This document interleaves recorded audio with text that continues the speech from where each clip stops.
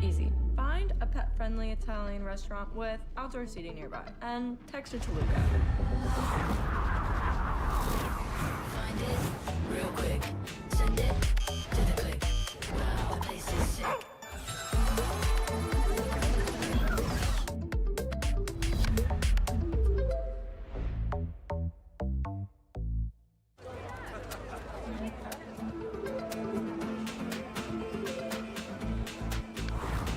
Street lit, stars bright, color red, just right. Wow, want that sign.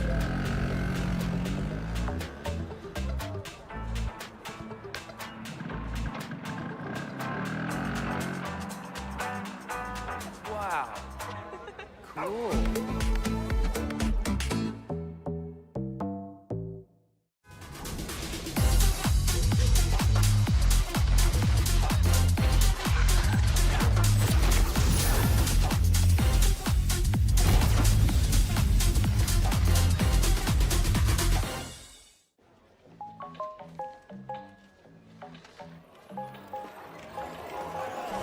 Easy. Find a pet-friendly Italian restaurant with outdoor seating nearby and text it to Luca. Find it real quick. Send it to the click. Wow, the place is sick.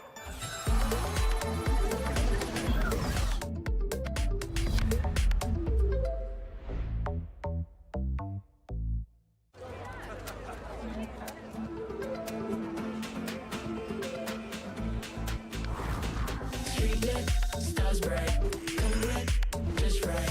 Wow, want that sign.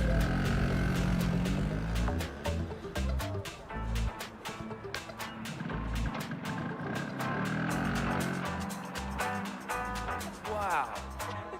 Cool.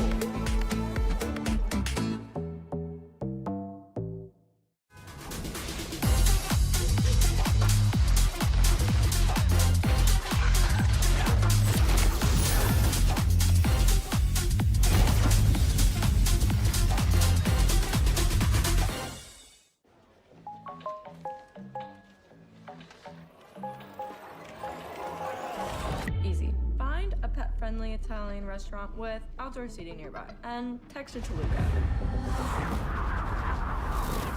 Find it real quick. Send it to the click. Wow, the place is sick.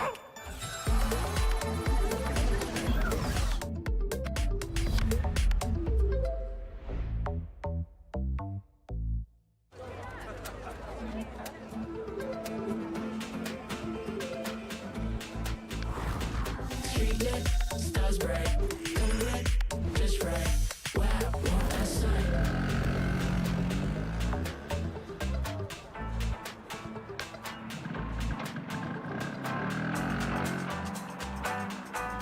Wow. Cool.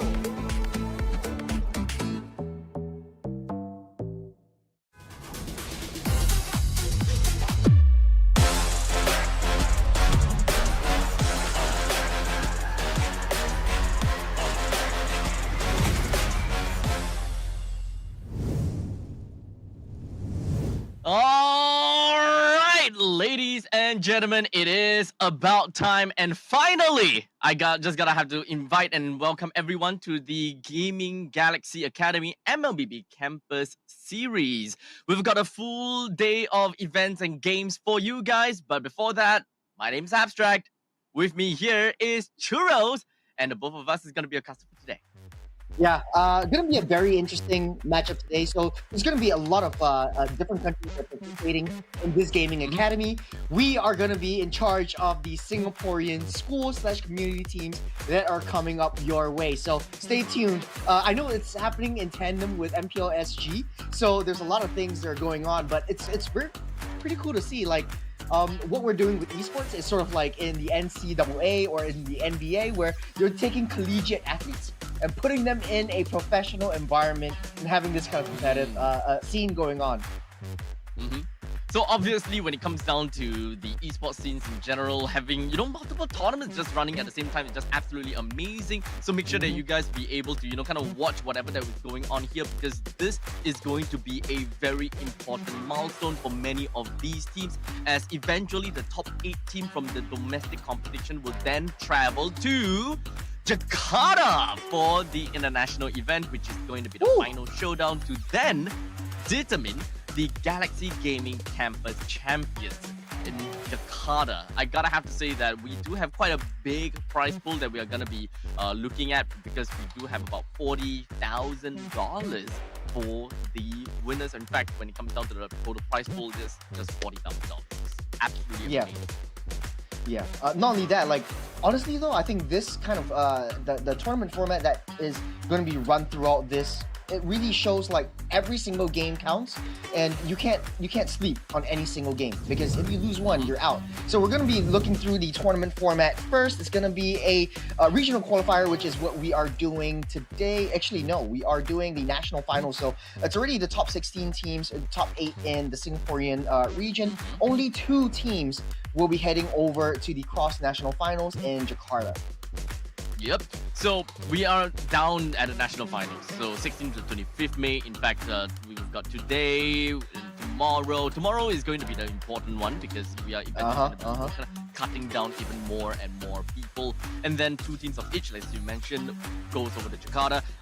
Now I really wonder, what are the teams that's going to be moving, or rather, who are going to be the teams that eventually gonna move on? That is just the fun part. And speaking of fun, we did talk about a total of $40,000 that we are giving away throughout the entirety of the tournament. So perhaps let's talk a little bit more about that, okay? Because we do have got the cross-national finals complete for a total prize pool of $40,000. USD, by the way.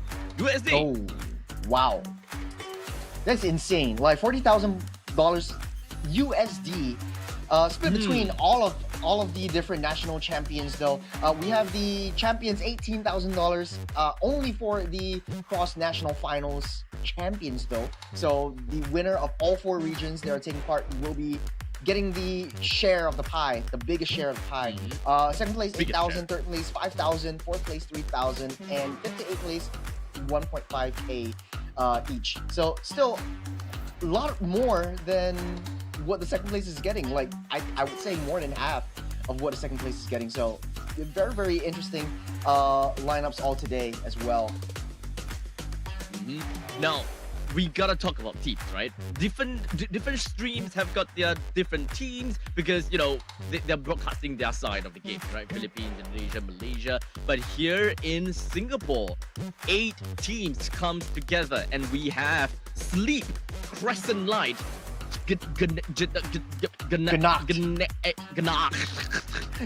Asterismo, TKU, Royal Paradise, Banana Brawlers, and Team Secret. Definitely, I gotta have to say though, I think that Banana Brawlers is probably the only team that sounds familiar to me. Yeah, honestly, sounds familiar to me as well. I think they have been within the Singaporean community scene since, I would say, 3 years ago, when I actually started as a caster. I remember seeing them in one of my first ever community tournaments as well. I think one of the teams in Campus Legends Singapore also has these kinds of players as well. So I think that's the only team that I guess we're familiar with. But also Team Secret, but this is not the actual Team Secret. It's just maybe it's a bootleg more one. secretive one. More no, secretive the more one. secretive one, yeah. More secretive Not one. much people have heard of, the original Team Secret. Yeah, it's kind of like an open secret at this point in time. It's not really that secretive. But let's take a look at the brackets that we are going to be casting for today and tomorrow, as we move on and take a look at the very first match that we are going to be commentating on, which is going to be Banana Brawlers versus Asterismos, right? So total of 5 best of 3 games that we'll be watching today, if I recall correctly. So some of these games will be running on concurrently. Or? Yeah, so 4 best of 3. Yes, so we'll be watching all of the side matches. So Banana Brawlers versus Perfect. Asterismos. Yes. best of threes, and then Crescent Light versus Royal Paradise. The loser will be eliminated immediately, so there's no second life for this one. I mean, yeah, And single then- elims then. Single elims. So they're moving on to the next stage. On the right side of the bracket, though, TKU versus Ganak and Team Secret versus Sleep. I think it's going to be in running order as well because we have match 1, 2, 3, and 4. Then moving on tomorrow will be 2 best of 3s. The loser will also be eliminated, and then the finals will be a BO5, which is something that you don't want to miss because this is where the seeding happens, especially if you're a big fan of Singaporean teams. Yep. But regardless, as long as the teams are able to make it to the finals, that means that they pretty much qualified to go over to Jakarta already. Just as Churros mentioned, they are fighting for seeding just so that they would have a better time during their offline play down in Jakarta for the big event. As for today's schedule, I mentioned Banana Brawlers versus Asterismos is going to be the first one onto the stream, followed by the rest that you will be seeing. So it is going to be a fixed schedule. So whatever that you see on the timing is very likely those are the timing that the games are predicted to start. So we've got the first game that will be coming up soon, followed by 2:10 Singapore time, 4:20, and then 6:30 for the final game. Yep. So this is actually a really interesting kind of lineup for all of this, and a pretty interesting like flow of events for the rest of today as well. Just because when I'm looking at like who's going up against the next team, we don't really know much about these players, but since they're in community teams, most of them, it's their first time having an overseas opportunity to play against like other international teams. And all of these teams, they're universities, like teams from universities, teams from like communities. They're coming together as sort of like classmates or friends, and then just finding their way up. I don't think we'll be seeing any professional players today, or any like players that are actual professionals. Maybe, but I mean, still quite young. So we don't really know the lineup yet, so we'll just have to wait and see. Now, regardless, as we are gonna segue into the very first match that we are about to see, and that is going to be Asterismos versus Banana Brawlers. One thing I definitely gotta have to say is that, well, a little bit of sad news. We start off the day with a little bit of sad news, and because of a little bit of a difficulty coming out from one of the teams, I believe that it is Asterismos. They unfortunately would not be with us for today. So the very first game that is stipulated to start right about now, going up against Banana Brawlers, unfortunately will be cancelled. As such, the first game immediately will have Banana Brawlers that will be moving up to the next part of the bracket, while Asterismos is going to be eliminated. Yeah, so we'll be jumping straight into the second match, which is Crescent Light versus Royal Paradise. So if you're fans of these two teams, please stay tuned because we'll be pushing in forward the schedule just a little bit for you to catch all the action. Just a little bit. I think an hour and a half or so. Maybe. From what I know, there could be a chance that we would be able to come online at around 1:30 p.m. But don't count on us, okay? Don't count on us. But definitely there will be a countdown timer that will let you guys know what time is stipulated to start. So in the meantime, you guys gotta have to really just stay tuned to the stream and make sure that you guys understand what kind of powerful teams will be playing, because definitely these teams are definitely going to be powerful. They went through their own seeding, they went through the qualifiers here. But I do have a question though, Churros, before we move on to a break, right? So I just want to ask you, if these teams are powerful, what do you think is, gonna beat them? What's gonna be the almighty and the most powerful?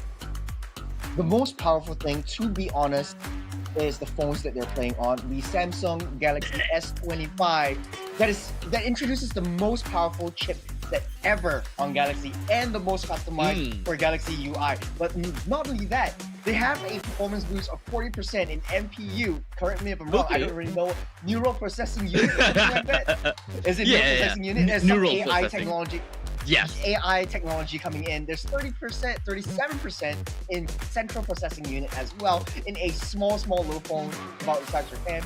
The only thing that irks me is that I don't get to hold the Samsung Galaxy S25 in my hand. But you see later on, because it's going to be a sort of like a studio live stream that the players are going to be in the venue with, you'll be able to see them hold on to that phone. And to be honest though, I think it's going to be a very, very chilly phone because of the heat dissipation that the Samsung Galaxy S25 also provides. So lots of ray tracing, no lags, and we are going to be in for a banger of an entire day of Mobile Legends. Well said. Well said. That's, You trained me well, Sam- abstract. Hey, yeah, definitely I do. As a Samsung advocate myself, you know. Okay, maybe. Okay, so wink, Samsung. This is the S24 Ultra. Wink, wink.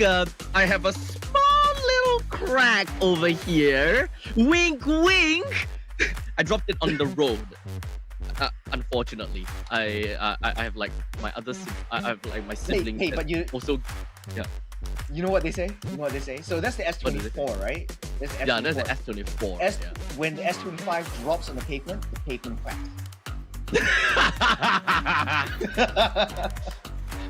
We're bringing it all the way back. We gotta bring it all the way back, man. Okay, we won't have a lot of time to talk about S25, Yes. Samsung Galaxy S25 Ultra. But before that, we will be, I think it's time to go on to a short break. We'll be back. It's going to be Crescent Light versus, I can't remember the other, oh man. Royal something. Royal Paradise. Royal Paradise. Yes, that's Royal it. Paradise. Okay, so without further ado, ladies and gentlemen, make sure you guys don't go anywhere too far. Churros and myself will be right back with you guys with game number 2 and giving you guys one banger.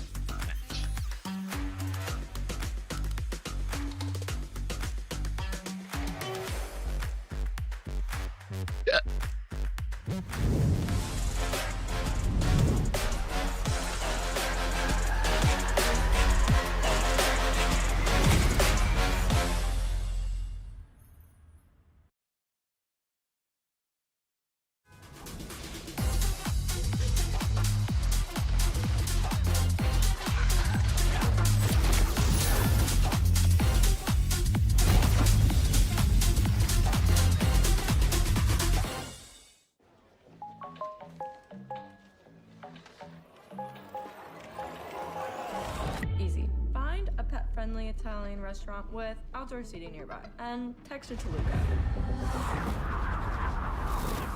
Find it real quick. Send it to the click. Wow, the place is sick.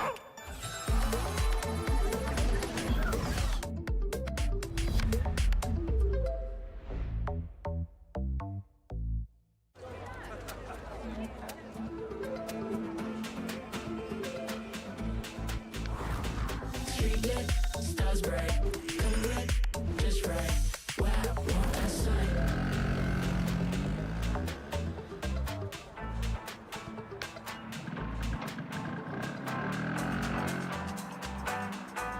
Wow. Cool.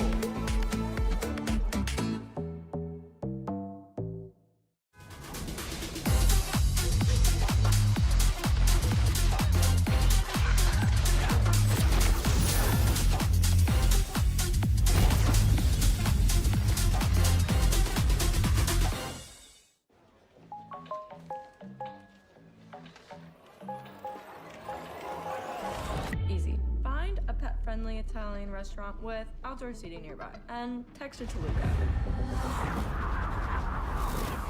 Find it real quick. Send it to the click. Wow, the place is sick.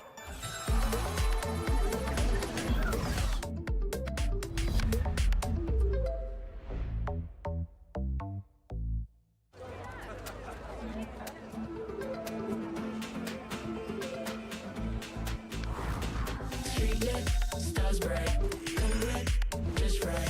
Wow, what a sight.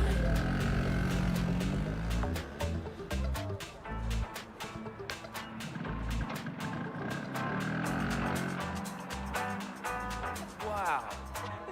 Cool.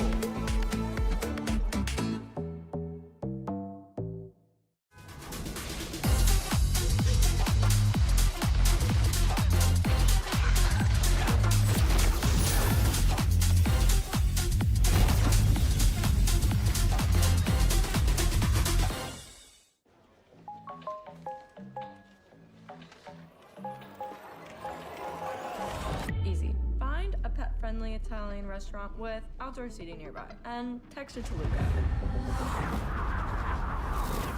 Find it real quick.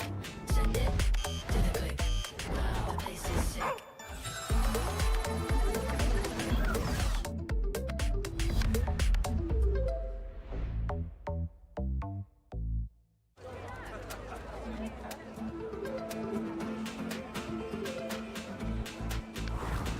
Street lit, stars bright, come lit, just right. Wow, want that sight.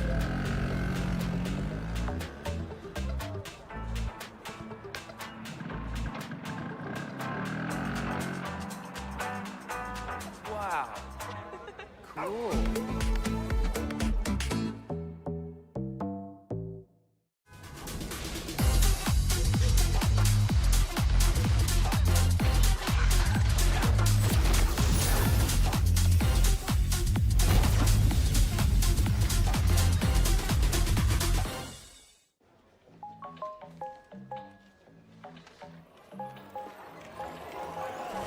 Easy. Find a pet-friendly Italian restaurant with outdoor seating nearby, and text it to Luca.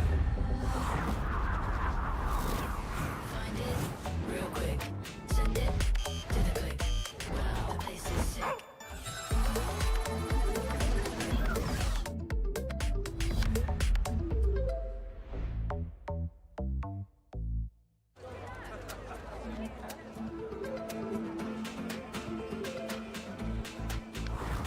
Street lit, stars bright, come lit, just right. Wow, want that sight.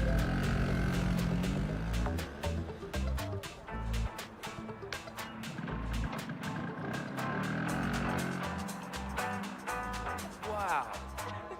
Cool.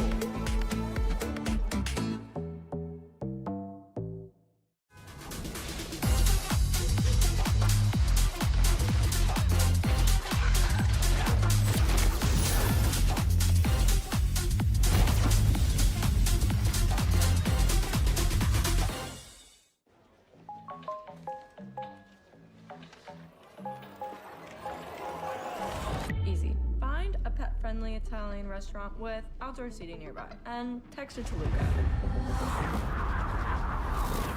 Find it real quick. Send it to the click. Wow, the place is sick.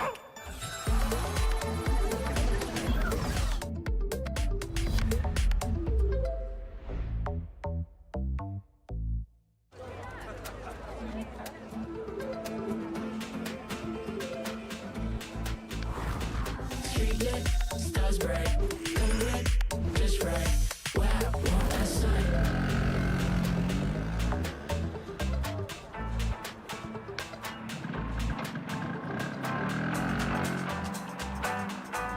Wow. Cool.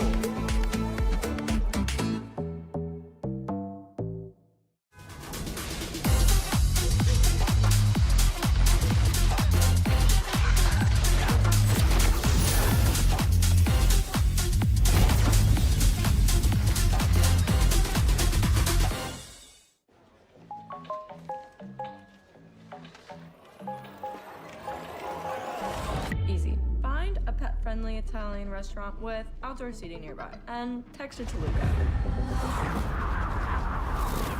Find it real quick. Send it to the click. Wow, the place is sick.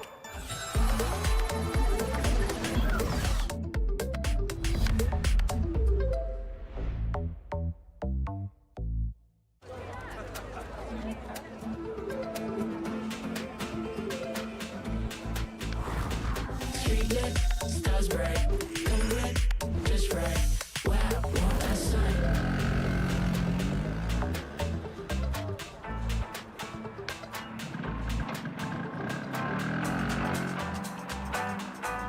Wow. Cool.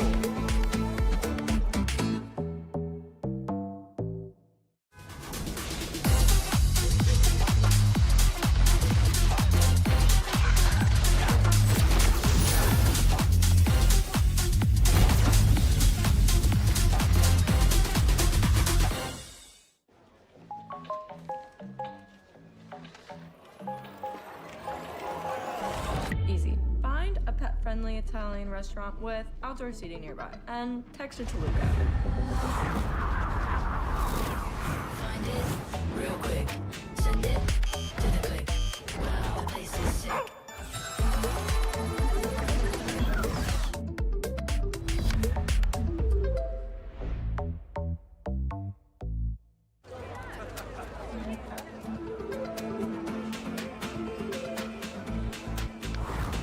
Street lit, stars bright, come red, just right. Wow, want that sign.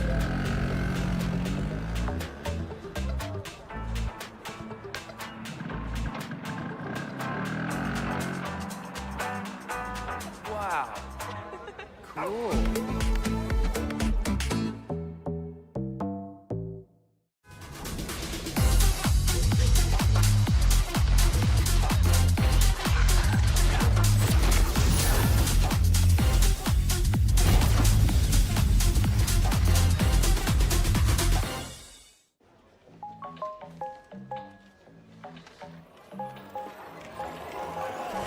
Easy. Find a pet-friendly Italian restaurant with outdoor seating nearby. And text it to Luca. Find it real quick. Send it to the click. Wow, the place is sick.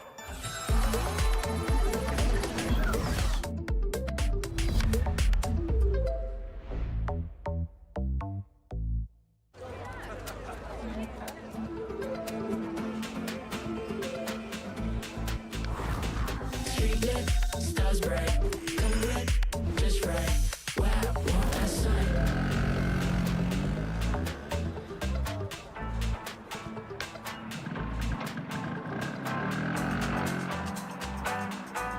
Wow. Cool.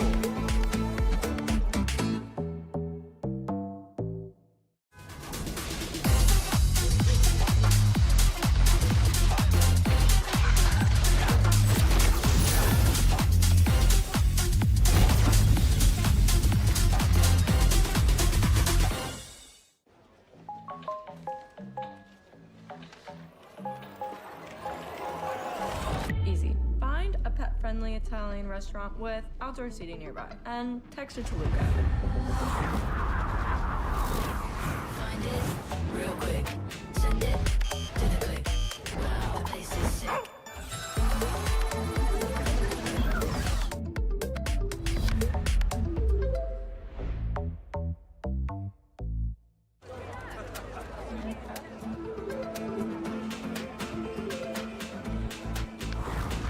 Street lit, stars bright, come red, just right. Wow, want that sign.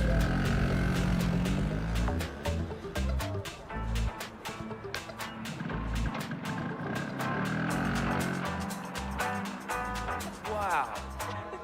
Cool.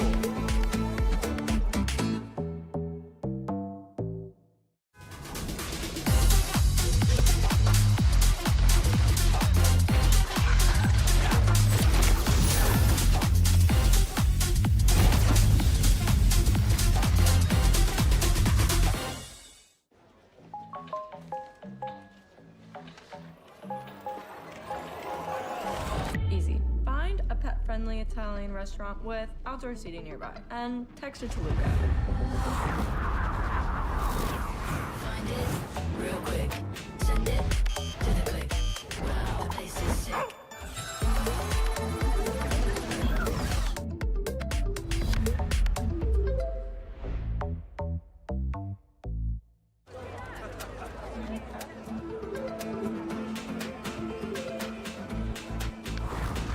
Street lit, stars bright, come red, just right. Wow, want that sign.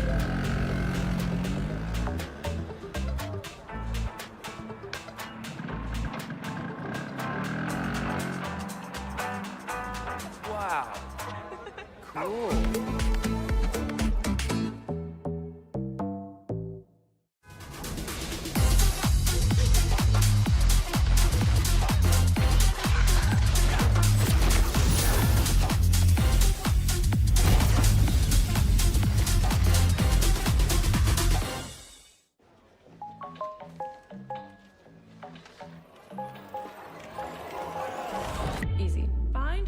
pet-friendly Italian restaurant with outdoor seating nearby, and text it to Luca. Find it real quick. Send it to the click. Wow, the place is sick.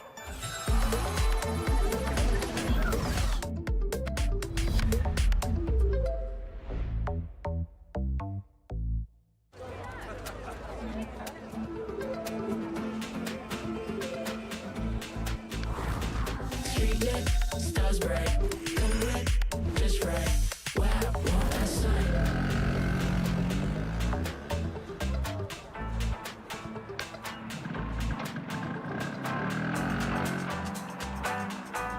Wow. Cool.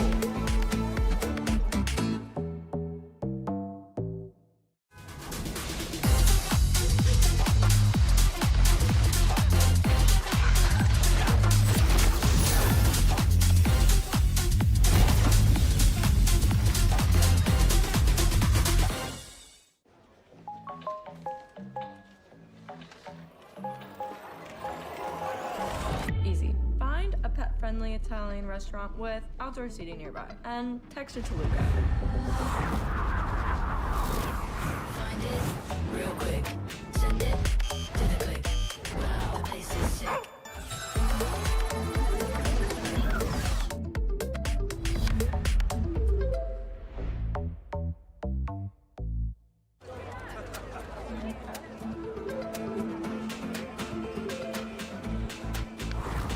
Street lit, stars bright. Come lit, just right. Wow, what a sight.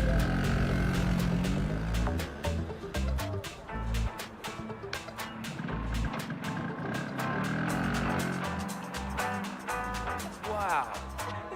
Cool.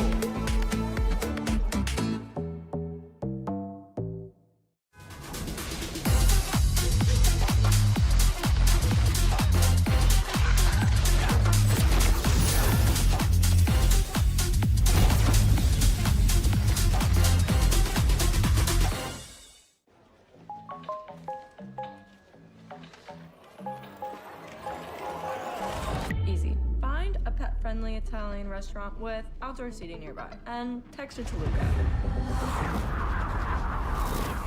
Find it real quick.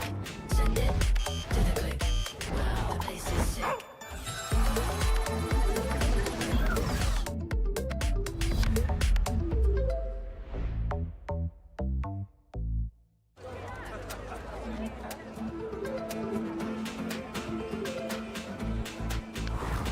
Street lit, stars bright. Come lit, just right. Wow, what a sight.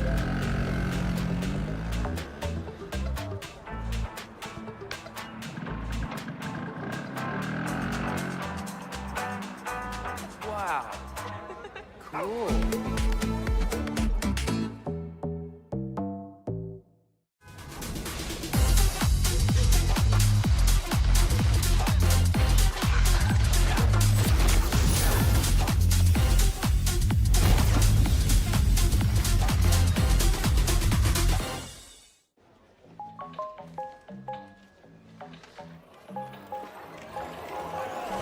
Easy. Find a pet-friendly Italian restaurant with outdoor seating nearby, and text it to Luca.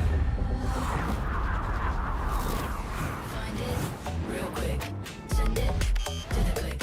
Wow, the place is sick.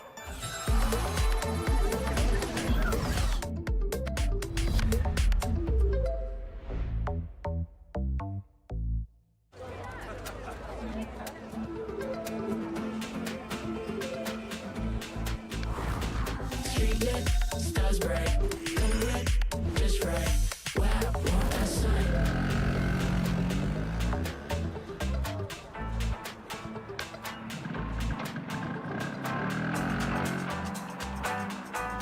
Wow. Cool.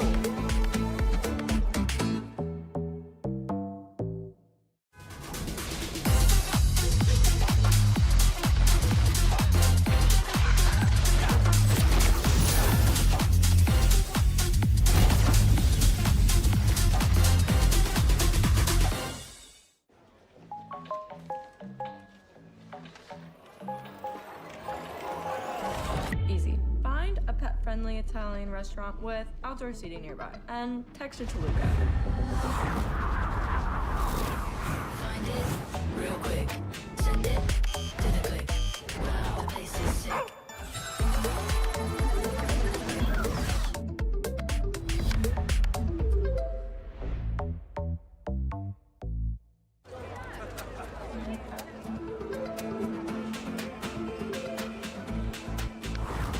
Street lit, stars bright. Come lit, just right. Wow, want that sight.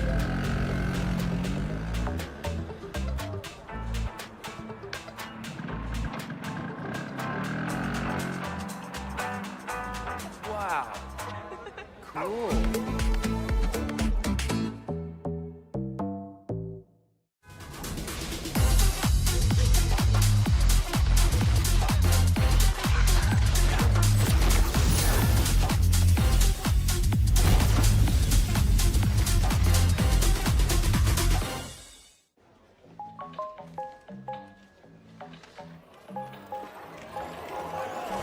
Easy. Find a pet-friendly Italian restaurant with outdoor seating nearby, and text it to Luca.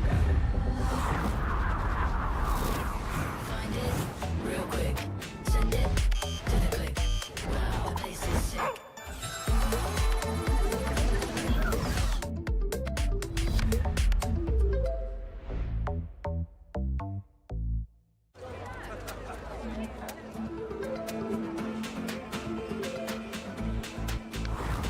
Street lit, stars bright. Come lit, just right. Wow, want that sight.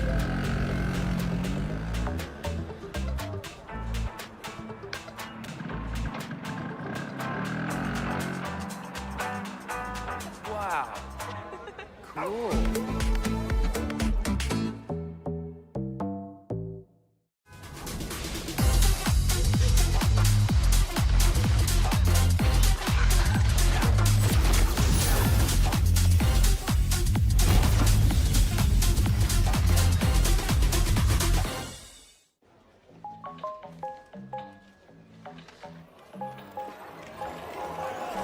Easy. Find a pet-friendly Italian restaurant with outdoor seating nearby, and text it to Luca.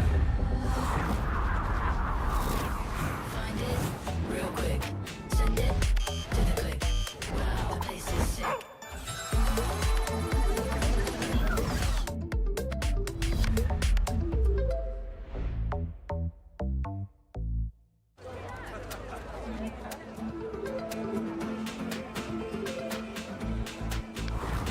Street lit, stars bright. Come lit, just right. Wow, want that sight.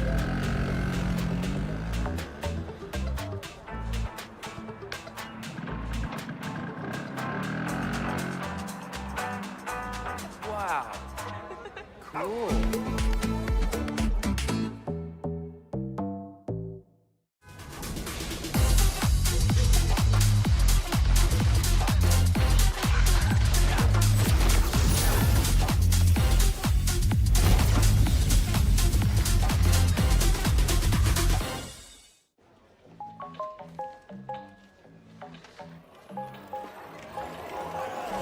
Easy. Find a pet-friendly Italian restaurant with outdoor seating nearby, and text it to Luca. Find it real quick. Send it to the click. Wow, the place is sick.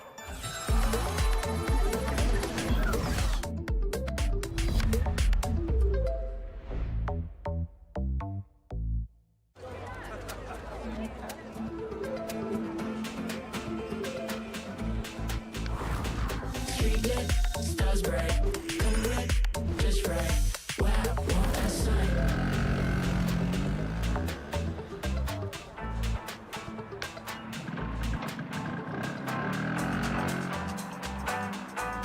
Wow.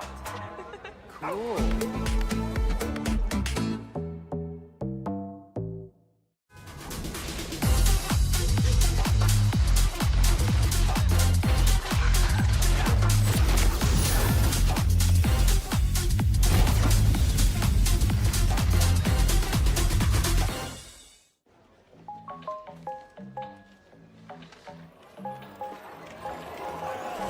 Easy. Find a pet-friendly pet-friendly Italian restaurant with outdoor seating nearby, and text it to Luca. Find it real quick. Send it to the click. Wow, the place is sick.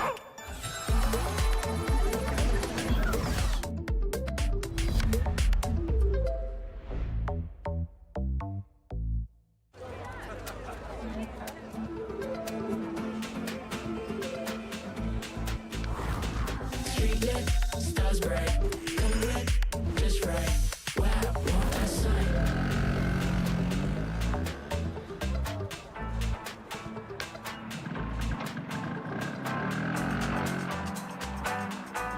Wow. Cool.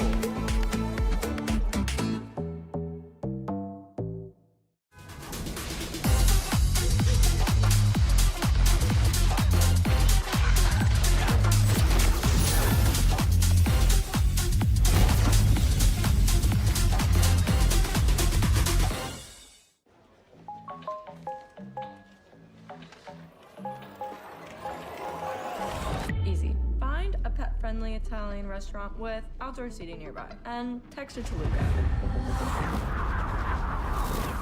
Find it real quick. Send it to the click. Wow, the place is sick.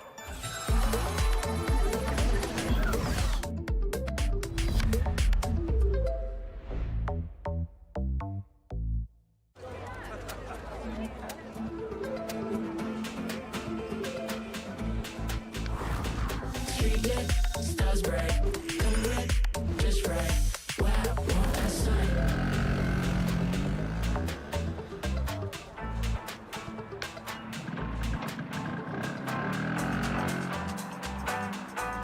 Wow. Cool.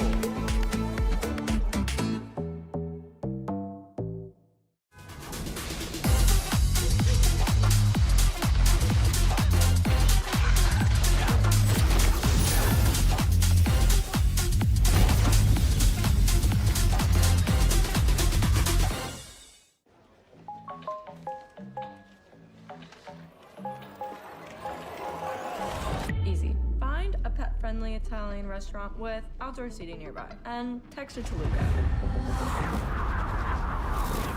Find it real quick. Send it to the click. Wow, the place is sick.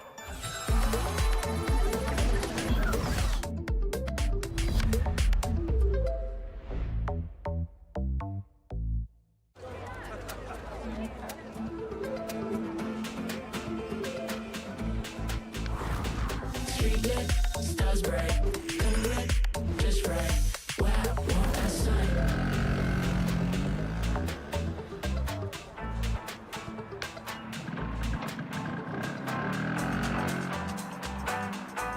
Wow. Cool.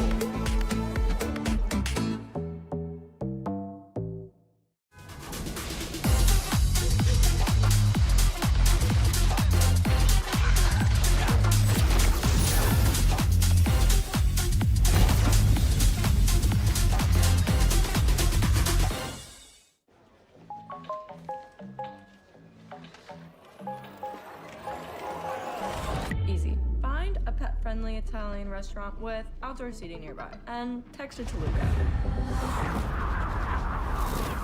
Find it real quick. Send it to the click. Wow, the place is sick.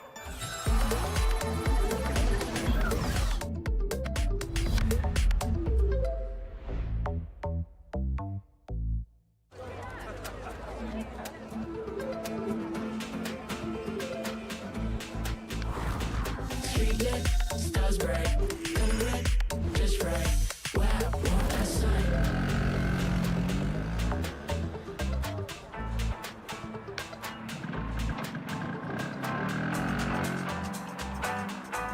Wow. Cool.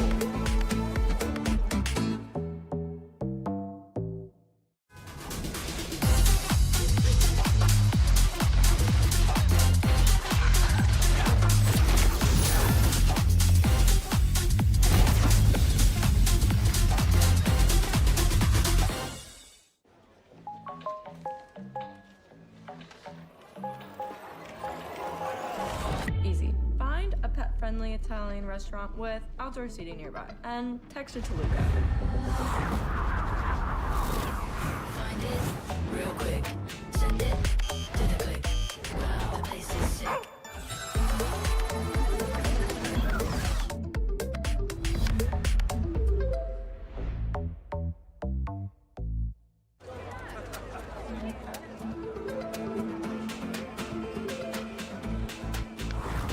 Street lit, stars bright, come lit, just right.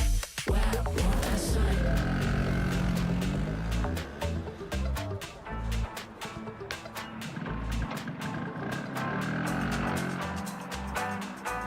Wow.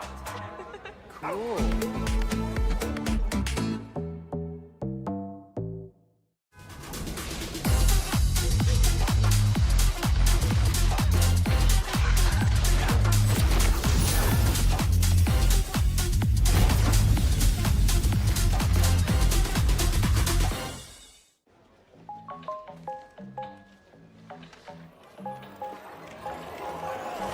Easy. Find a pet-friendly Italian restaurant with outdoor seating nearby, and text it to Luca. Find it real quick. Send it to the click. Wow, the place is sick.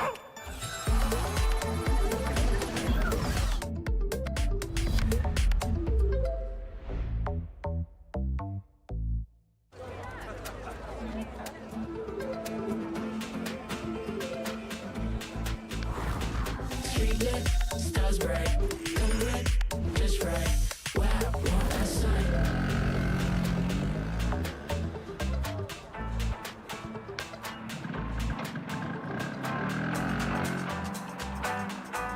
Wow. Cool.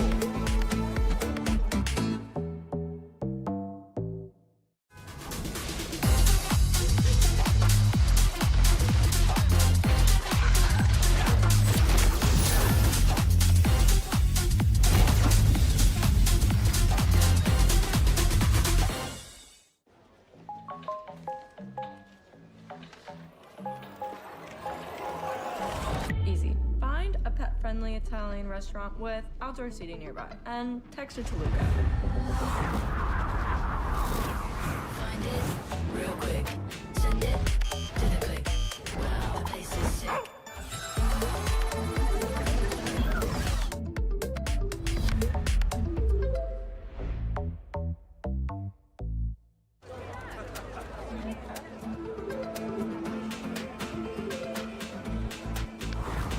Street lit, stars bright, come lit, just right.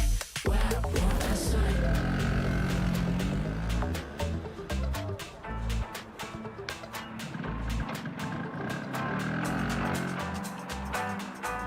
Wow. Cool.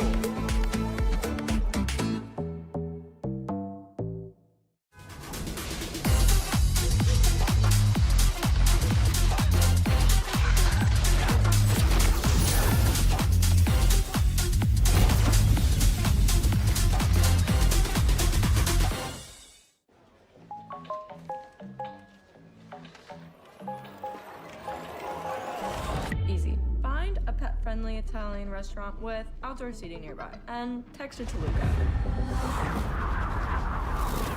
Find it real quick. Send it to the click. Wow, the place is sick.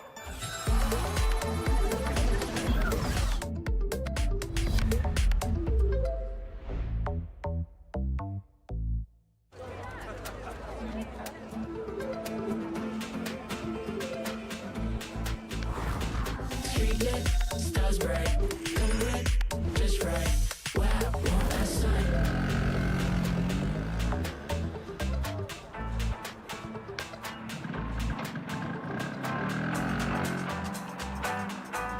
Wow. Cool.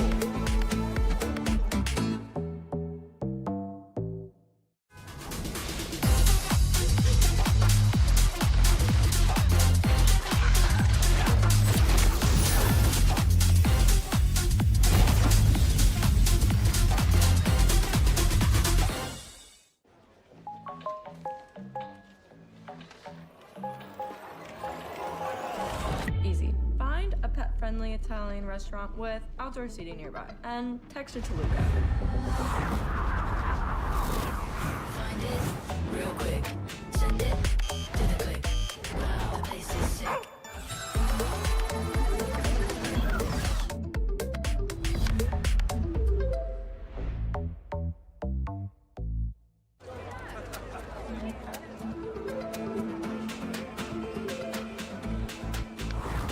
Street lit, stars bright, come lit, just right. Wow, want that sight.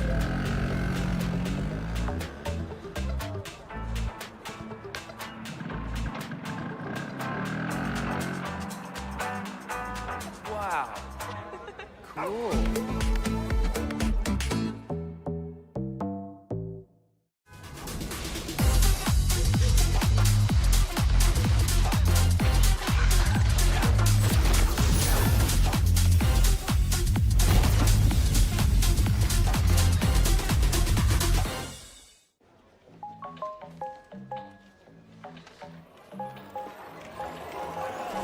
Easy. Find a pet-friendly Italian restaurant with outdoor seating nearby, and text it to Luca. Find it real quick. Send it to the click. Wow, the place is sick.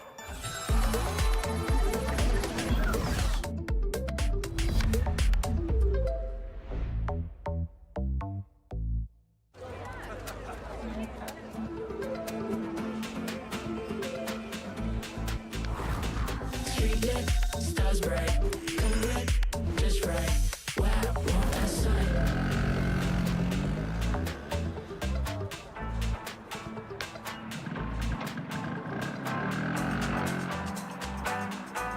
Wow.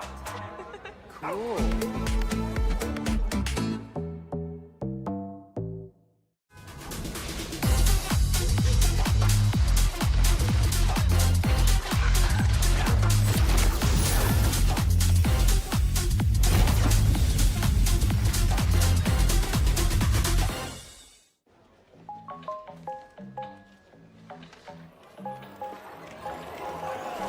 Easy. Find a pet-friendly Italian restaurant with outdoor seating nearby, and text it to Luca.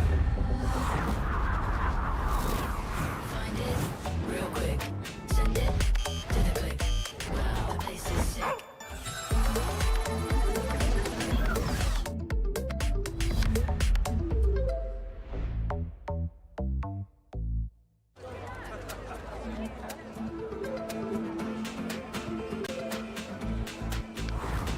Street lit, stars bright, come lit, just right. Wow, want that sight.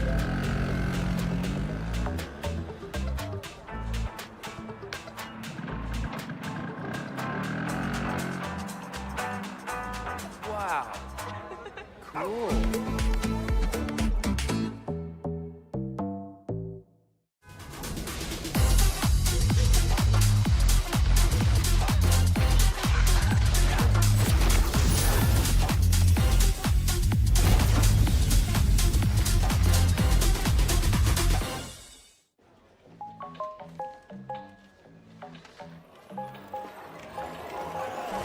Easy. Find a pet-friendly Italian restaurant with outdoor seating nearby, and text it to Luca. Find it real quick. Send it to the click. Wow, the place is sick.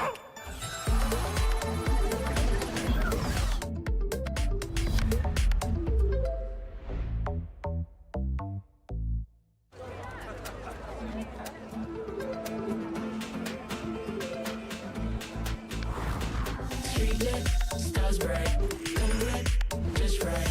Wow, want that sight.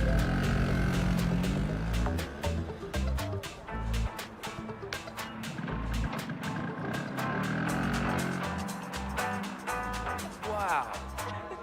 Cool.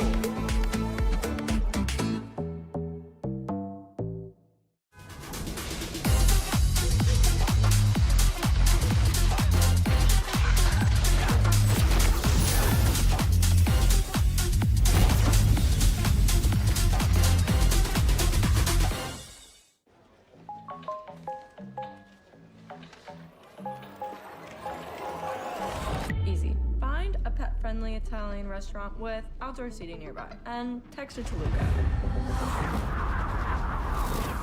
Find it real quick. Send it to the click. Wow, the place is sick.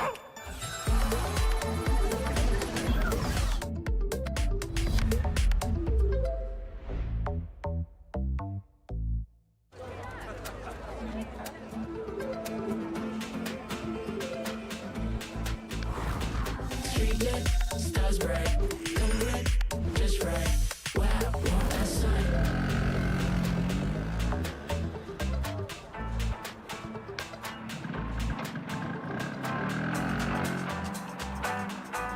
Wow. Cool.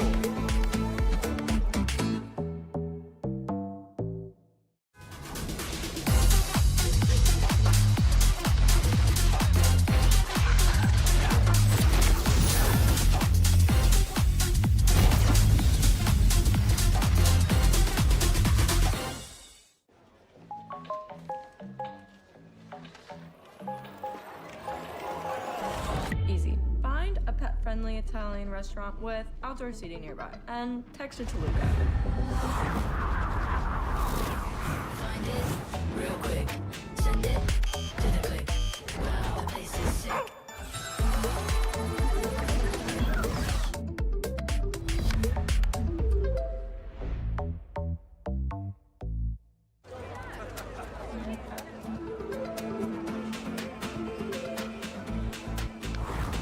Street lit, stars bright, come lit, just right. Wow, want that sight.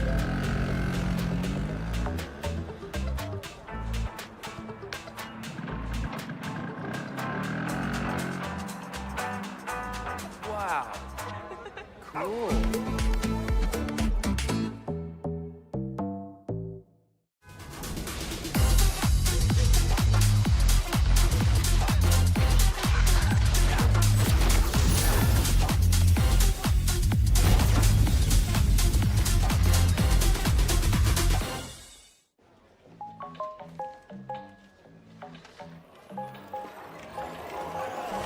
Easy. Find a pet-friendly Italian restaurant with outdoor seating nearby, and text it to Luca.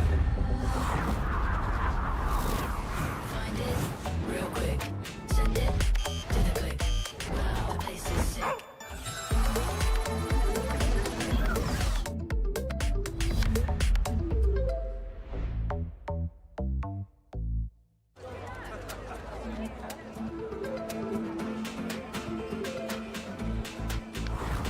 Street lit, stars bright, come lit, just right. Wow, want that sight.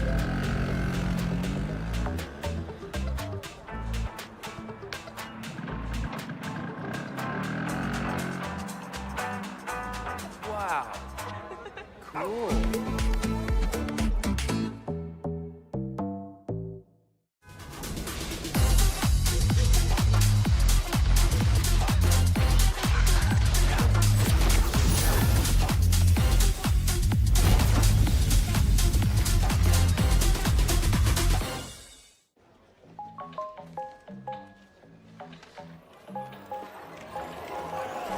Easy. Find a pet-friendly Italian restaurant with outdoor seating nearby, and text it to Luca.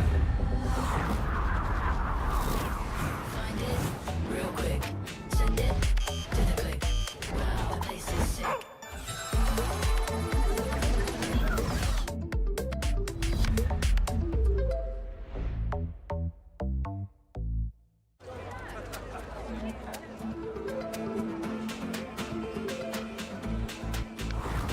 Street lit, stars bright, come lit, just right.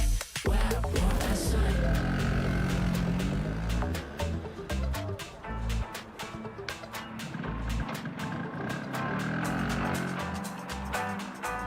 Wow.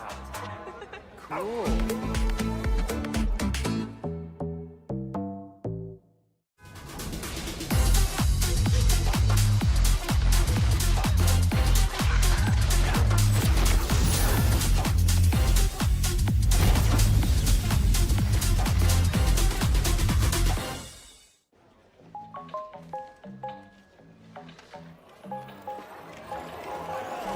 Easy. Find a pet-friendly pet-friendly Italian restaurant with outdoor seating nearby. And text it to Luca. Find it real quick.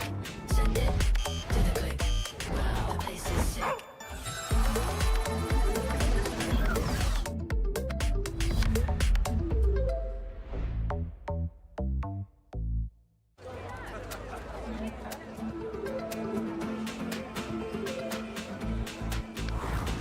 Street lit, stars bright, come lit, just right. Wow, want that sign.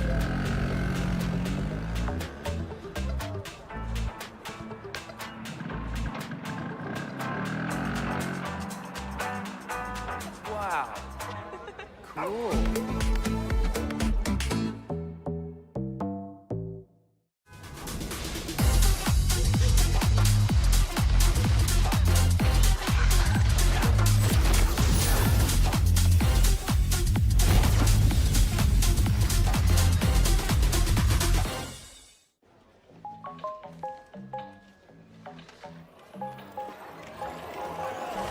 Easy. Find a pet-friendly Italian restaurant with outdoor seating nearby. And text it to Luca.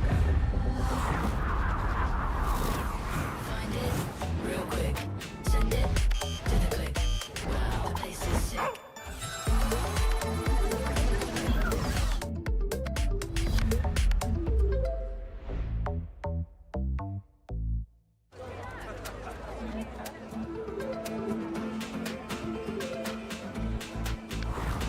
Street lit, stars bright, come lit, just right. Wow, want that sign.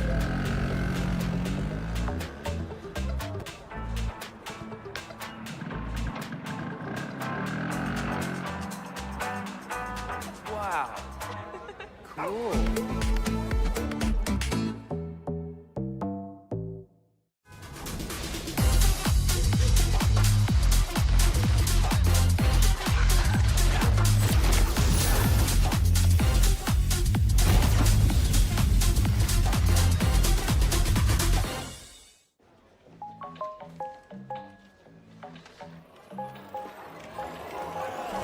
Easy. Find a pet-friendly Italian restaurant with outdoor seating nearby. And text it to Luca.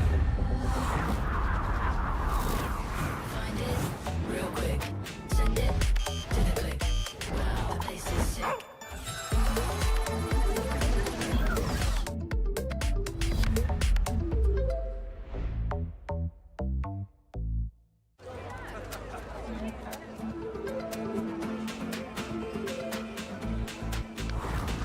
Street lit, stars bright, come lit, just right. Wow, want that sign.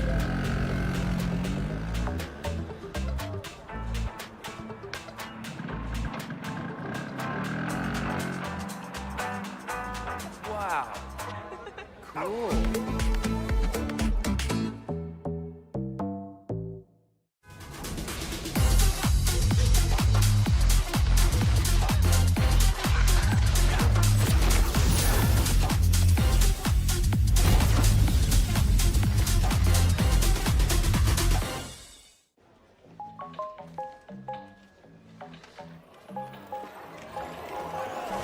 Easy. Find a pet-friendly Italian restaurant with outdoor seating nearby. And text it to Luca. Find it real quick. Send it to the click. Wow, the place is sick.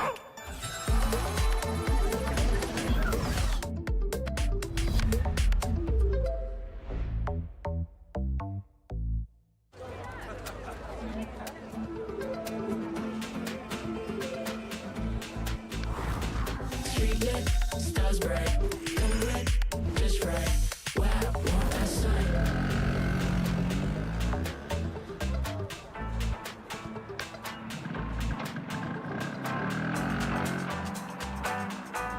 Wow. Cool.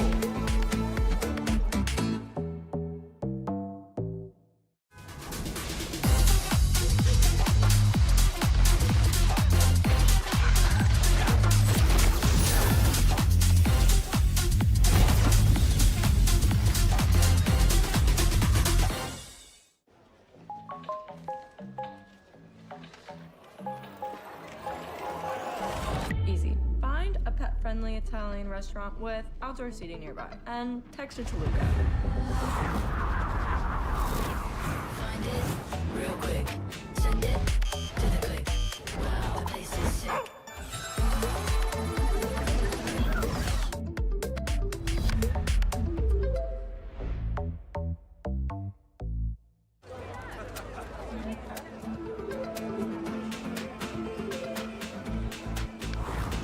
Street lit, stars bright, come lit, just right. Wow, want that sign.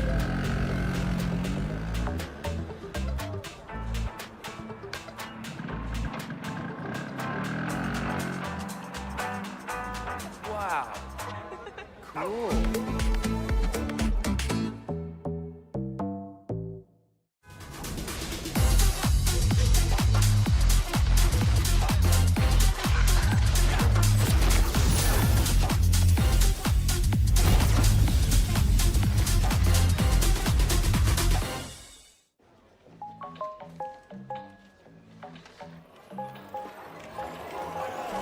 Easy. Find a pet-friendly Italian restaurant with outdoor seating nearby and text it to Luca. Find it real quick. Send it to the click. Wow, the place is sick.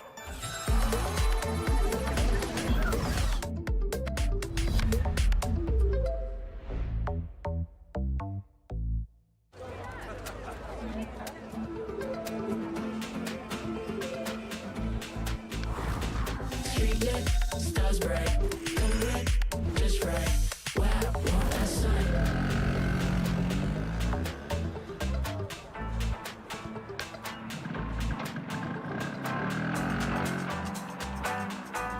Wow.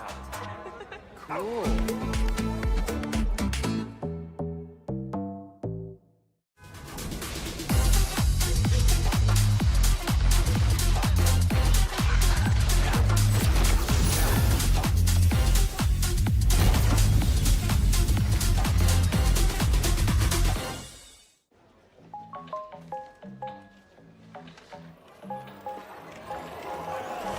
Easy. Find a pet-friendly Italian restaurant with outdoor seating nearby and text it to Luca.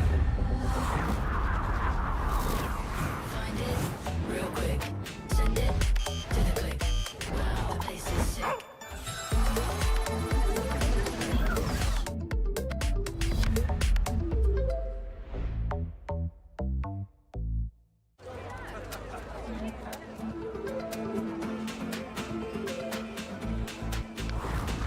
Street lit, stars bright, come lit, just right. Wow, want that sign.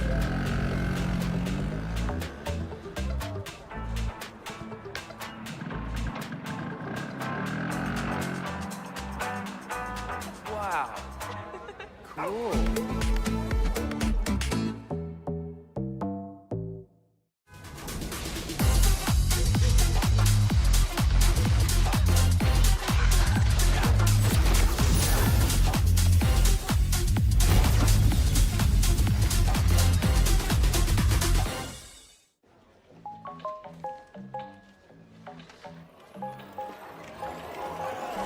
Easy. Find a pet-friendly Italian restaurant with outdoor seating nearby and text it to Luca. Find it real quick. Send it to the click. Wow, the place is sick.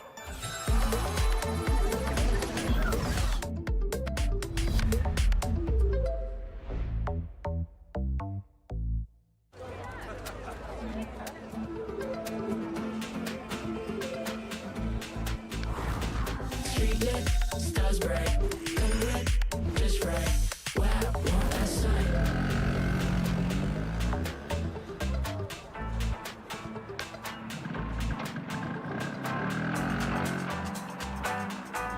Wow. Cool.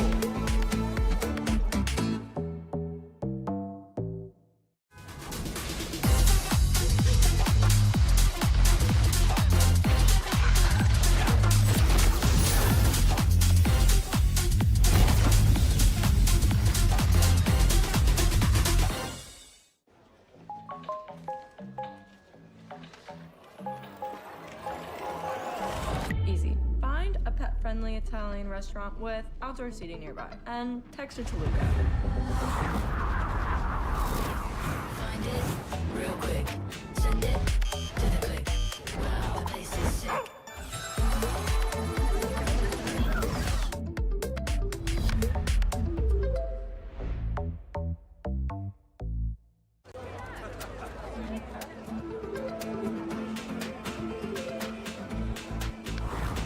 Street lit, stars bright, come lit, just right.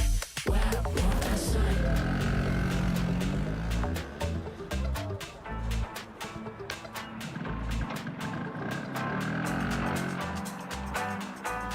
Wow. Cool.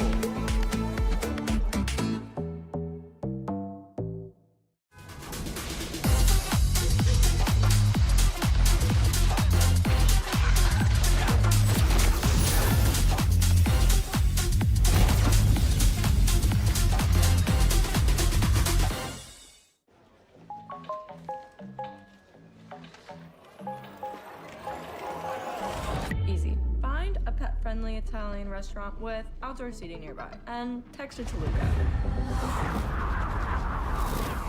Find it real quick. Send it to the click.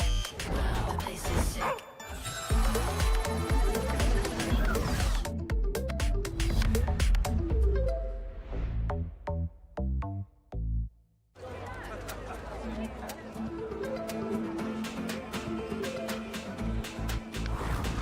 Street lit, stars bright, come lit, just right.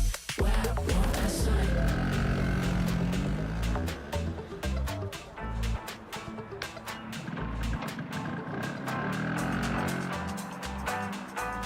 Wow.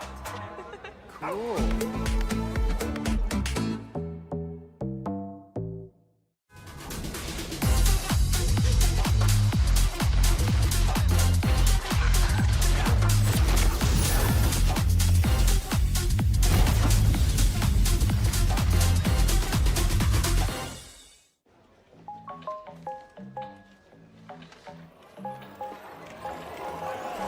Easy. Find a pet-friendly Italian restaurant with outdoor seating nearby, and text it to Luca. Find it real quick. Send it to the click. Wow, the place is sick.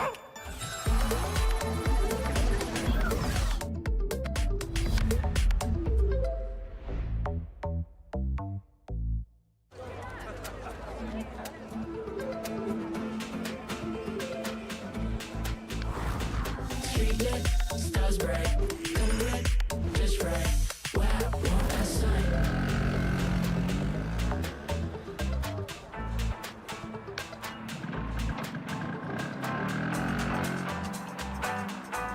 Wow. Cool.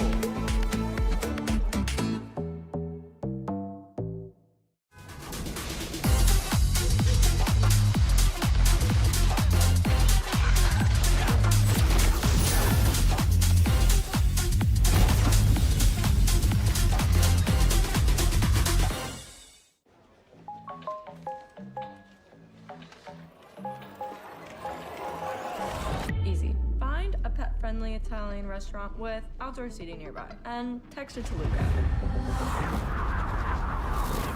Find it real quick. Send it to the click. Wow, the place is sick.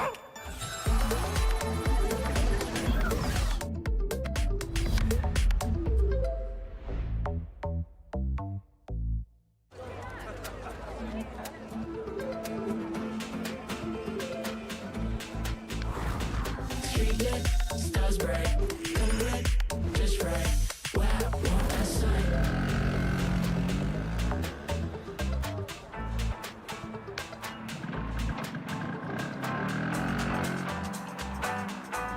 Wow. Cool.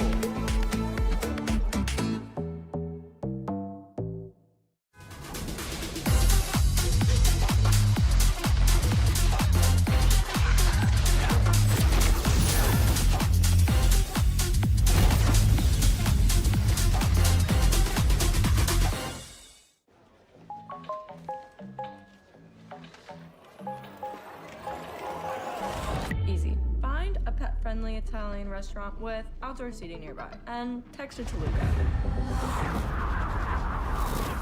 Find it real quick. Send it to the click. Wow, the place is sick.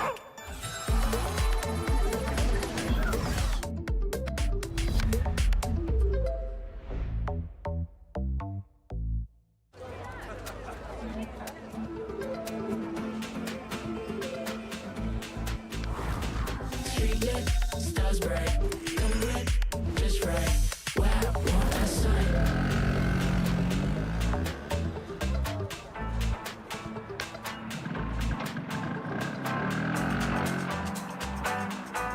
Wow. Cool.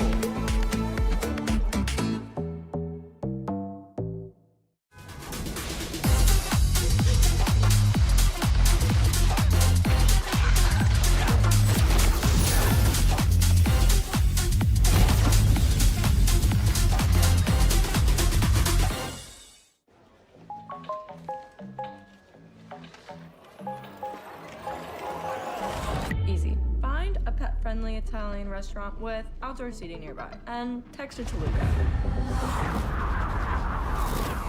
Find it real quick. Send it to the click. Wow, the place is sick.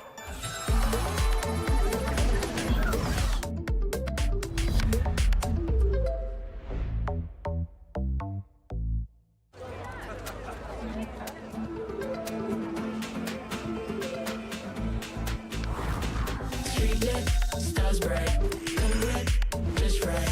Wow, what a sight.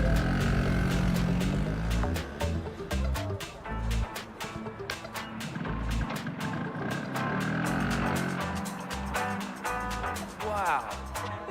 Cool.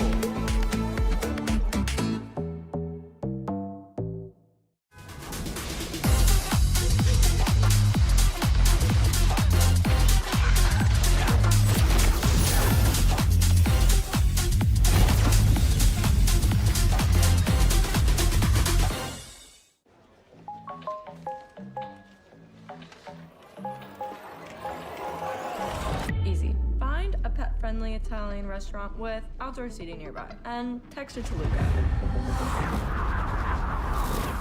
Find it real quick. Send it to the click. Wow, the place is sick.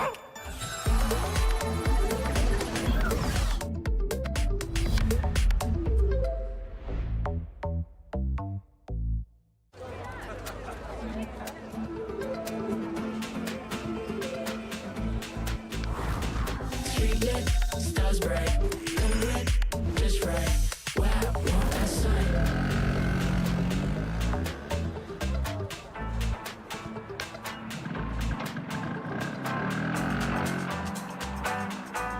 Wow. Cool.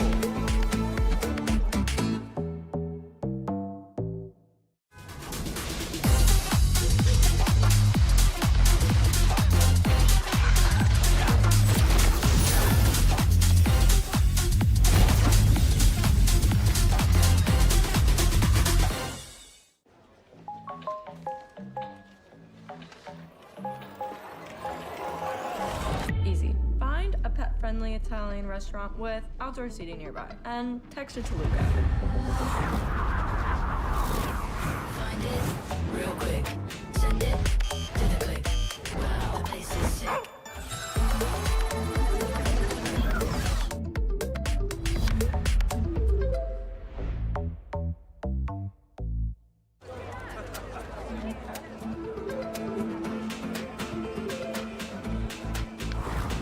Street lit, stars bright, come lit, just right. Wow, what a sight.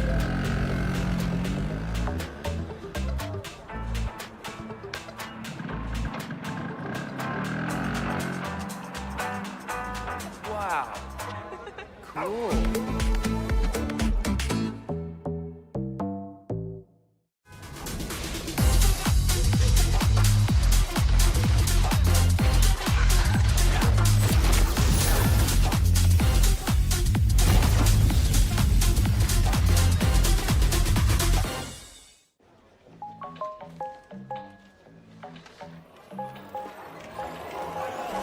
Easy. Find a pet-friendly Italian restaurant with outdoor seating nearby. And text it to Luca.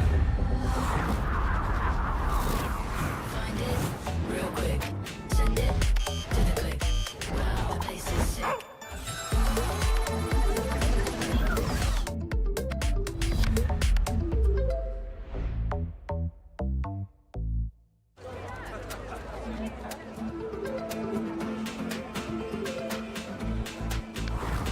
Street lit, stars bright, color red, just right. Wow, want that sign.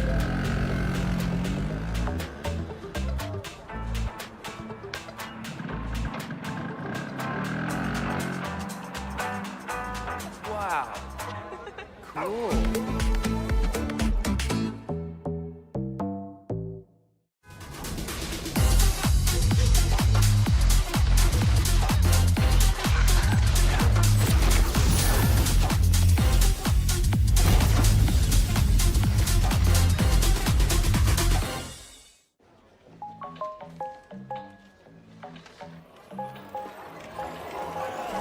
Easy. Find a pet-friendly Italian restaurant with outdoor seating nearby. And text it to Luca.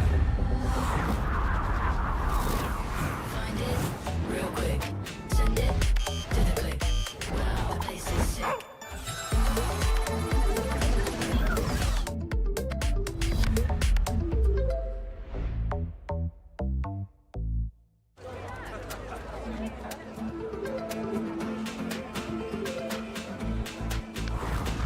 Street lit, stars bright, color red, just right. Wow, want that sign.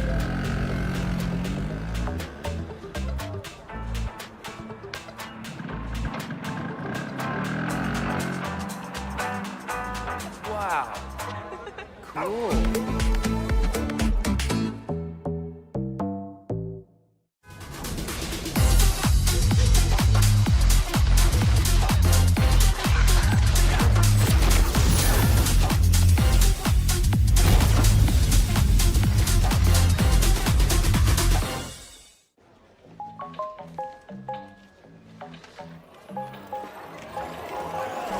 Easy. Find a pet-friendly Italian restaurant with outdoor seating nearby. And text it to Luca. Find it real quick. Send it to the click. Wow, the place is sick.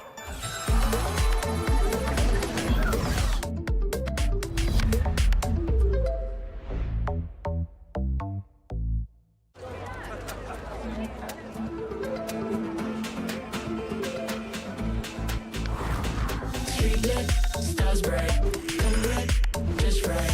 Wow, want that sign.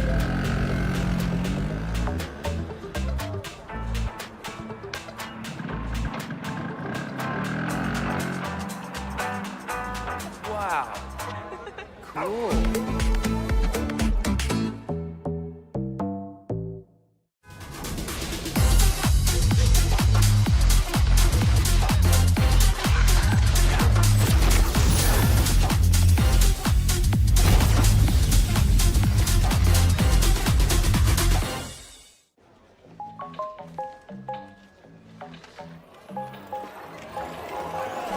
Easy. Find a pet-friendly Italian restaurant with outdoor seating nearby. And text it to Luca. Find it real quick. Send it to the click. Wow, the place is sick.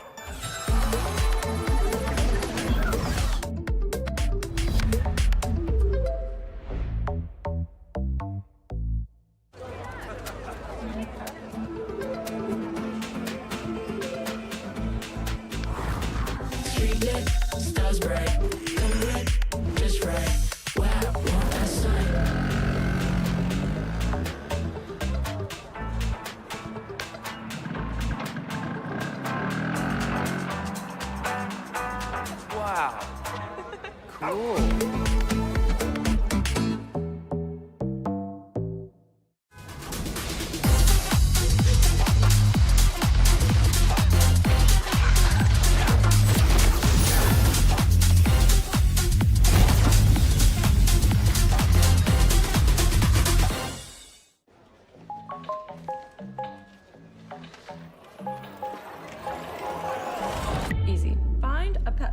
Italian restaurant with outdoor seating nearby and text it to Luca.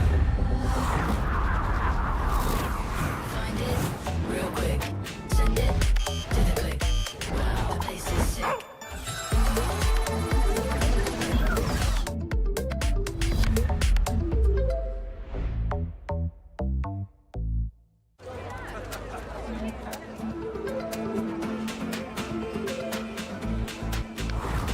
Street lit, stars bright, come red, just right.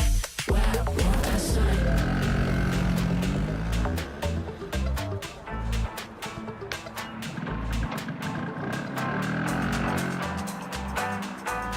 Wow. Cool.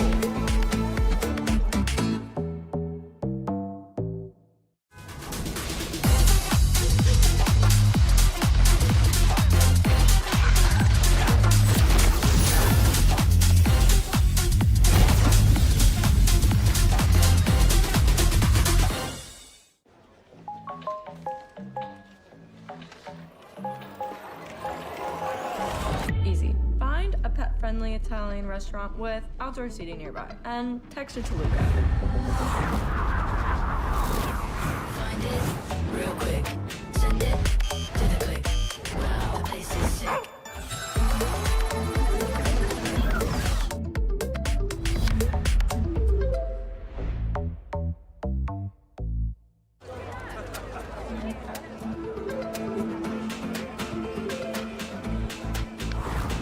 Street lit, stars bright, come red, just right. Wow, want that sign.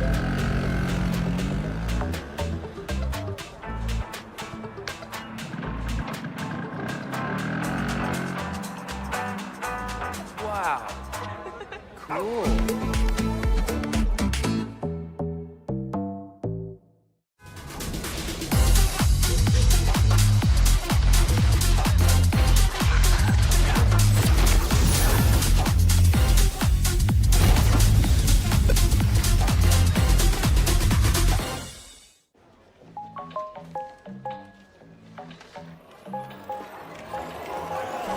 Easy. Find a pet-friendly Italian restaurant with outdoor seating nearby and text it to Luca.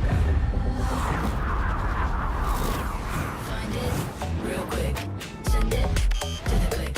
Wow, the place is sick.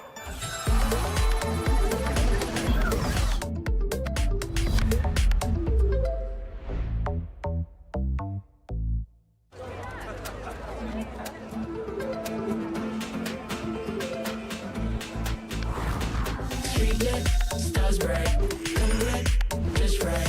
Wow, want that sign.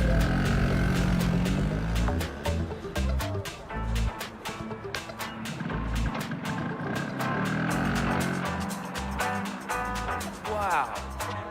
Cool.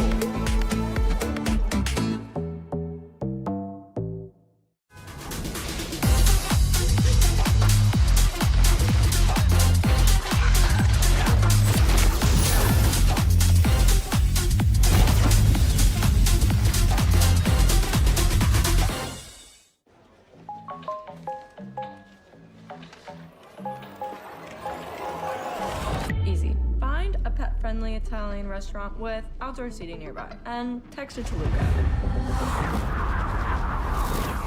Find it real quick. Send it to the click. Wow, the place is sick.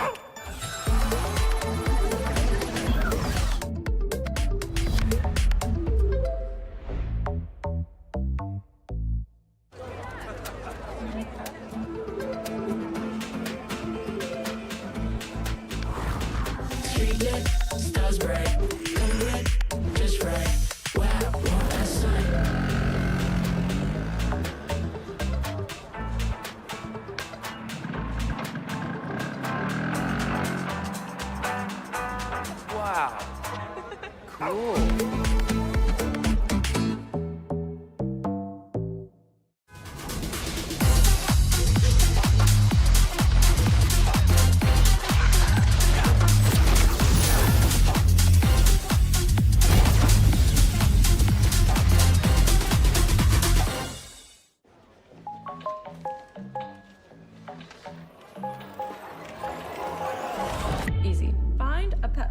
Italian restaurant with outdoor seating nearby, and text it to Luca.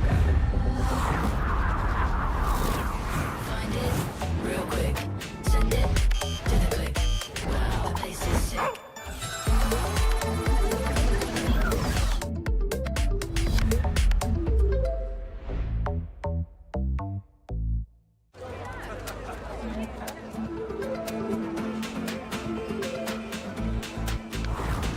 Street lit, stars bright, come lit, just right. Wow, want that sight.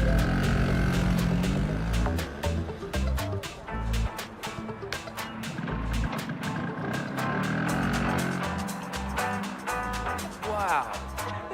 Cool.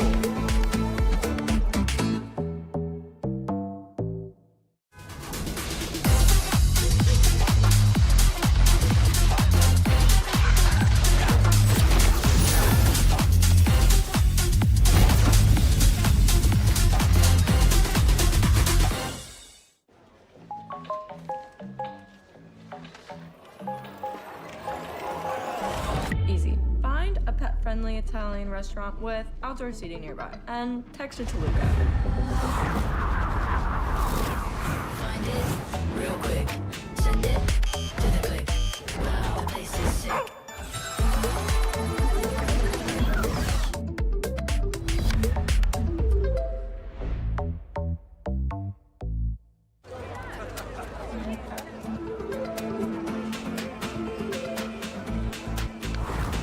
Street lit, stars bright, come lit, just right. Wow, want that sight.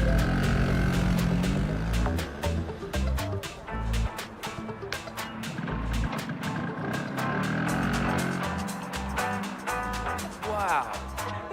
Cool.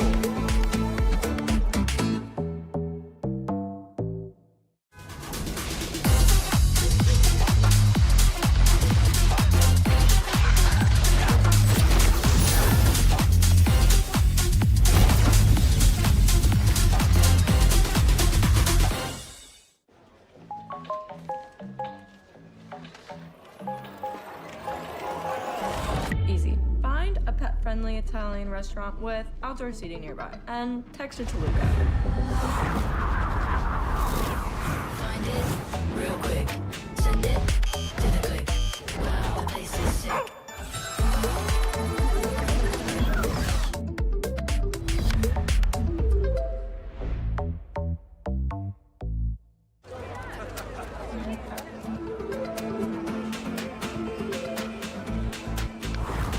Street lit, stars bright, come lit, just right. Wow, want that sight.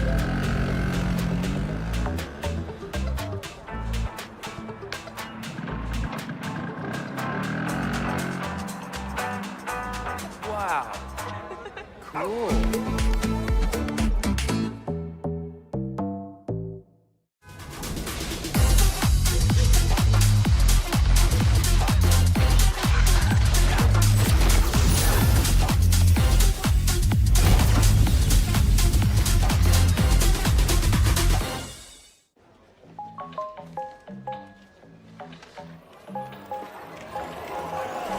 Easy. Find a pet-friendly Italian restaurant with outdoor seating nearby, and text it to Luca. Find it real quick. Send it to the click. Wow, the place is sick.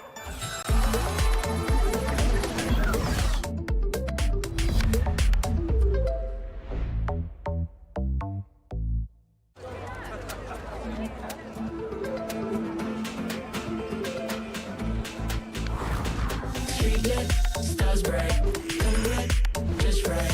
Wow, want that sight.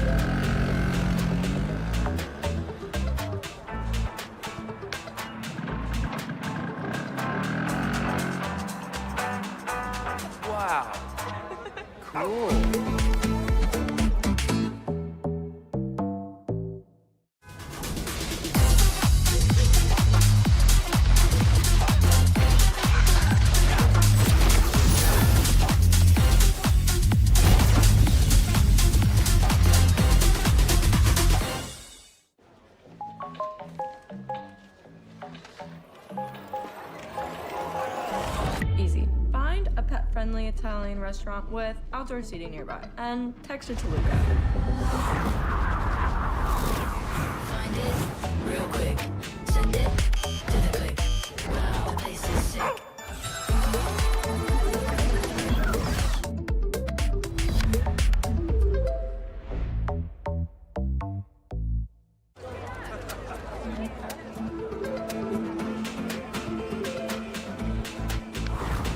Street lit, stars bright, color red, just right. Wow, want that sight.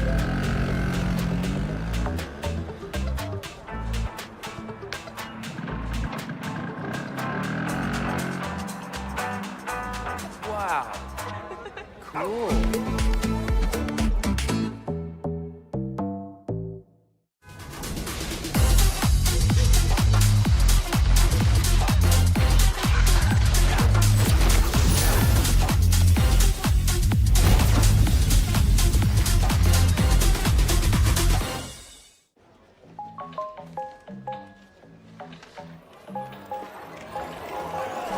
Easy. Find a pet-friendly Italian restaurant with outdoor seating nearby. And text it to Luca.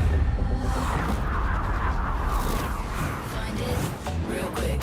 Send it to the click. Wow, the place is sick.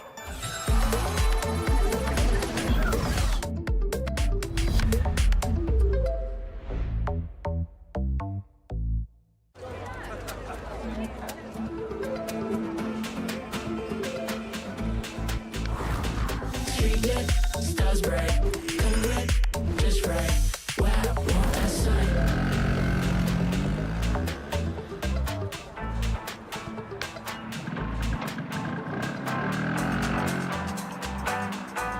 Wow. Cool.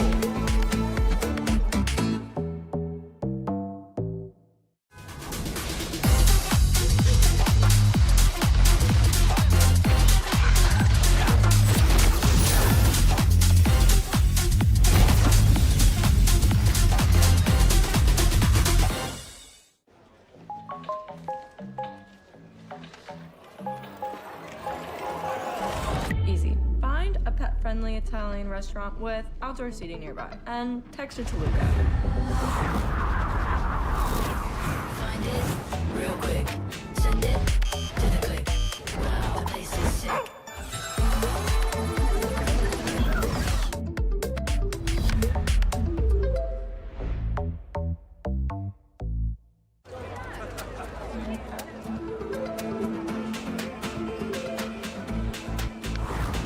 Street lit, stars bright, color red, just right. Wow, want that sight.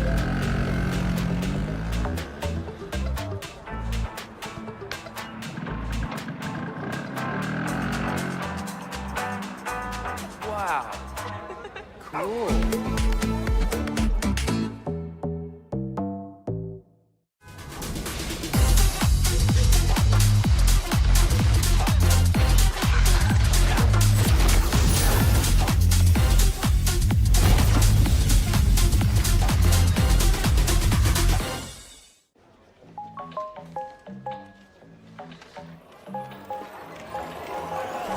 Easy. Find a pet-friendly Italian restaurant with outdoor seating nearby. And text it to Luca. Find it real quick. Send it to the click. Wow, the place is sick.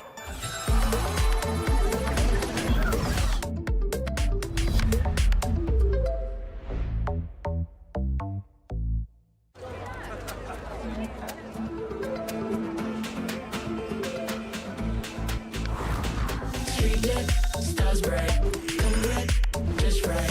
Wow, want that sight.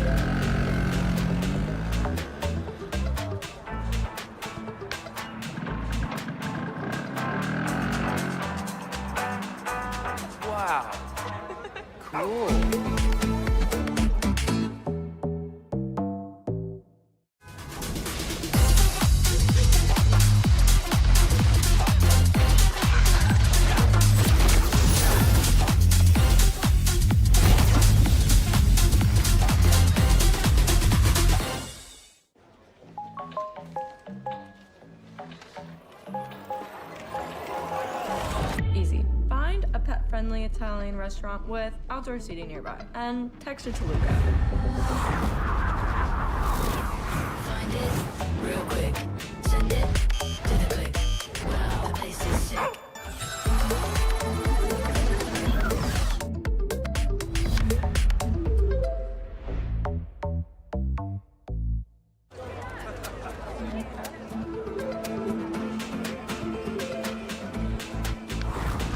Street lit, stars bright, come lit, just right. Wow, want that sight.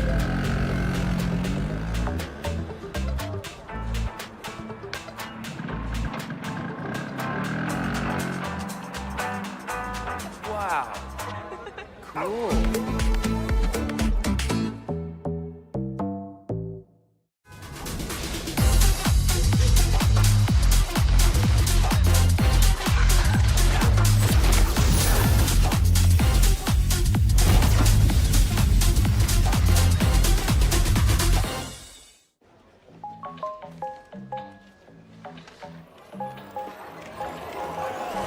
Easy. Find a pet-friendly Italian restaurant with outdoor seating nearby. And text it to Luca.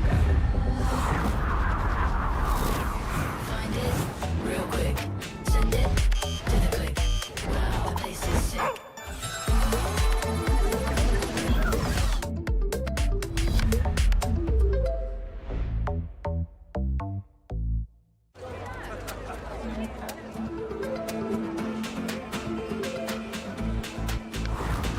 Street lit, stars bright, come lit, just right. Wow, want that sight.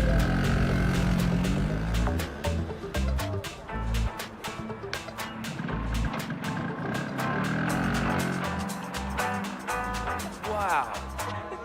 Cool.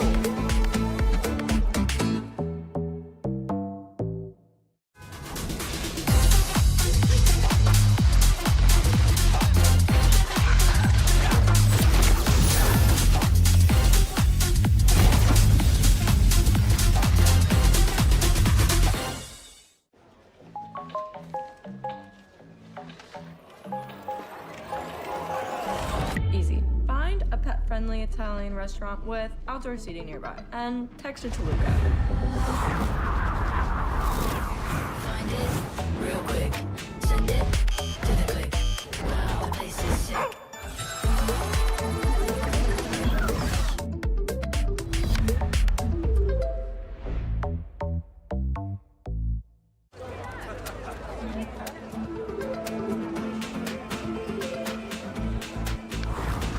Street lit, stars bright, come lit, just right.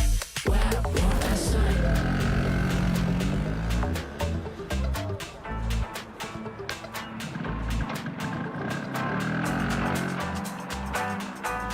Wow.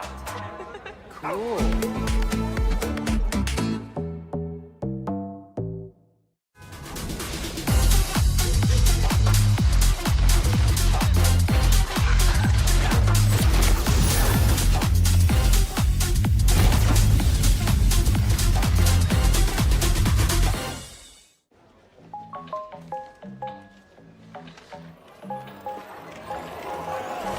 Easy. Find a pet-friendly Italian restaurant with outdoor seating nearby. And text it to Luca.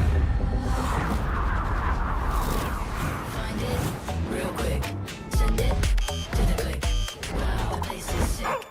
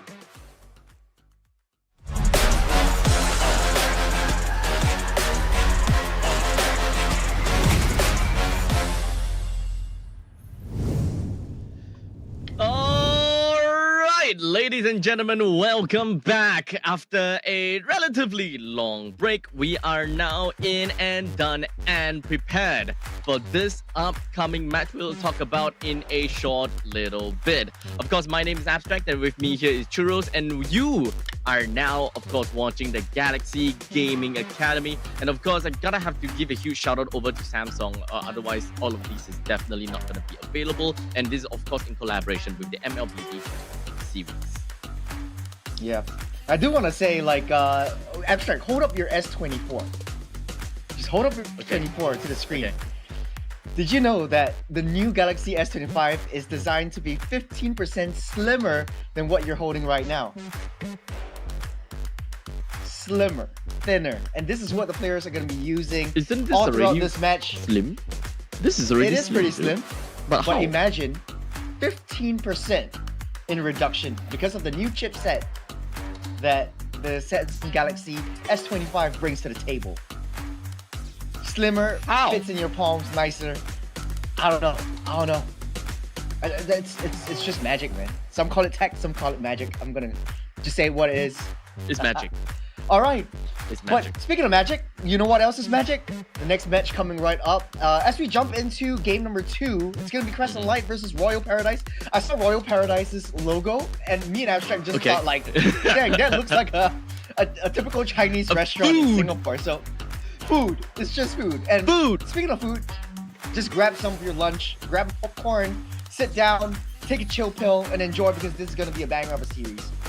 Indeed. Honestly, I don't know what to expect coming up for this very first game, considering the fact that this is technically supposed to be the second match of the day, but due to the fact that there was a little bit of problem with Asterismos, as such, that game didn't happen. So this became game number 1 instead, or rather, match number 1 instead. Now, of course, for those people that just came on over to the stream and just kind of wondering what exactly is going on, what are these teams fighting for? So at least for the entirety of today and tomorrow, we are looking at the domestic competition stage, whereby we are looking out for a large group of teams, and then we'll whittle them down all the way to the top 2 teams. The top 2 teams will then make their way over to Jakarta for the Galaxy Gaming Campus Champion fights. They want to go to be that champion for that final showdown, and all of that entirety is has a total of 40,000 USD prize pool, and the breakdown is as follows: with champions going back home with 18,000 USD, followed by second place and all the way to second, third, fourth. We've got 8,000, 5,000, and 3,000 respectively, and of course 5th to 8th place, they will at least go back home with 1,500 USD. Man, that's still quite a lot of bones if you're talking about all of this.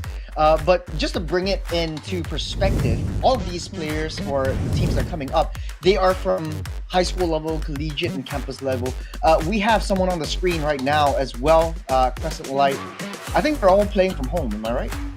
I think yes, they are all playing from home. So at least we have like a little bit of like a face cam coming in from all of these players. So at least we know, they are the one that's playing. Yeah. We gotta get I think it's a little bit pretty of interesting. Okay. Okay, this is Royal Royal Paradise. This is Royal Paradise. Okay. We've got Royal Paradise in the house. Both of these 2 teams, they are ready and really just here to show us what they are entirely made of coming up for this upcoming game and this series. We gotta have to talk about the drafting in a short bit later though. But Yes. I would say that because of the time that we have saw in MPL Singapore, I would say that the level of competition is actually climbing higher and higher and higher to the point that, community/challenger teams are now starting to get a lot stronger. So honestly, I don't think that I will be too overly surprised when it comes down to draftings. Especially mechanics though, because the younger the players, especially for a mobile game as fast-paced, as intense as Mobile Legends, I would say the younger players have definitely much more advantage than the more seasoned players, just because you need faster reaction time, faster finger movements and all that kind of stuff. We'll be seeing it right on the spot because most of these players Are you assuming that we are old and slow? Yes, that is what I am incinerating right now, Abstract. But to be fair, like all these students, or I keep saying students, but like all these players, they're from 16-year-old onwards, and to be able to get to the MPL or professional level, you need to be at least 17 or 18. So these are like pre-professional levels. Some of them do have professional training experience, but then it's yet to be seen. Hopefully though, because we only seen like the face cam for one of the players for each team, I really hope that they're actually in the same room and they can communicate well, because that is a huge factor going into this game. Starting off with the draft, typical bands: Chip, Joy, Lucas banned out by the side of Crescent Light, but for Royal Paradise, taking out the Irithel and the Fanny. Something that we're always looking forward, and we talked a lot about this back in MPL SG, is the Kimberly, the Kim Lee, the Kimchi, whatever you call it. The Kimchi. Yeah. So at least that is currently open, right? I gotta have to say that the Kimberlin is definitely gonna be the first one to be picked out from the side of Crescent Light. They're given that opportunity, so picking that up shouldn't be a problem at all. It actually allows the team to play a little bit more on the team fight side. But no, actually, they're gonna go for Jusin. And honestly, Jusin is still a very decent pick, still a very good pick, and perhaps it would play along to their comfort role, perhaps. I would have to agree with You the should be Juicin ashamed pick for not because trusting then yourself. they are. Oh, okay. So no Kimmy this time. It would be the Eudora and the Julian. So we're playing a little bit more on My the. tail's been itching for a real I'm fight. gonna be stunning you up. I'm gonna be hiding in bushes. I'm gonna be playing a really intense pickoff composition. Hopefully, though, the Eudora does work out because in a higher level of play, this might not be as a viable option because it's a very high committal champion. On the other side, though, the Kalea is being picked up, so we see more meta picks and meta heroes from the side of Crescent Light. That should be a Suyo, if I'm not mistaken, as well. We'll be picking up the Brody instead, Brody. Okay. So at least right off the bat, right, what we are looking out from the side of Royal Paradise is that they have very high burst damage in the early stages of the game, right? Very high, Either way, it comes down to Julian or it comes down to Eudora. So as long as Royal Paradise constantly is able to find their way to constantly just take over the entirety of the river lines, which actually would be a little bit difficult because they are dealing with a Kalea and a Juicin after all. So there is definitely a little bit of a conflict, at least if you ask me, and a little bit of difficulty for the side of Royal Paradise, namely because they already have 3 magical damage dealers, and that is the EXP laner, by the way. So that is already a ramp up of magic damage. It's very difficult for them to work out this composition. And two of the members is early game, while Uranus is a lot more late game. I would have to Got 'em really lined up agree in with my you. It's going to be sights. difficult for Royal Paradise to play into the late game because there's a scaling cap, especially for Julian and Eudora, because it comes to a certain point of time where you have your you can burst Brody down in the early game, but once you hit the late game, you have Athena shield or you have a Radiant armor. That's not going to be the same case. But for the side of Crescent Light, it's so much easier for them to build up onto their opponents because all they need to build is like, let's just build magic damage because it's high bursty magic damage. I just need to build an anti-heal and I can get rid of Uranus. But speaking of the bans though, taking out the Hayabusa and the Lolita for the side of Royal Paradise. On the other hand though, Kim Lee and Granger are getting picked off, being banned out as well. So really eyeing for the physical damage in the gold lane. So if they pick up a Harith over here, I would say Royal Paradise has a really tough hill to climb. Yeah, And I be don't my think that they will go blades. for that. In fact, they will be playing a Hanabi, another very greedy hero. So this is gonna be a problem. We do have the 4 members, 2 of which of each sectors are categorized in extremities, right? 2 early game, 2 late game. We don't have anyone that can really breach the gap in between and ease a little bit of that burden in the mid stages of the game. So I think that in all fairness, I think that the middle lane will be quite feisty because of the fact that Julian can most of the time come in to help out the Eudora because we don't know who the roamer is just yet. But I would dare to say that even the Eudora will have a lot of difficulty trying to clear out the way. Oh wait, Ooh. it's a Uranus. So- It's a Uranus roam. Oh No, can't be. Terizla Rome. It's a Terizla Uranus. definitely put in the Rome. I think that is a Uranus. Uranus. Are you serious? But you need time to scale though, because in the early game you don't really have a lot of defense, and you need to bank on your 20 stacks of your passive to be able to heal everything back up. Yeah, okay, so the thing Interesting. is, at least for me, I feel that if you want to play around with the Uranus and you want to constantly keep your stacks up and constantly being able to heal, I personally would prefer a Uranus in the EXP. But to be honest, in this current matchup, especially going up against a Juicin, you would very likely want to have more of that tick damage actually hitting onto the Uranus as much as possible, so that going up between a Juicin and a Uranus, the Juicin very likely wouldn't be able to do too much to the Uranus unless he gets picked up. Yeah. Now, but with that being said, though, it does look like Crescent Light still has a much familiar lineup for us, full of meta heroes. Yes. On the other hand, though, Paradise Dynasty, Royal Paradise is actually having really interesting pickups over here. So we'll see if it's all boils down to execution. But look at the river lane though. There's a really hard invade right into the purple buff, forcing a flicker right off the bat. Okay, but not only that, right? We are also looking from the side of Royal Paradise, one of the Aegis, Is that a revitalize? Okay, a revitalize has also been used, and a flicker coming in from the from the Eudora is used too. So 3 for 1, or rather in this case 3 for 2 battle spells. Definitely not going too great for Royal Paradise right off the start, especially since they are an early game team. Yeah, but they're actually going for a lot of clashes right from the get-go. You get him pulled back. Leah's underneath the turret. That is first blood for Cal. But Whip's actually giving up that gold lane. That's going to bite her in the foot later on in the late. Because I think, I'm not sure what's happening here. Is it miscommunication where you're supposed to have a gold lane on a gold lane matchup, but then now you are a full level behind of that Brody without any gold plating. So that's going to be a tough hill climb again for Whips. What happened there? How is the Hanabi not in the gold lane, unfortunately? This is definitely going to be tough, but seems like we have Royal Paradise that has all 4 members. It's just going to be getting... Wait, yeah, 4 members down to the bottom lane. Zheng might have it tough. Oh man, Last Insanity blows 2 up, make that 3. And Royal Paradise just blown up to smithereens. Shizu dealing a lot of damage, won't be much fade by Whips, who's still a full level behind. And I think that's the issue, right? You put Hanabi in the gold lane trying to soak up the safe farm that Yuki also needs in the mid lane. And now both of your gold lane and your mid lane are in dire need of help. Oh man, this is definitely going to be rough, right? We thought that with the numbers advantage, Royal Paradise would do things better, but because Kalia is just way faster. But in the meantime, Ironheart. Okay, Cal pulls back. Leah next to fall. You have Dre picking up 1 after another. Royal Paradise loses 2. Crescent Light takes up the turtle for himself as well. Oh boy, 6-1. And we are, what, 2-3 minutes into the game? We are already looking at about 3,000 gold lead, which is definitely going to be a lot tougher for Royal Paradise to even pick themselves back up.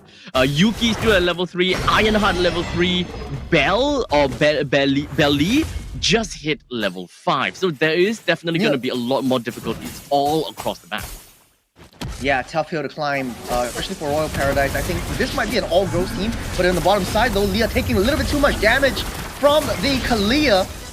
The 24 Memories won't be able to take him out, but last hit, Last Insanity, Yuki blown up again to smithereens. Whips left all alone. Finally got that level 4, but not enough to throw that Shikigami to lock everyone in place.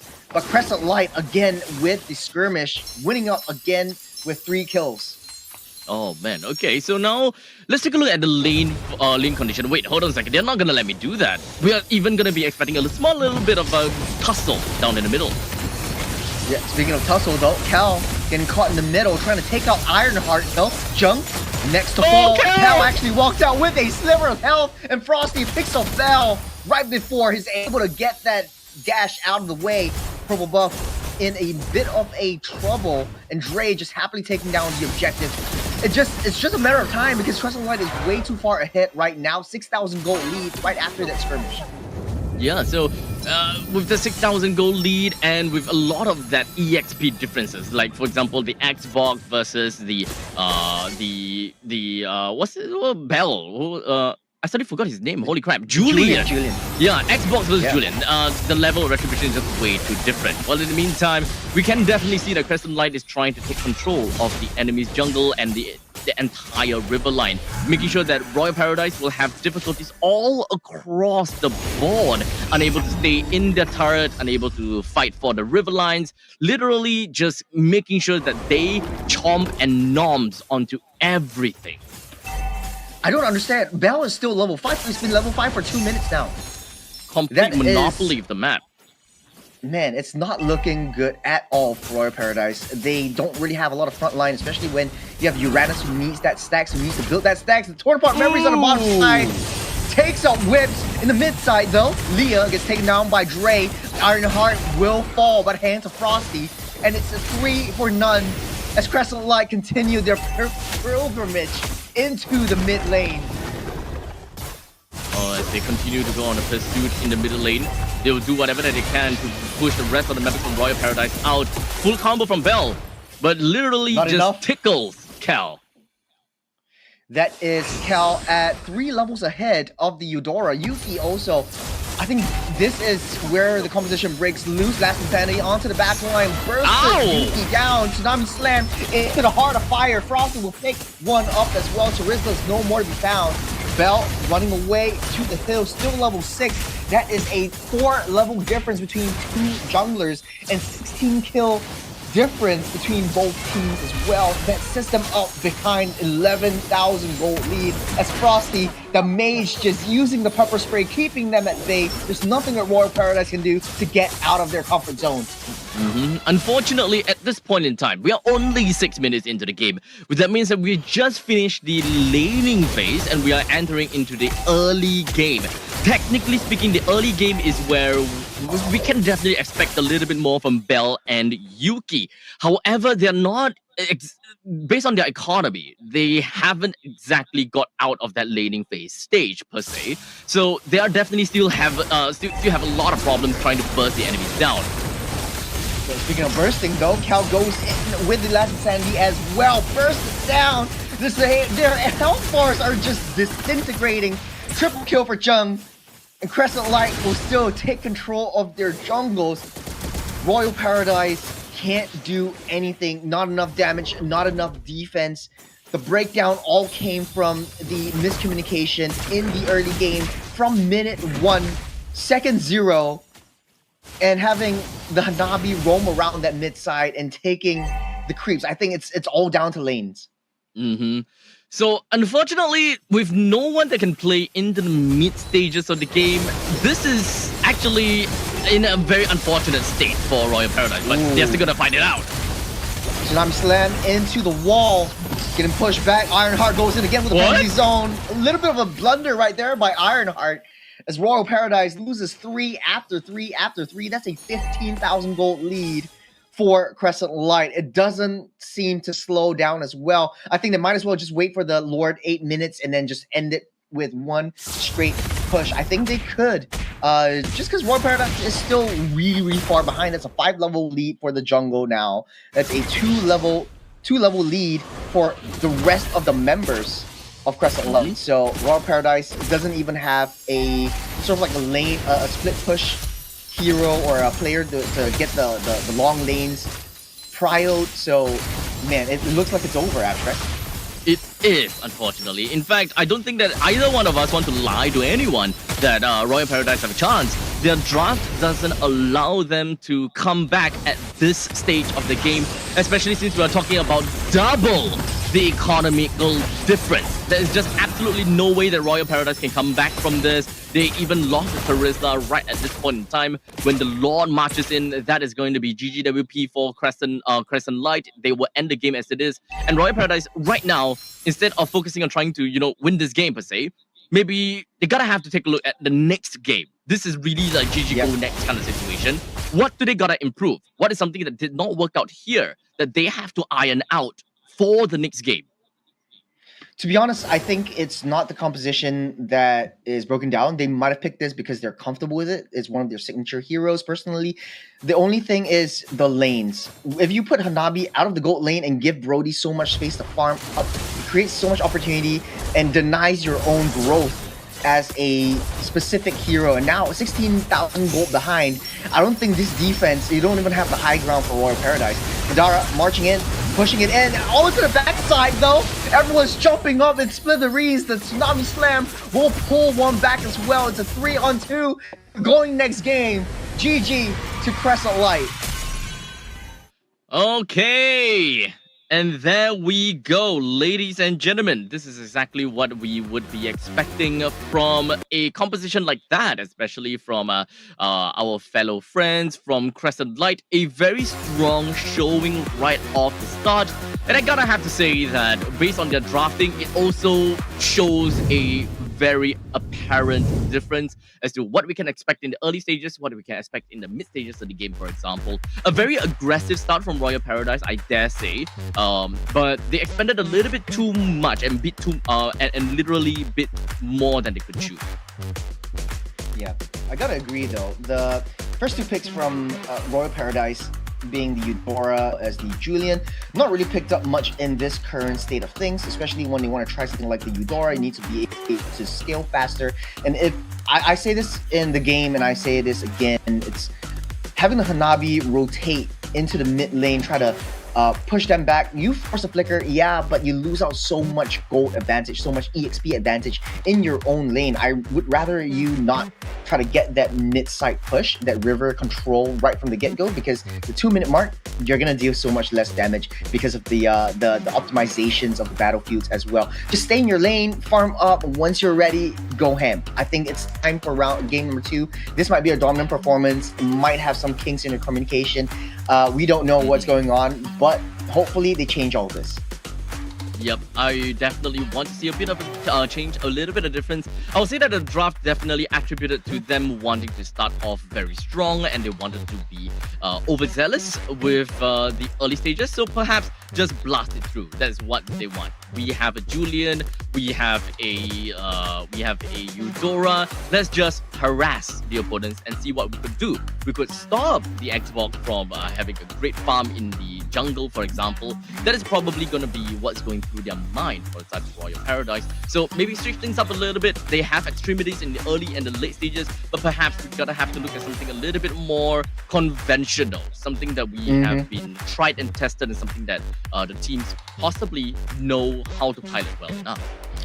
Yeah, I would say that for most of these teams as well, I'm looking at like the participants, and most of these guys, they're just playing this for the first time, especially in a competitive environment. Having 5 bans is not a very easy thing to do. It's a very different kind of drafting pattern when you play a typical ranked game, because you have to understand who do you want to deny, especially from your opponents. You have to do a little bit of studies and research. And this is the second round of the tournament format. This is the national finals or national qualifiers.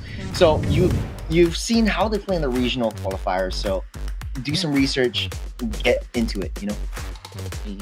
Now, of course, boy, dominant performance.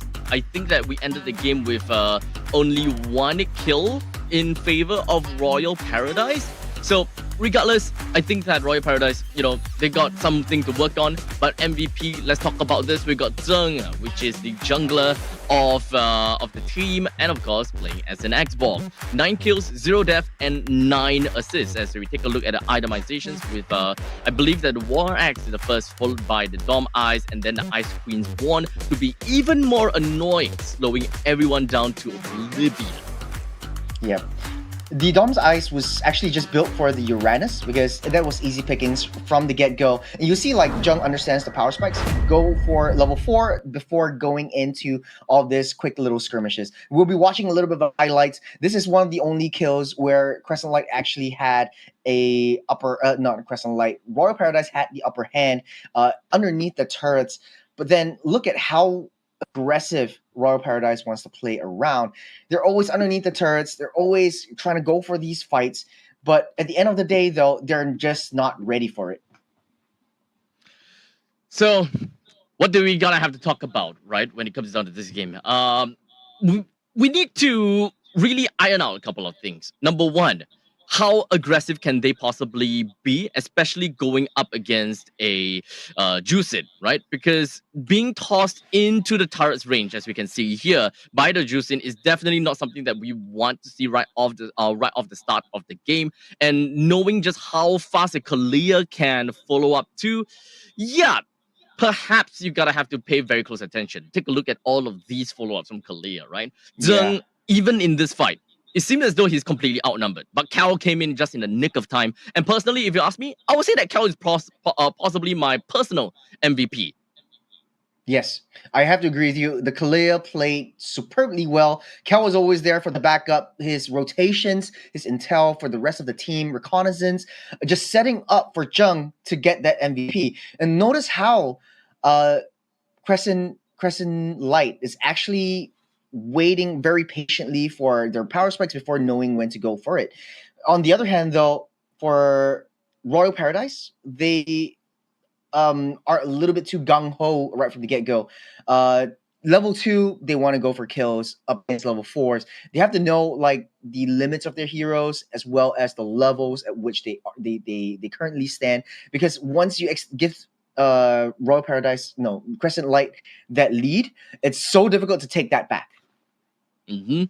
Now, of course, at this point in time, we probably have like what 26:1. That was the entire, lineup all the way through, or rather, the entire points all the way through. So I think that the game pretty much is over right from minute 4.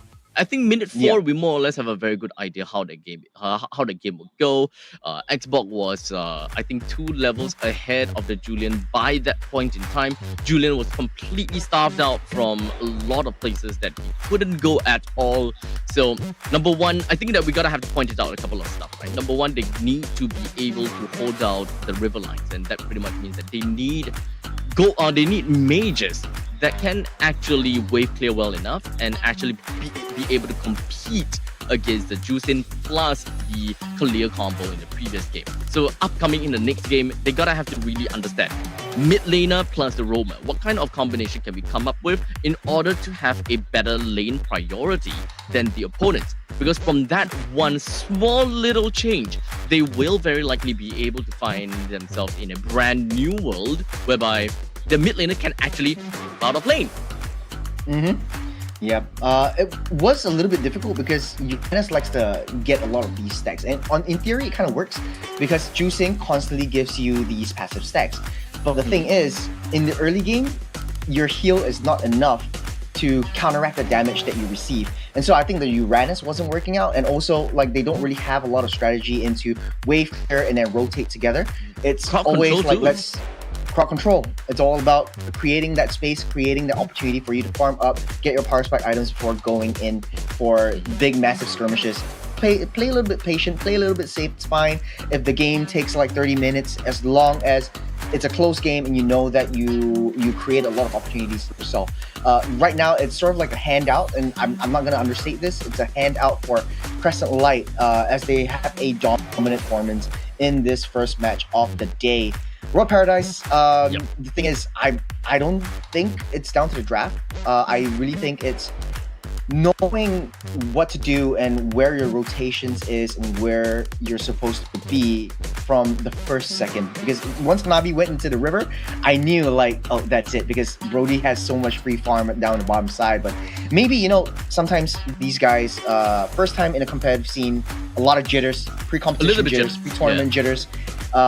Might have a shaky complexion to themselves. So we'll see.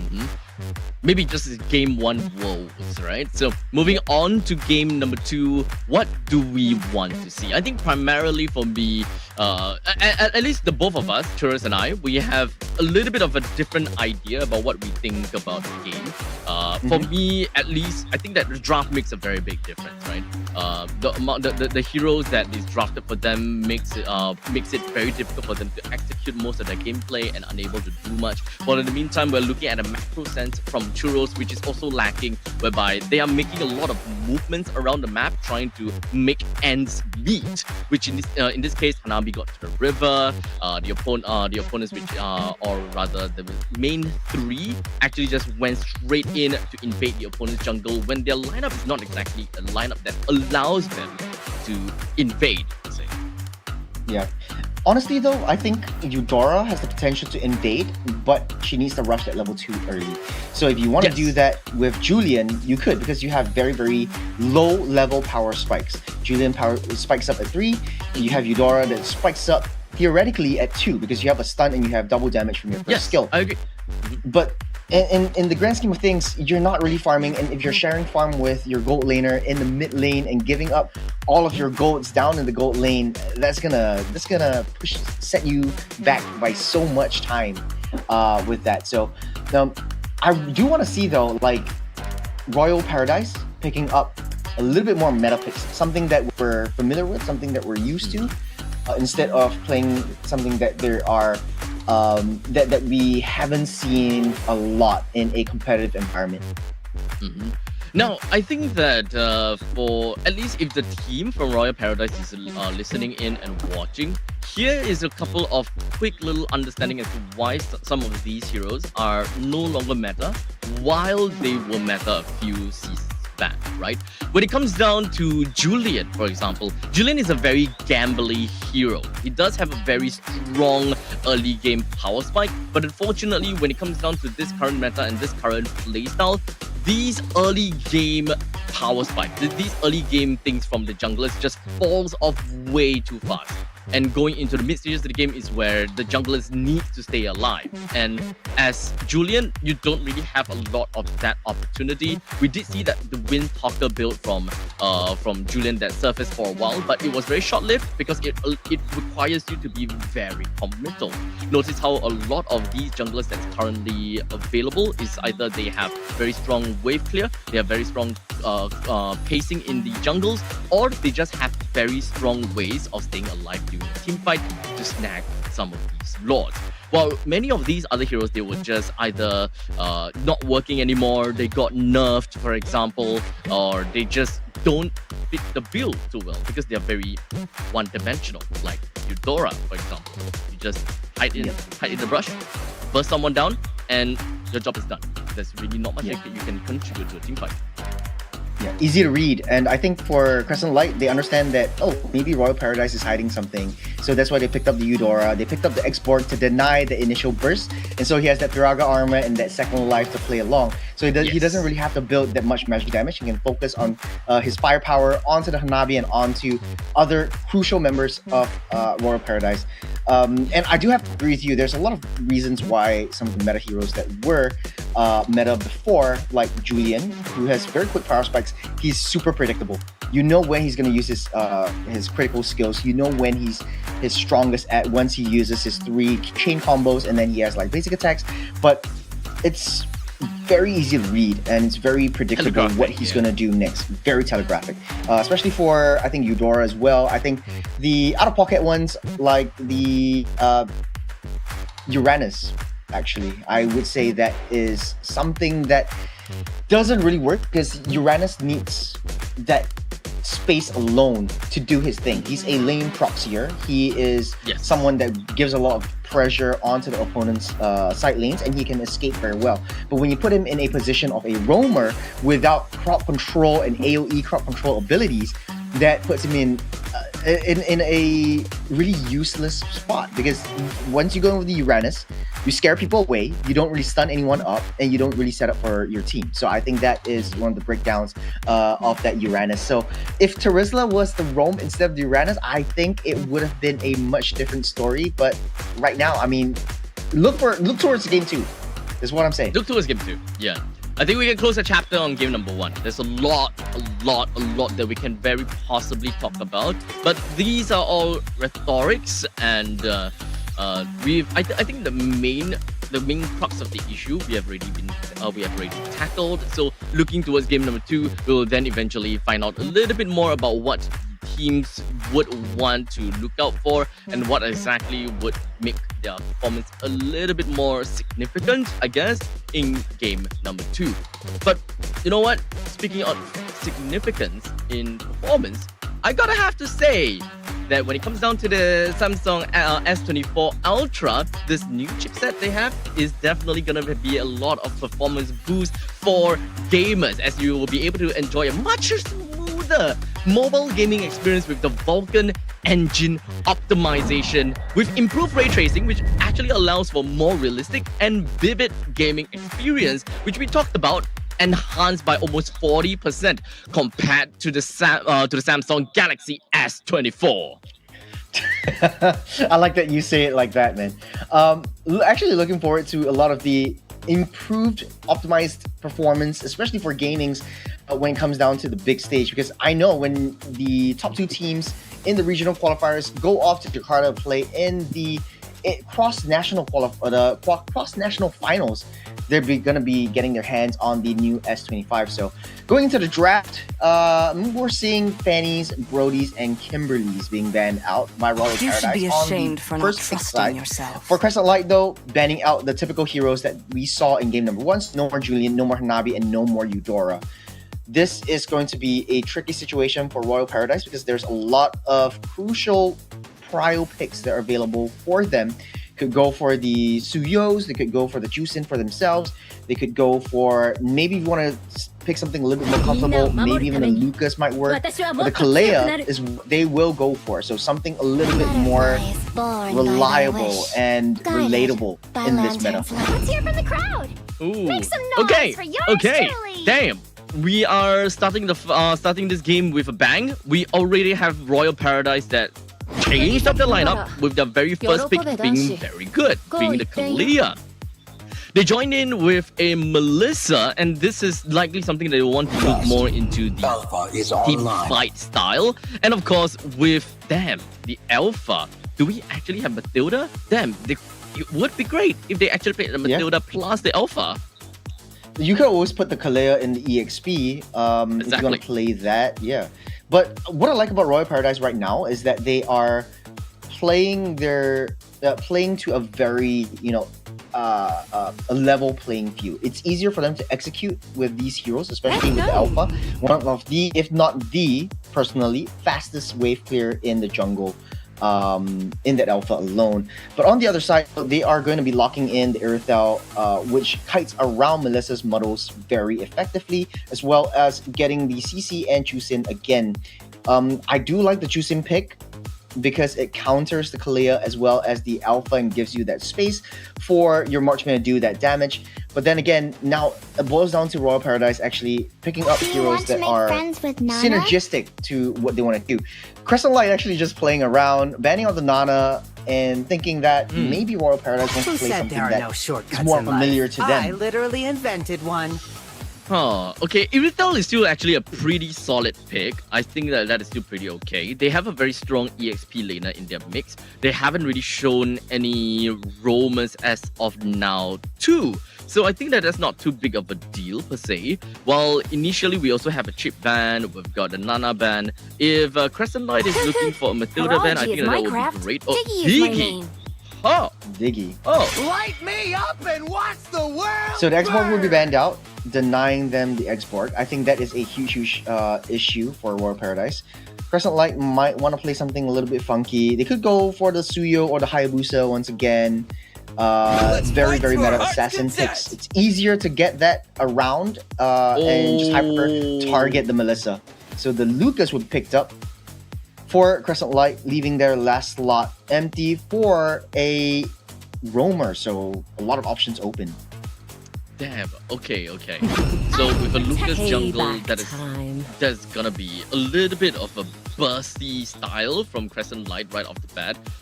Do they have a tanky enough composition? Technically, yes.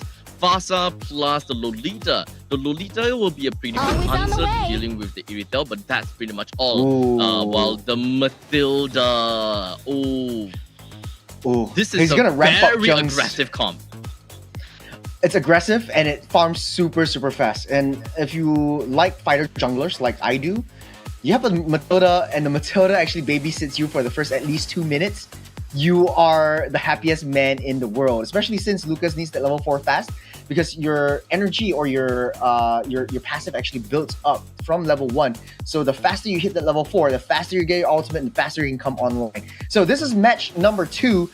I do like better, and I do have to say Royal Paradise's draft looks a bit more reliable, looks easier to execute, and I hope that it changes in their execution and their pathing. I'm praying for it.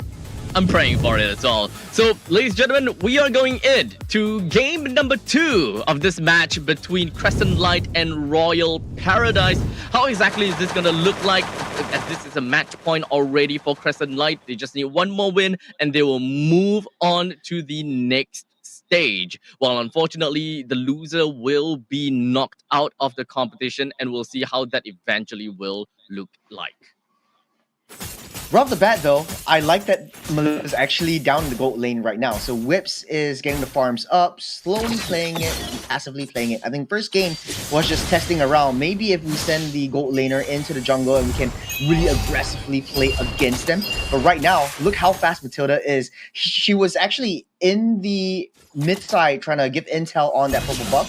But immediately knowing that she's in a spot of bother, come down to the gold lane to get additional support. And I think Melissa has this advantage over that lane because you have additional range. So the faster you get that jungle to level 4, the faster you can target into the enemy's gold lane. Okay, so right off the bat, it's great that we are not looking at Royal Paradise being overly zealous and aggressive right off the bat. So they're still gonna be pretty okay. But we do have a very strong lane in the gold, as we do have the roamers that is actually just gonna be congregating in the gold lane right at the start, instead of kind of focusing on the mid lane, which is something that we see a lot more often in this current meta nowadays, rather than in the gold lane. Right? This is kind of like the babysitter style that we've seen quite a long time ago. Yeah, I guess maybe they want to go try a different strategy. But speaking of strategies, though, Bell, the spot of bother right there, getting tackled and banged on by 4 members of Crescent Light. Very quick rotations and very quick reads from Crescent Light without using the ultimates whatsoever. And I like that Jung is actually looking for all these little traits, converting them into, I'm gonna kill you, I'm gonna take your stuff from your jungle, and I'm gonna take the main objectives. That's the issue with putting your roamers down in the gold lane. You lose out so much in your jungle objectives. With Crescent Light now having themselves the very first kill, we are definitely going to be expecting with the turtle that will, of course, move on to the hands of Crescent Light as well. So with a good amount of EXP and gold gain from Crescent Light, they can be even more aggressive based on their current comp, as you can see down to the bottom. Oh, Prism Beacon brings them closer into that. Guiding Wind, Circling Eagle combo takes down 2. The gold lane duo down on Royal Paradise is no more. And Crescent Light ramping up the aggression once again. 2,000 gold lead. And Crescent Light still dominating this series. Oh, okay. Continuing on, we are only 3 minutes into the game, so it's not too bad of a deal per se. So at least something that we can look out for is the Alpha, right? Alpha has a very strong early game, and of course, he's very, very tanky as well. If you build him to be tanky, but looks like Lucas just gonna make his initial start on him. You got that burst in. Bell blowing up the smithereens once again as Jung ramping up that tempo. You don't really have a lot of support for your jungle as Leah is constantly babysitting that bottom side. Yes, you need that gold lane to farm, but you also need that Alpha to scale and sort of like maximize that potential down for your gold laner. I think that right now, Crescent Light with 5 man down in the gold lane, man, this is gonna be rough as we take a look at this. Numenon Blast will land only onto 1 member, but the rest of the Goon Squad coming in underneath the turret. They're leaving no room for chance as Royal Paradise falls one after another. Jung goes for that backline. Yuki taking a lot of damage. Jung, 1 more hit. No need to use that beast form though. He's taking 1 more at a time. Oh, Tsunami Slam actually cancelled by Jung's immune. So that is a huge the win S1 for Jung. Dang. Wow! Okay, that is just unfortunately timed, right? That Tsunami Slam, because you do have CC immunity during that entire combo, the S1 combo. So this is just wrong time, right time kind of situation. I don't think that this is just knowing that he's gonna Tsunami Slam this. I'm just gonna press my button or anything. Yeah, but Crescent Light though, they know their win condition, they know their win rates, and they know their win comes, and now 5 of them are great for the objectives. Going into that back line, taking out Ironheart in the process. The blast hits Yuki from the back line. Jung is stuck in the middle, but he will be no more. Finally, the Numenon Blast stuns him up and gets taken down. 1 more to fall. Bell taken out by Dre. Pull back, goes to smithereens. Frosty with yet another one, rips all alone, able to make it out safe and alive for now, as Crescent Light constantly pummeling down all the main objectives. They're strong together as 5, and they know that Royal Paradise isn't playing the macro game, so Crescent Light, they're taking the fights to them. Looks like a 1-4-4 trade in that previous fight, and we even got a turtle that will eventually appear in 70 seconds in. We've got the T1 turret that's down in the bottom and the middle lane. And generally, the middle lane T1 turret is the hardest one to break down. But fortunately for Crescent Light, they found no issues taking that down at all. As such, the next objective is to go up to the top side. Ironheart is a little bit too deep in, but fortunately, he still can walk himself away. While the rest of Crescent Light, oh no, Leah. Ooh. Oh, Ironheart misses a jump though. Tsunami Slam into the turret's range. Jung will be first to fall underneath the turret. A little bit unfortunate for that Lucas. But it's signs of life for Royal Paradise. They're actually fighting back and breathe life into their composition. They do have very strong high ground as well. Cal next to fall. Iron Heart, they're taking the fight in. 2 to fall. Shizu taking 2 down as well. Dre will take out Leah. Dre making the charge. Going into Yuki. One more hit. They will go down. Whip swaps out a insane Mono's strike as well as a Inspire, but will not be able to take anyone down. A little bit too greedy right there for that Melissa. But Crescent Light, though, able to counteract that fight. But I do like to see that there is some fight left in Royal Paradise. Very feisty from Royal Paradise. They are desperate in trying to get a couple of those kills. Even though they're not fighting as 5, they're just going in one by one, hoping that something sticks. So this is a lineup from Royal Paradise, which actually is really good when it comes down to pick-off, because they do have a Kalia that can go in with a Tsunami Slam, great amount of damage when it comes down to burst, as well as true damage that this Alpha is able to dish out. If they are able to be very diligent, or rather, if they are able to be very, what's the word, I suppose. I can't remember what the word is. But as long as they know that we are going in just to knock out and kill that one person and pull back out afterwards, that is going to be good enough for them. They don't need to commit. Speaking of commit, Junk goes in, commits into the backline, taking a lot of damage by one after another. They're falling like flies as Crescent Light pummeling in. And they're taking everyone down in the process. 4 members down for the side of Royal Paradise. Jung falls again, but at this point, he's like a sacrificial lamb, bringing their net worth up by 9,000 gold lead. And Royal Paradise, as much as they have a defensive composition, they can't defend themselves against the wrath of a Lucas. Yeah, at this point in time, Lucas have got quite a bit of farm already. I would like to believe, but Royal Paradise is definitely doing so much better as compared to the previous game. They've got a little bit more kills. They do have a fight back mechanic. They also have a lot better of a crowd control, right? Numenon Blast, Kalia Tsunami Slam, in fact, the entire kit of Kalia, and perhaps even when it comes down to the skill of Alpha, they are all great tools. Ooh, Whip's getting pulled back. Not a very good start to this matchup, but look how far they are blocking them from the objectives. Crescent Light, now they're sort of like, the practicality is starting to show. They're not going for the dives because they know that Royal Paradise is able to take them down underneath their own turret. They're going for the main objectives. They're only using them to body block. Speaking of body blocks, the Tsunami Slam into the turret, but getting popped mid-air, leaving 3 open to defend. There we go. Muddles getting pulled out. A lot of damage being dealt by Whip. There is a chance, but not enough damage as Shizu coming in with a full combo. He's legendary with 9-0 and 10. Yeah, the burst damage from Shizu is already coming out when it comes down to the explosive crossbows. The Numenon Blast is mostly just a wave clear, not exactly to catch anyone per se, but they will want to buy a little bit more time. And what does buying time entails for this team? They will be able to build up a little bit more tankiness for Bell, Ironheart, as well as possibly for Leah to get themselves those items, as they will eventually want to wait for Yuki as well as Whips to be able to get all the damaging items, because you can very clearly tell Whips does have got the damage. The moment that Crescent Light go overcompensate for themselves and become overcomplacent, they have a fighting chance. The moment that Crescent Light loses their front line and they continue just bashing their head onwards, that is where Whips can wipe out the entire team. And at one point in time, it just requires a single team fight of wipeout to allow the team to finish right off from the middle lane. Yeah. It's discipline from Crescent Light. I think they are slowly learning or slowly adapting to the way that they want to play in a lot of these skirmishes.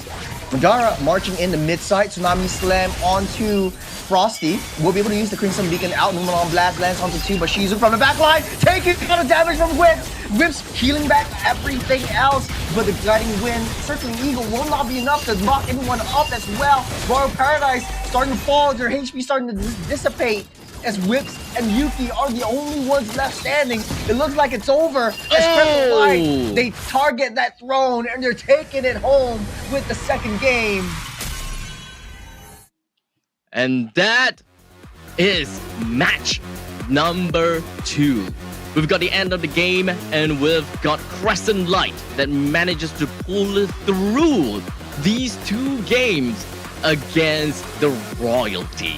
And unfortunately, it didn't look very well and doesn't look very great for the opponents. But hey, GGWP, they did their absolute best and they did whatever that they could to get themselves to this stage. Yeah. Unfortunately, though, we do have to say sayonara, goodbye to Royal Paradise. It won't be making it to the next stage, but looking very promising for Crescent Light. Dominant performance in game number 1, a little bit of a discipline issue in game number 2, with a slight little pushback from Royal Paradise. But Crescent Light looks like a top contender. A little bit sad we didn't see the first game between Banana Brawlers and Asterisk Moss, but hopefully Banana Brawlers, as we all know, pretty familiar name to us. So I'm expecting to see them topping the charts as well. So they'll be going up against each other next, Crescent Light versus Banana Brawlers in the second round, which will be happening tomorrow. Winner will go on to the regional finals as top 2 and going on and making their way to Jakarta. But for this game, though, Abstract, it was a blast. No pun intended. Well, one of the teams definitely got blasting off again, as though they're Team Rockets, you know. But, yeah, you know, yeah, I know. It was supposed to be a Naruto. It was supposed to be a Naruto pun because the blast, the bomb, the ultimate. Judama. Yes. Rasengan with the 9-tailed fox. Yes, absolutely. What was that face? What was that face, Abstract? What the hell? No, nothing. You know, the people definitely say that, you know, another name for the Tailed Beast bomb is of course the 9-tails Rasengan, which is actually kind of canonically true because this Naruto guy can literally only do like one technique. But anyways, MVP. Whoa. Whips. Yeah, I don't think we're looking at the right one. Should be Crescent Light's MVP, and I would say it might be. Let me think. It should be. I would say it's the Jusin, if I'm not mistaken. Or no, it's the Irithel, if I'm not mistaken. Oh no. It's just But it could also be the Lucas. Lucas was a little bit too sacrificial, I think. That's why he wasn't Nah. I don't think he will be the MVP. But I mean, I get you. I get you because you love the Lucas. It's one of your right now. It's your signature. We played a couple of games together with the Lucas, and I remember like, I was dying because of lag, and you're like, hey man, I got you. And Lucas is basically a one-man army, and it's precisely how Chung plays around with that Lucas as well. Yeah, so with this kind of screen that we have, the MVP goes over to Whips as he was resilient throughout the entire game, and of course dealt a lot of damage throughout the entire game as well, with a total of 38,000 damage from the Melissa. And in fact, I don't think that the Melissa did have a very good time in lanes either. So being able to still be able to chunk out this kind of damage, 38,000 damage, is still pretty remarkable, if you ask me. Yeah, actually, one thing that I think I noticed and you didn't is that Whips was using a critical build. So it wasn't the standard DHS and Golden Staff build. He's actually going for the Wind Talker, the Corrosion side, as well as the Haas Claws to give a little bit more defense. But then again, that creates a lack of burst potential into the Lucas, specifically the Lucas, because it's always on their backs. Look at this tower dive though. Nice go away models from Whips to create that space underneath, buy themselves some time. But it's Crescent Light that's layering in one after another underneath the turret. So I think that was a really well played game. To be able to just dive onto the turret with I don't think that there was a single death during that point in time. I think that's pretty remarkable. They know that, okay, we gotta have to stagger ourselves, we gotta have to get out of the range just so that I don't die, you don't die, everyone don't die. We kind of split the damage all across the board. Yeah, speaking of split damage, look at this. Like, Whips does have a lot of damage. I think it just needs a little bit more sustain to defend against the burst that comes from Shizu. Because Shizu at that point, once you use that full combo, you have the physical reduction, physical defense reduction. It creates so much pressure onto you. So Whips should have went back to re-heal and then come back out to use that models again. But you're just standing right outside in the face of Shizu. Yeah, at this point in time, they were just desperation overload. They know that the middle lane is coming in and about to crash in, and it's gonna be tough for them to be able to, work it out. But for now, let's take a look at the rest of the itemizations, the emblems, and all the other, jazz when it comes down to participation, right? Do have all across the board the Yuki, 89% kill participation, especially when it comes down to the Royal Paradise members. You can pretty much tell, we do have got Crescent Light that is just all over the map, right? They were the weak guys, they were the carry, they were the forgotten one as well. And understandably, right? Royal Paradise receiving so much damage, they have to be the sandbag, right? With a total of 62,000 damage taken all across the board. Yeah. I would say though that the Lolita was a good pick in theory, to counter the Irithel, but there wasn't a lot of skill shots that were available from Crescent Light. I think the Rasengan from Lucas again could have been one, but there wasn't any time that it would happen. I felt like Ironheart actually played his heart out, no pun intended again, because of the Tsunami Slams and critical Tsunami Slams, keeping them underneath the turret, and they know their win cons are basically playing underneath a defensive zone. So Royal Paradise, props to them. Unfortunately, won't be able to see them next time or even tomorrow, but congratulations to Crescent Light. This is their time to shine. Tomorrow they're going up against Banana Brawlers, and I am excited to see a higher level of gameplay between both teams. So with that said, oh man, Crescent Light. Unfortunately, we won't be able to see them today anymore because they will only be playing for tomorrow onwards, and Royal Paradise being knocked out as well. These statistics more or less give us a very strong idea that, okay, Crescent Light might actually be one of the big names to eventually expect. But because we don't have sample of how Banana Brawlers play, we cannot even possibly say that maybe Crescent Light can win them, or maybe Banana Brawlers could win them. We are literally in the dark as to how Crescent Light would do in tomorrow's games. So look forward to this. This is the information that we have about Crescent Light. They seemed to have quite a bit of, I would say, comfort when it comes down to different heroes to play. Pretty meta. The only difference is Kimi, right? Especially game number 1, they didn't pick up the Kimi even when the opportunity were actually tossed out to them. So I think that could be a fair judgment to say that Frosty is not really a Kimi player as of now. Yeah, might be though. I think just take some time for her to adapt. Pretty similar playstyle to the Juicin, or maybe Frosty's just very, very comfortable with the Juicin. If it ain't broke, don't fix it. Comfort over meta is just what you taught me, Abstract. So taking a look at a lot of this itemizations, I think Crescent Light has a composition that they like to draft that is super, super durable, super resilient. And I think Banana Brawlers has to watch out for Jung's fighter strategies as well. Is it actually 32,000 gold difference? Oh, 22... no. I think there's a small little bug on that part of the screen. But regardless, there is definitely a big lead, but not that significant, let's say.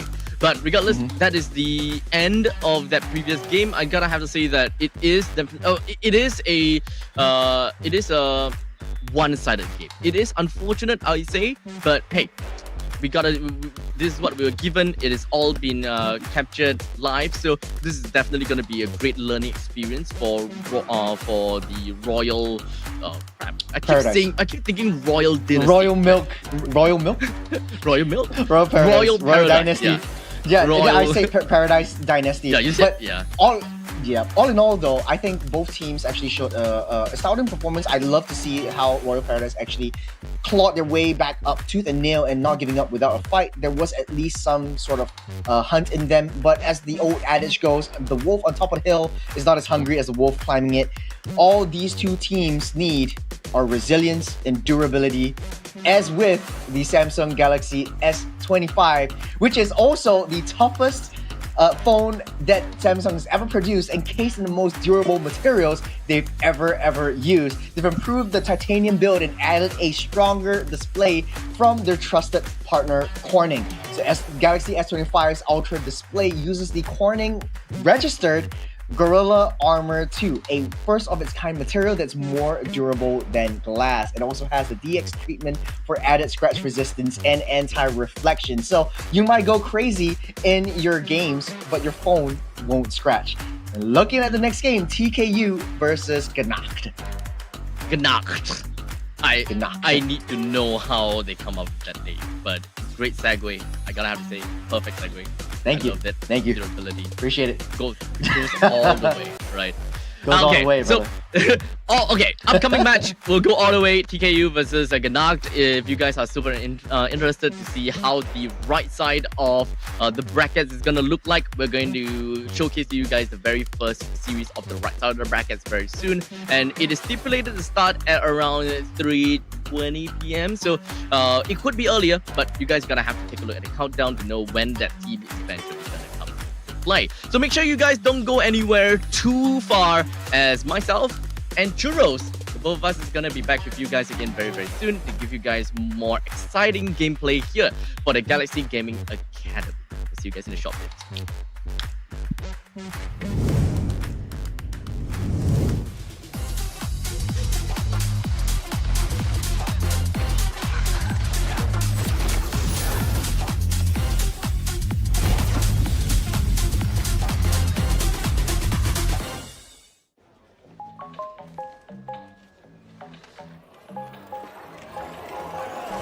Easy. Find a pet-friendly Italian restaurant with outdoor seating nearby and text it to Luca. Find it real quick. Send it to the click. Wow, the place is sick.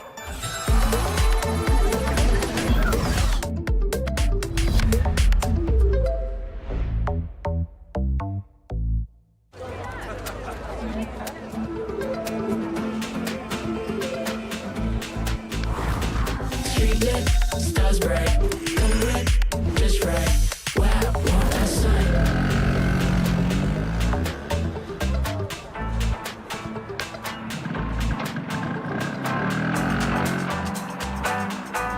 Wow.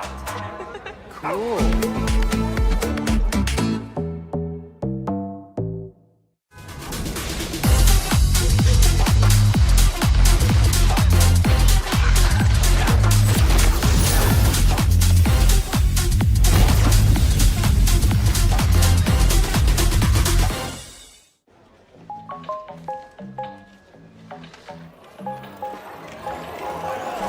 Easy. Find a pet-friendly Italian restaurant with outdoor seating nearby and text it to Luca.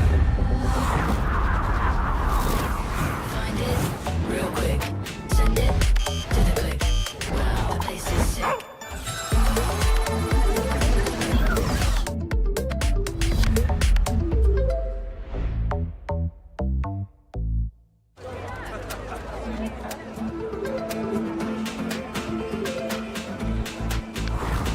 Street lit, stars bright, come red, just right. Wow, want that sign.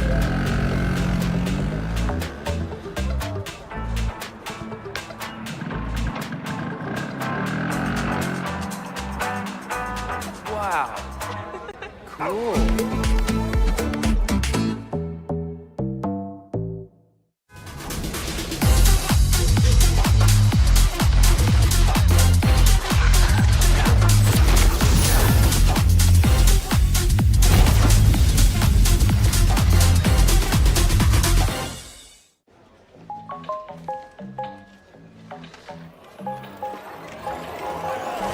Easy. Find a pet-friendly Italian restaurant with outdoor seating nearby and text it to Luca. Find it real quick. Send it to the click. Wow, the place is sick.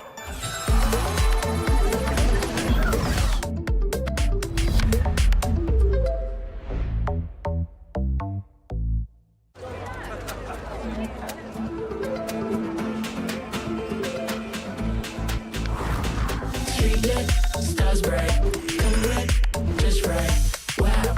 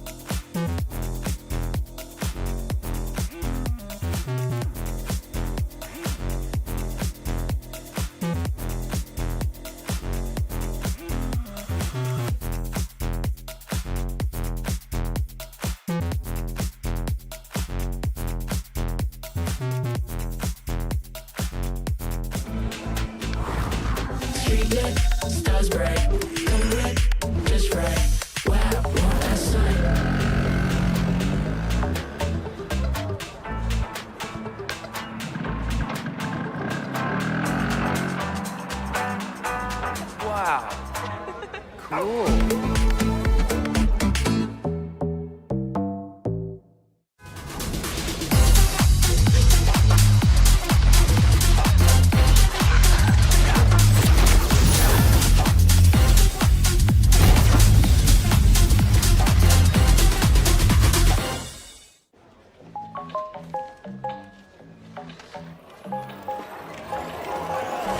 Easy. Find a pet-friendly Italian restaurant with outdoor seating nearby and text it to Luca.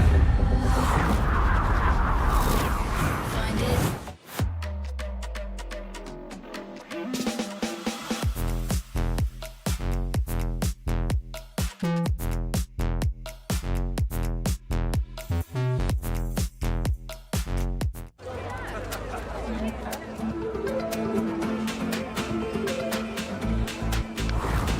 Street lit, stars bright, come red, just right. Wow, want that sight.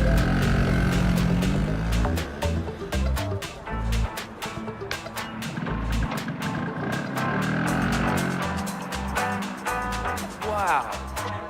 Cool.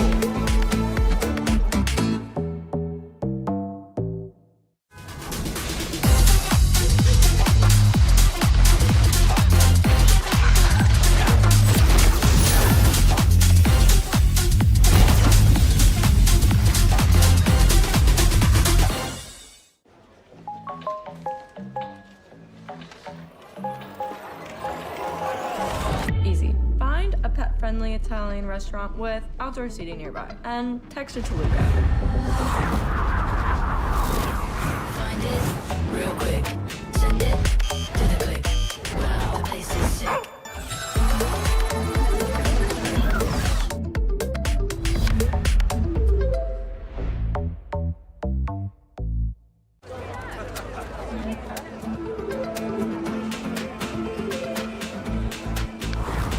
Street lit, stars bright, come red, just right.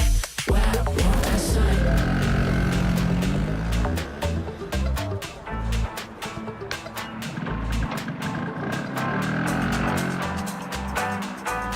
Wow.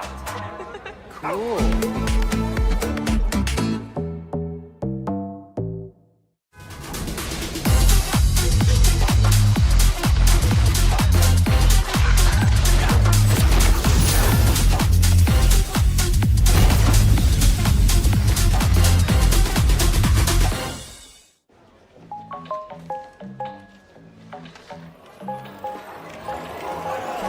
Easy. Find a pet-friendly Italian restaurant with outdoor seating nearby and text it to Luca. Find it real quick. Send it to the click. Wow, the place is sick.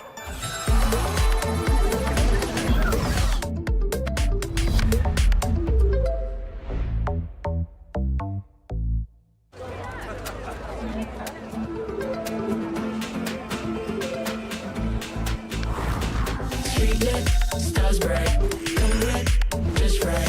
Wow, want that sight.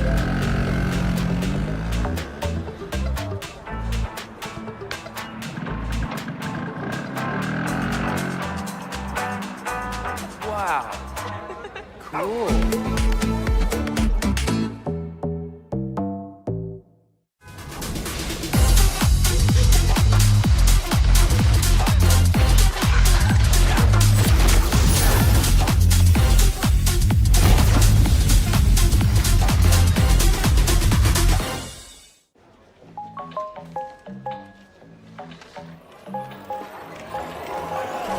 Easy. Find a pet-friendly Italian restaurant with outdoor seating nearby and text it to Luca. Find it real quick. Send it to the click. Wow, the place is sick.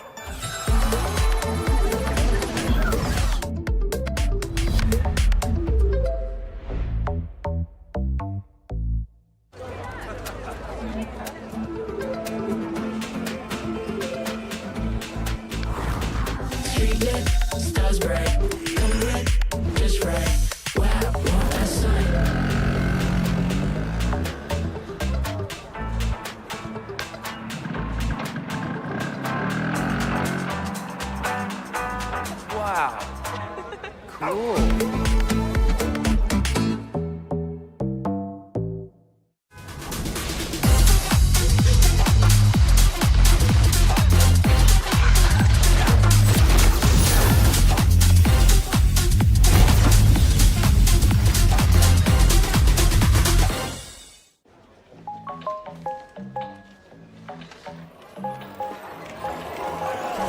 Easy. Find a pet-friendly Italian restaurant with outdoor seating nearby and text it to Luca. Find it real quick. Send it to the click. Wow, the place is sick.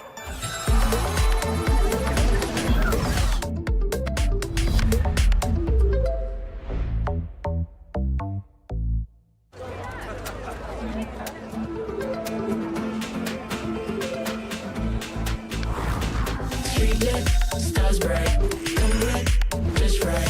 Wow, want that sight.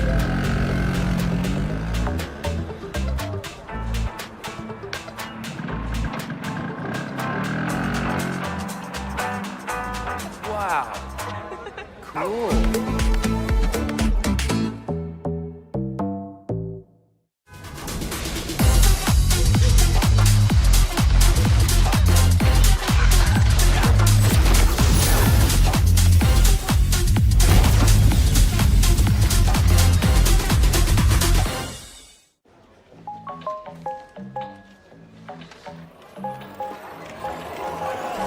Easy. Find a pet-friendly Italian restaurant with outdoor seating nearby and text it to Luca.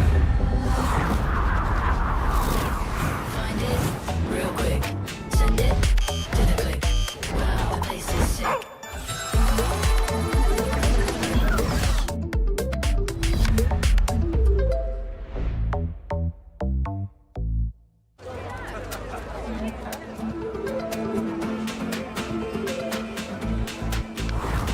Street lit, stars bright, come lit, just right.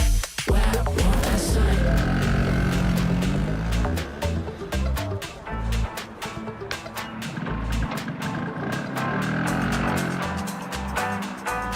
Wow.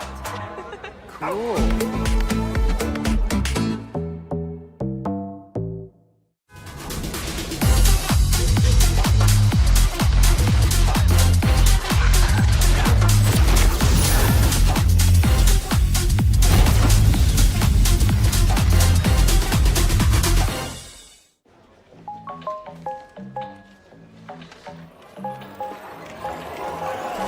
Easy. Find a pet-friendly Italian restaurant with outdoor seating nearby and text it to Luca. Find it real quick. Send it to the click. Wow, the place is sick.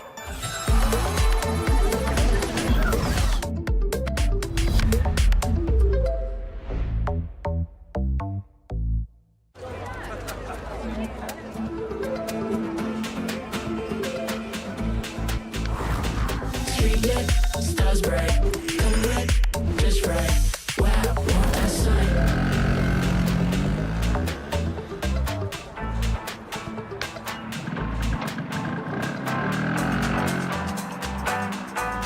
Wow. Cool.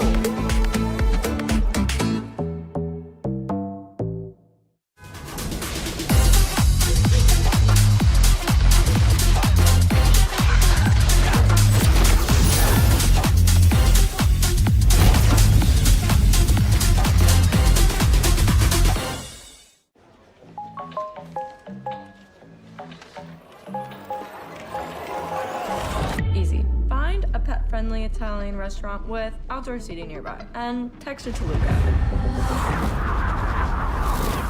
Find it real quick. Send it to the click. Wow, the place is sick.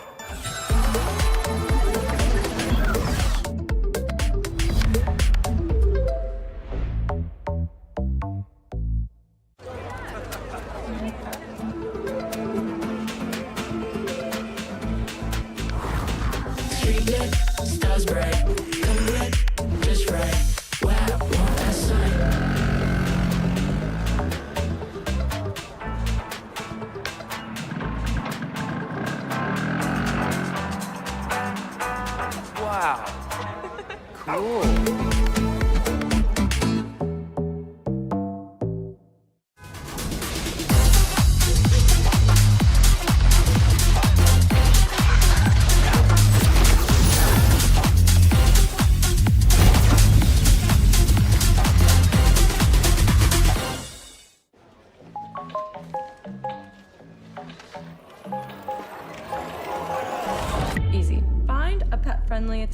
restaurant with outdoor seating nearby. And text it to Luca.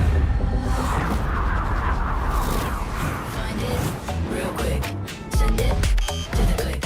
Wow, the place is sick.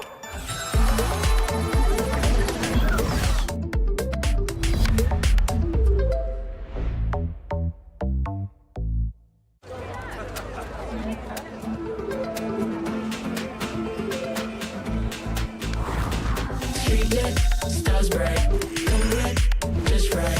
Wow, want that sign.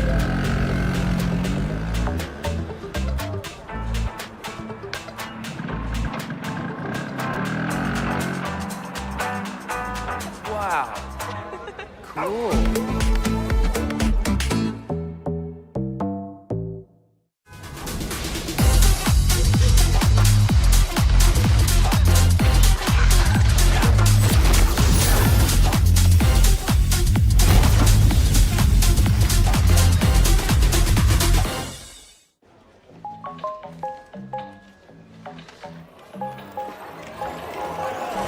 Easy. Find a pet-friendly Italian restaurant with outdoor seating nearby. And text it to Luca.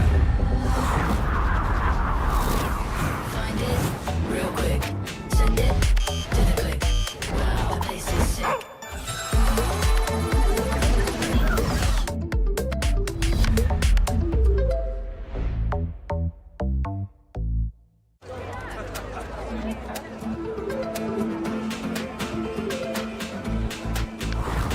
Street lit, stars bright, come lit, just right.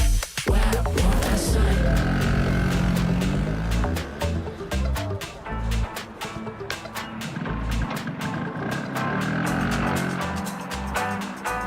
Wow. Cool.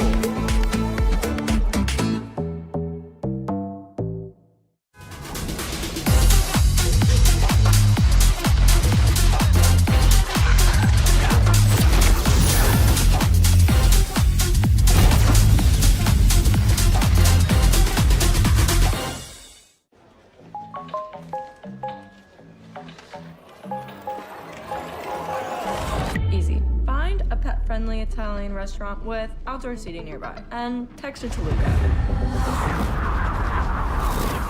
Find it real quick. Send it to the click. Wow, the place is sick.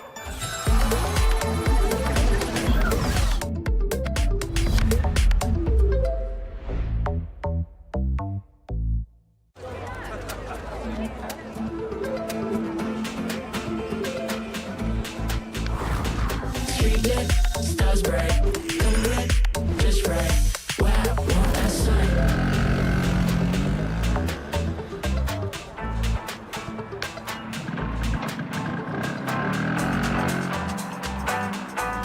Wow. Cool.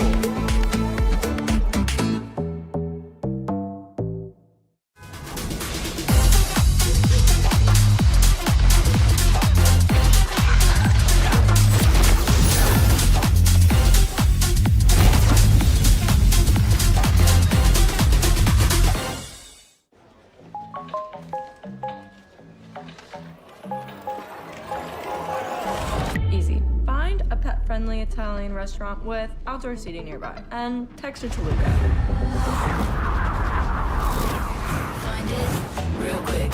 Send it to the click. Wow, the place is sick.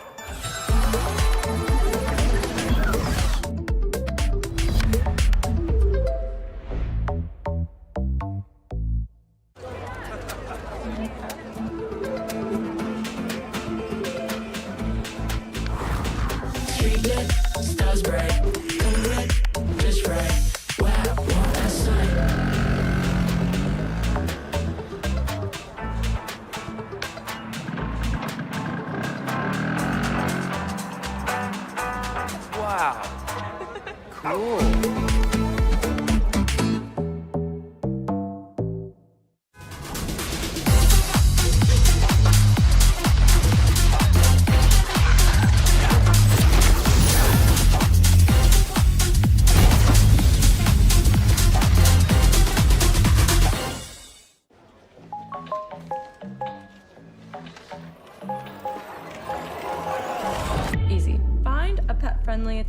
restaurant with outdoor seating nearby. And text to Toluca.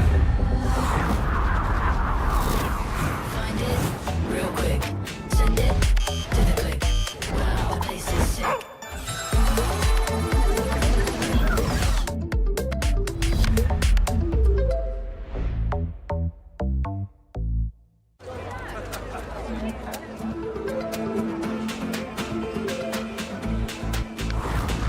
Street lit, stars bright, come lit, just right.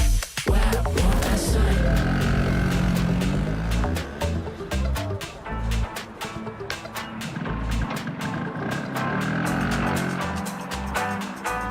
Wow.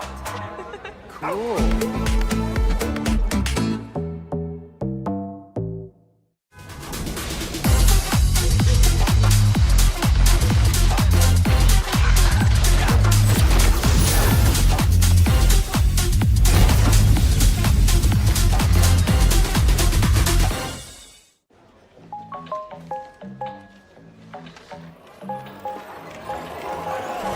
Easy. Find a pet-friendly Italian restaurant with outdoor seating nearby. And text to Toluca. Find it real quick. Send it to the click. Wow, the place is sick.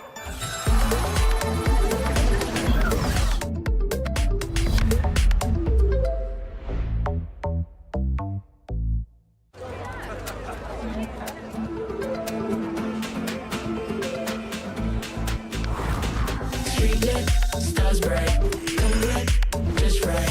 Wow, want that sign.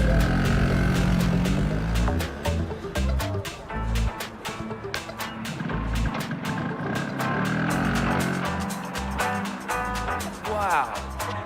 Cool.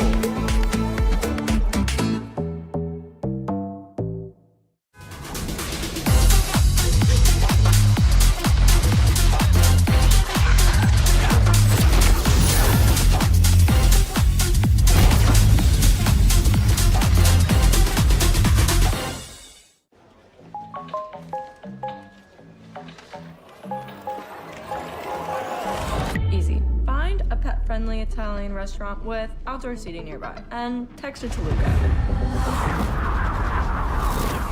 Find it real quick. Send it to the click. Wow, the place is sick.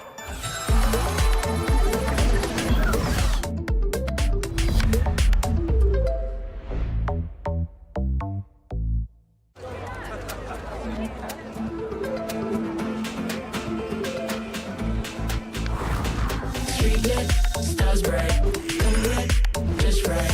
Wow, want that sign.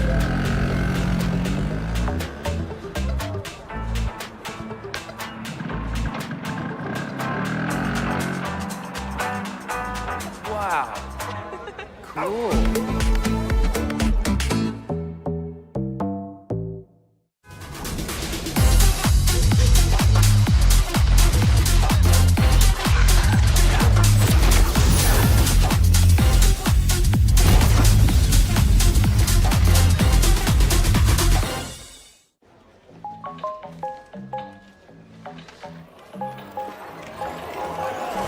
Easy. Find a pet-friendly Italian restaurant with outdoor seating nearby. And text to Toluca. Find it real quick. Send it to the click. Wow, the place is sick.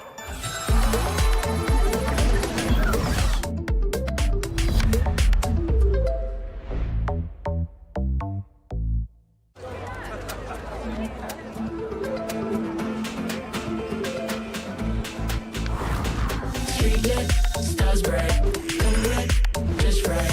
Wow, want that sign.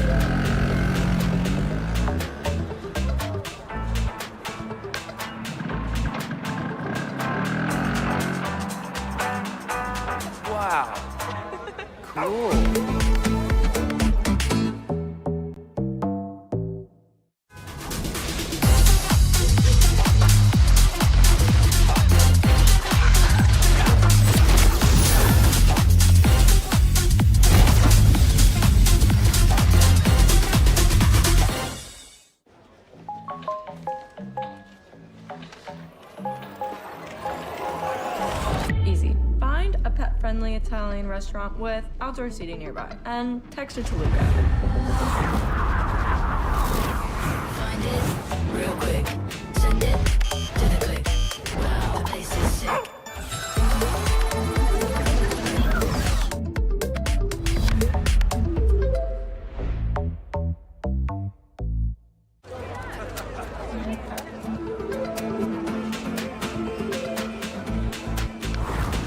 Street lit, stars bright, come red, just right.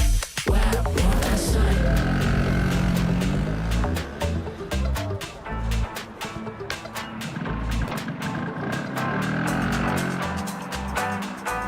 Wow. Cool.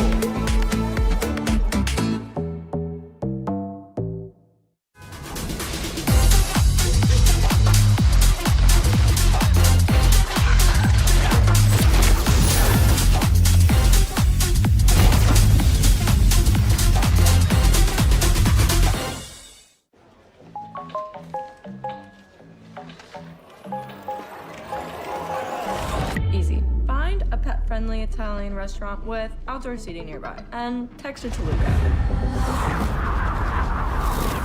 Find it real quick.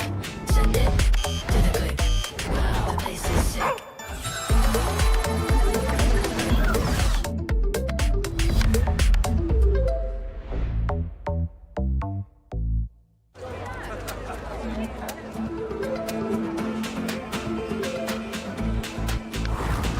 Street lit, stars bright, come red, just right. Wow, want that sight.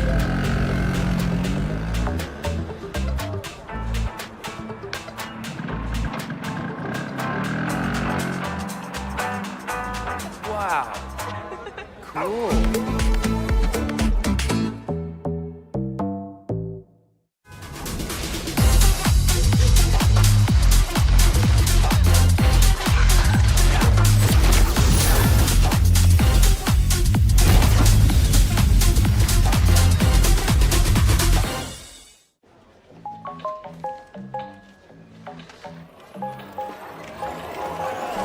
Easy. Find a pet-friendly Italian restaurant with outdoor seating nearby. And text it to Luca.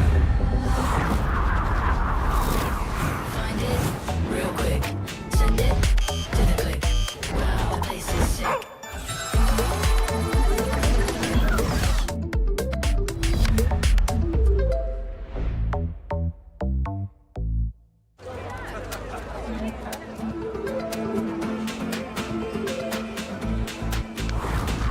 Street lit, stars bright, come red, just right.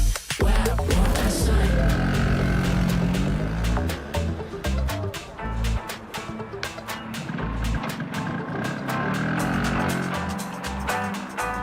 Wow. Cool.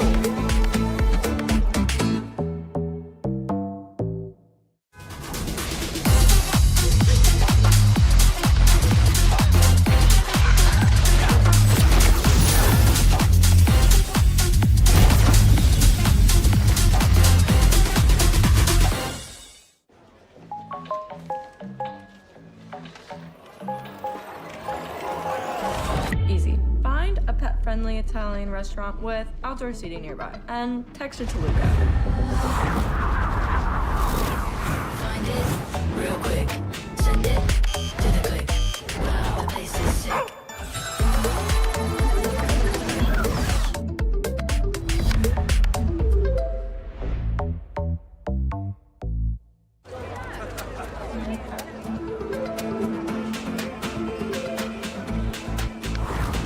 Street lit, stars bright, come red, just right. Wow, want that sight.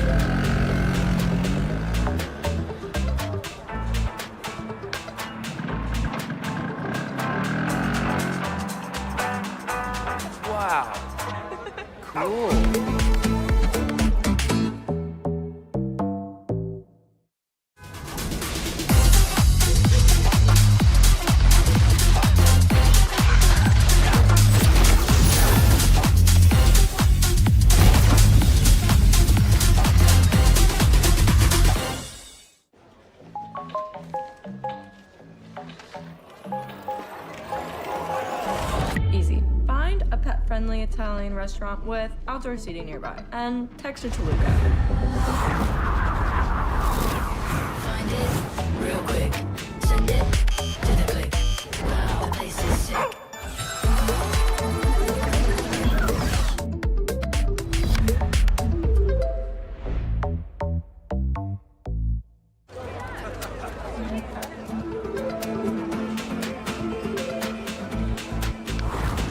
Street lit, stars bright, come red, just right. Wow, want that sight.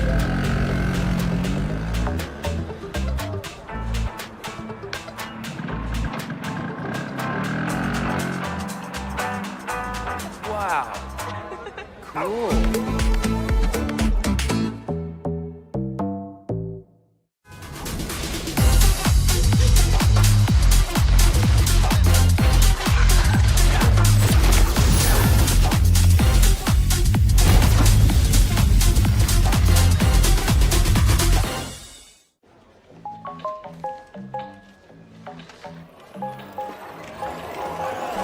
Easy. Find a pet-friendly Italian restaurant with outdoor seating nearby. And text it to Luca. Find it real quick. Send it to the click. Wow, the place is sick.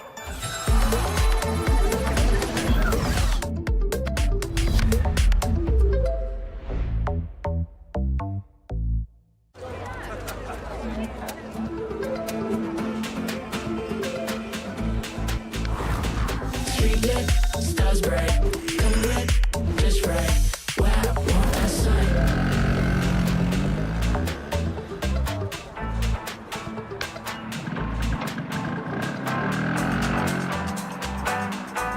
Wow. Cool.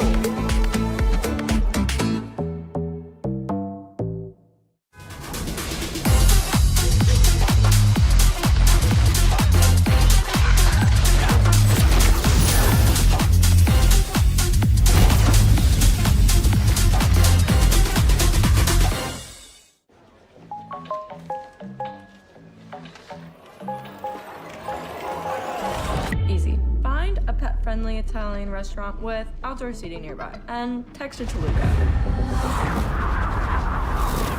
Find it real quick. Send it to the click.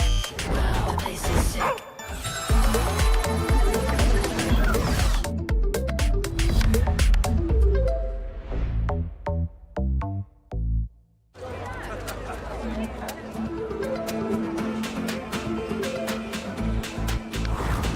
Street lit, stars bright, come red, just right. Wow, want that sight.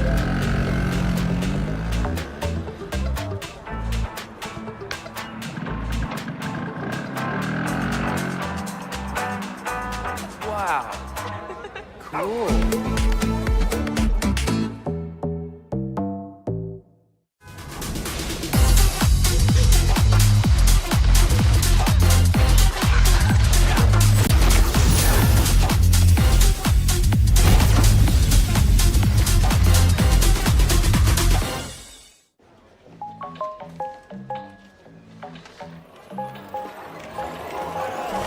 Easy. Find a pet-friendly Italian restaurant with outdoor seating nearby. And text it to Luca.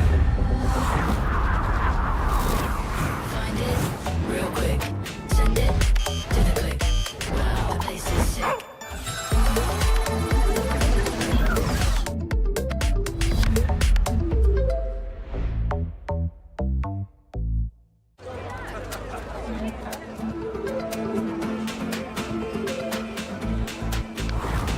Street lit, stars bright, come red, just right. Wow, want that sight.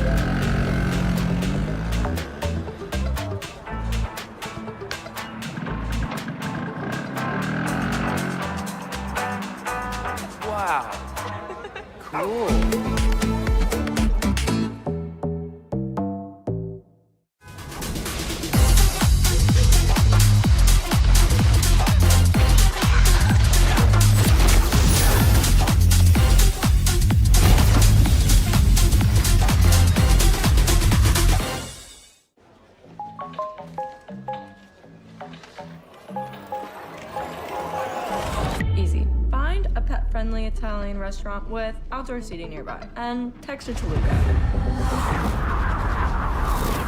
Find it real quick. Send it to the click. Wow, the place is sick.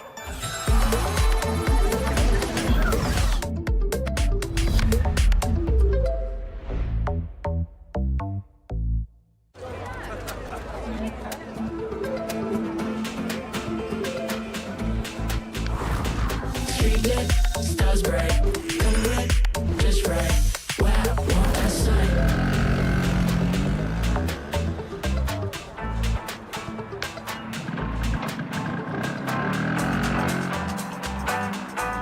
Wow. Cool.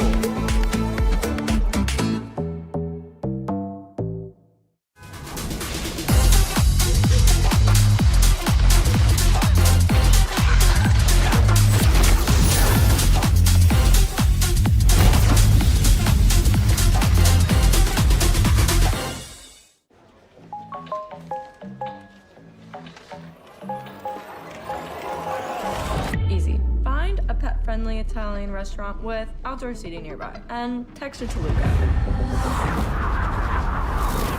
Find it real quick. Send it to the click. Wow, the place is sick.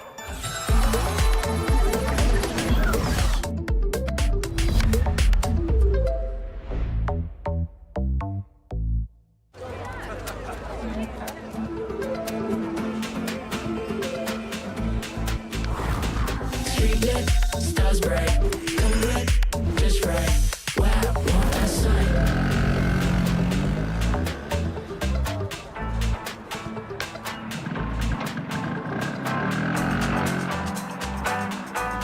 Wow. Cool.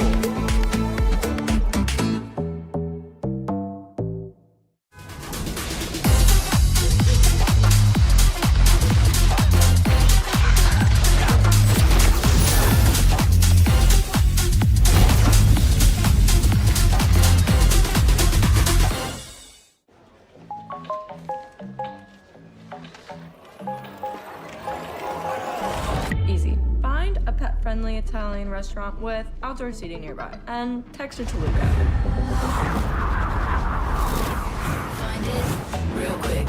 Send it to the click. Wow, the place is sick.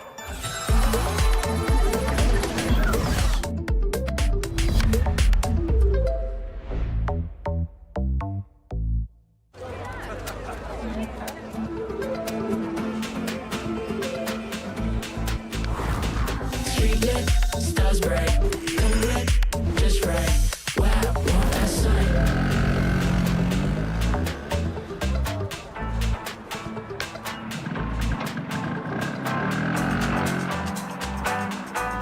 Wow.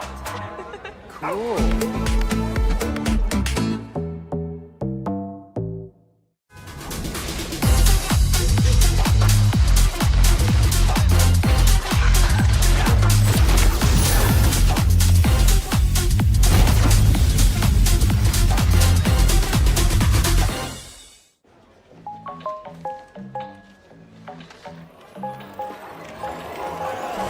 Easy. Find a pet-friendly Italian restaurant with outdoor seating nearby, and text it to Luca.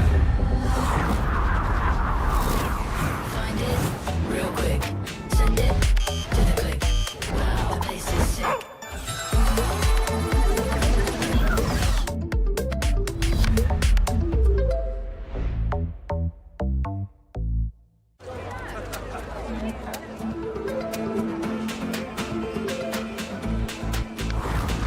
Street lit, stars bright, come lit, just right.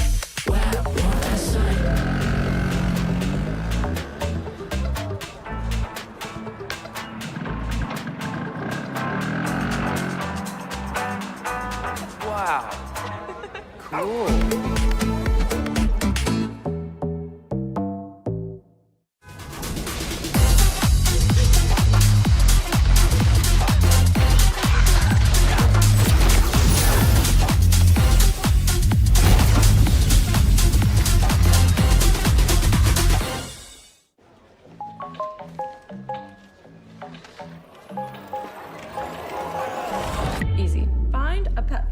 Italian restaurant with outdoor seating nearby. And text it to Luca.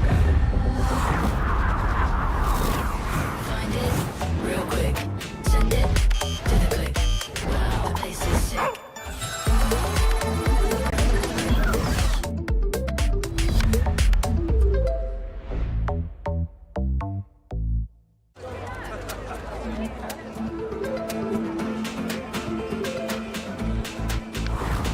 Street lit, stars bright, come lit, just right. Wow, what a sight.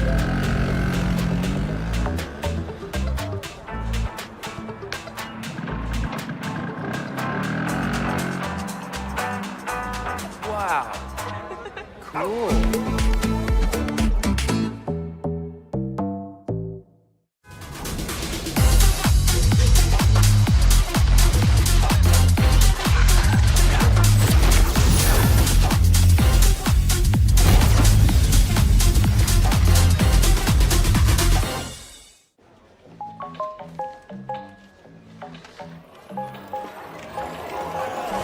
Easy. Find a pet-friendly Italian restaurant with outdoor seating nearby. And text it to Luca. Find it real quick. Send it to the click. Wow, the place is sick.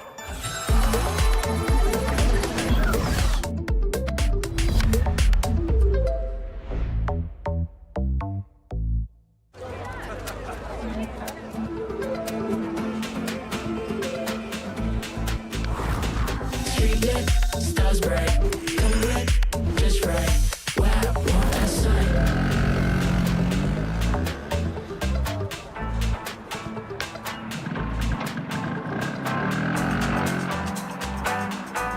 Wow. Cool.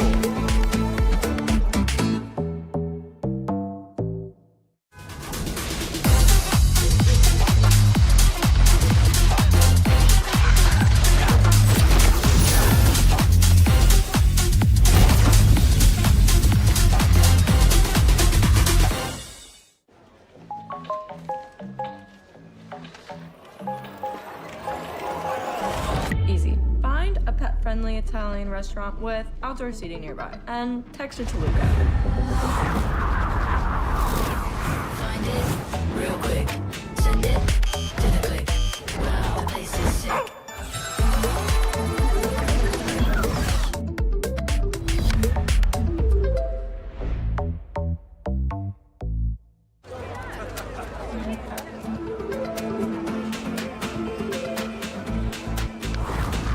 Street lit, stars bright, come lit, just right. Wow, what a sight.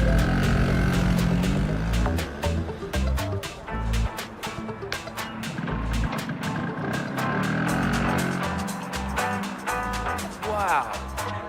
Cool.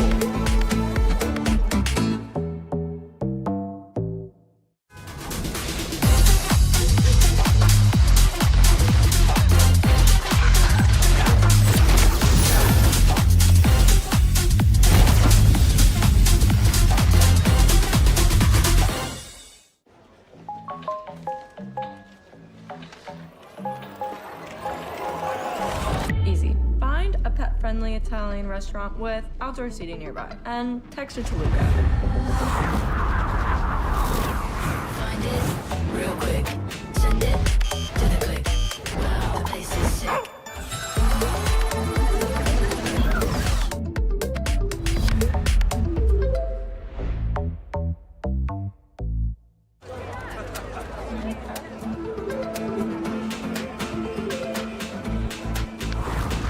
Street lit, stars bright, come lit, just right. Wow, what a sight.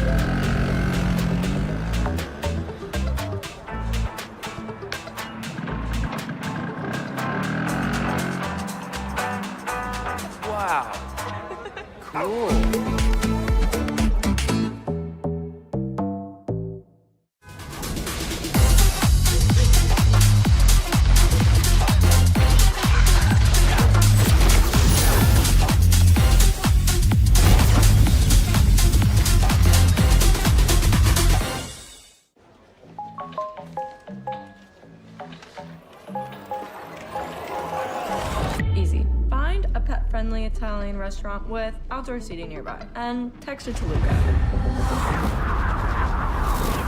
Find it real quick. Send it to the click. Wow, the place is sick.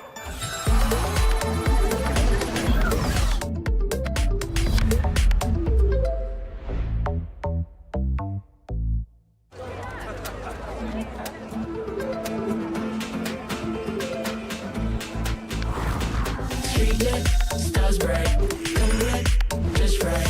Wow, what a sight.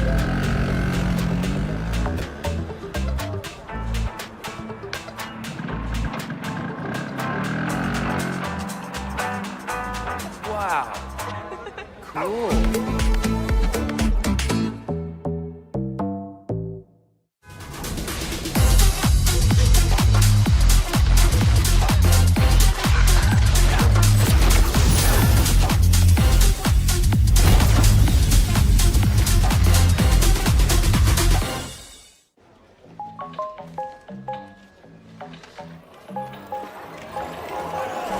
Easy. Find a pet-friendly Italian restaurant with outdoor seating nearby and text to Toluca. Find it real quick. Send it to the click. Wow, the place is sick.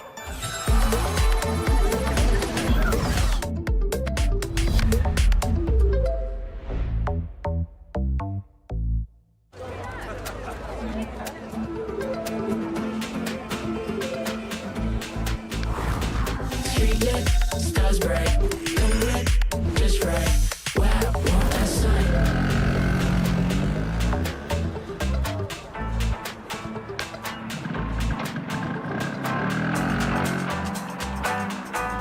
Wow. Cool.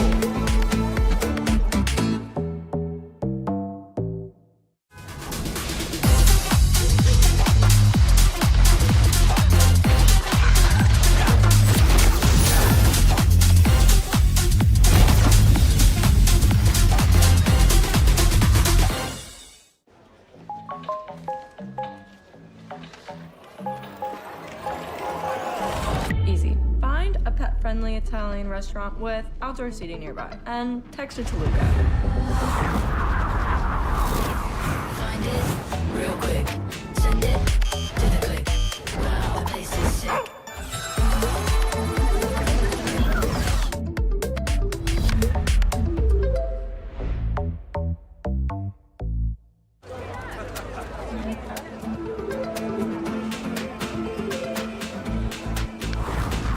Street lit, stars bright, come lit, just right. Wow, what a sight.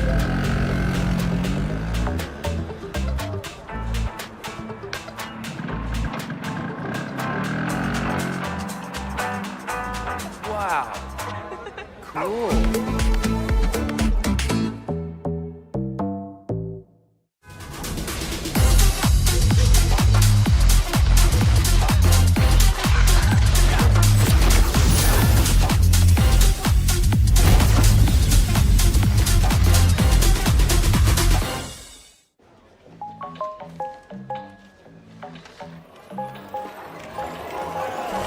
Easy. Find a pet-friendly Italian restaurant with outdoor seating nearby and text to Toluca.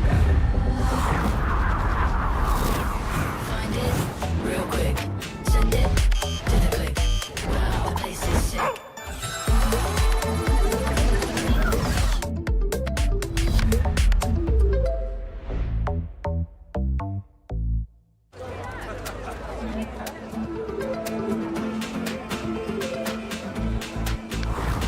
Street lit, stars bright, come lit, just right. Wow, what a sight.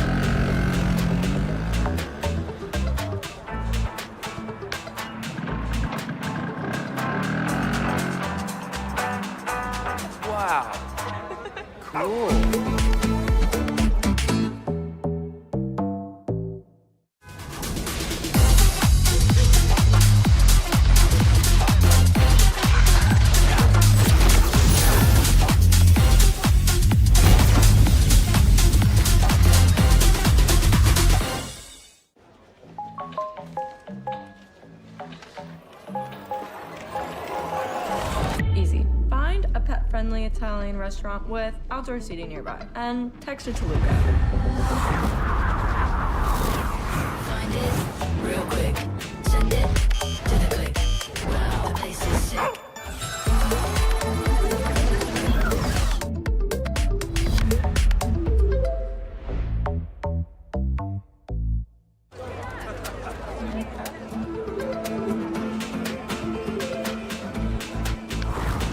Street lit, stars bright, come lit, just right.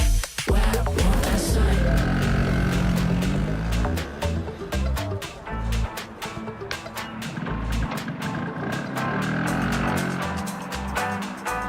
Wow.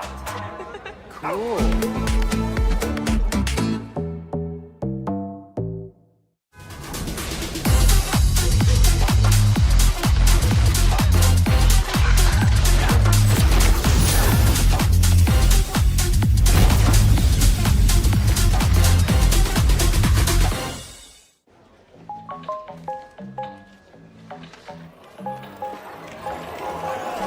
Easy. Find a pet-friendly Italian restaurant with outdoor seating nearby, and text it to Luca. Find it real quick. Send it to the click. Wow, the place is sick.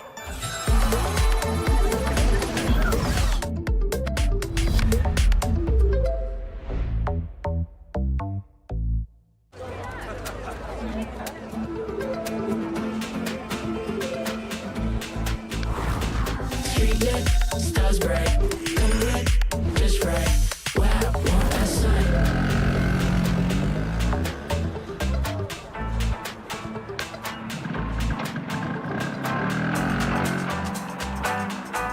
Wow. Cool.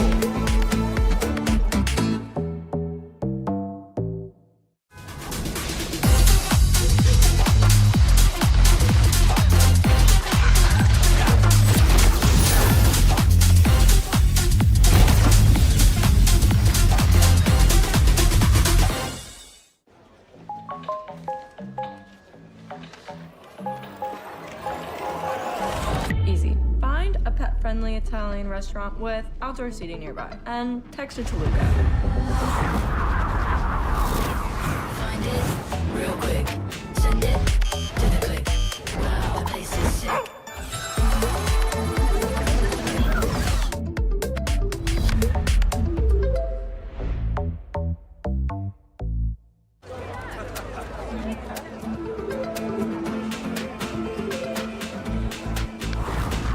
Street lit, stars bright, come lit, just right. Wow, want that sign?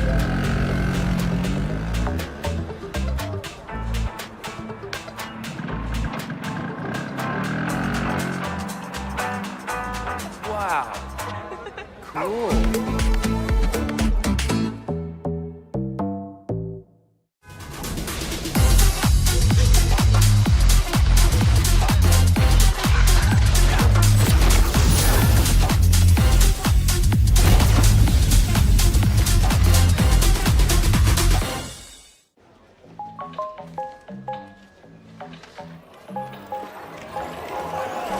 Easy. Find a pet-friendly Italian restaurant with outdoor seating nearby, and text it to Luca. Find it real quick. Send it to the click. Wow, the place is sick.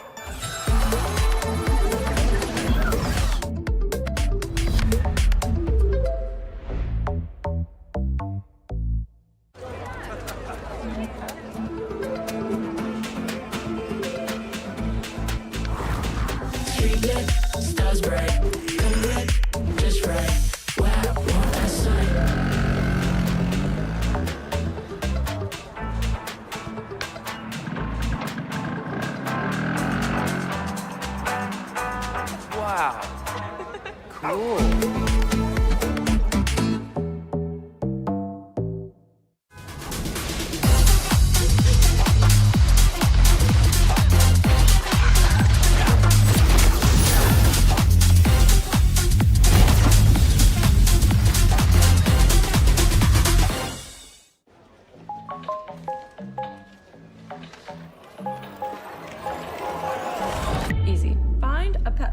Italian restaurant with outdoor seating nearby. And text it to Luca. Find it real quick. Send it to the click. Wow, the place is sick.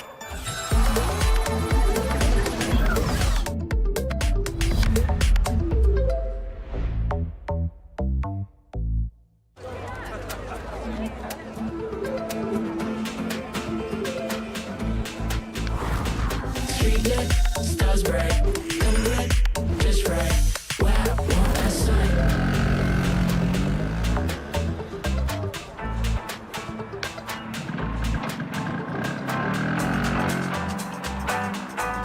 Wow. Cool.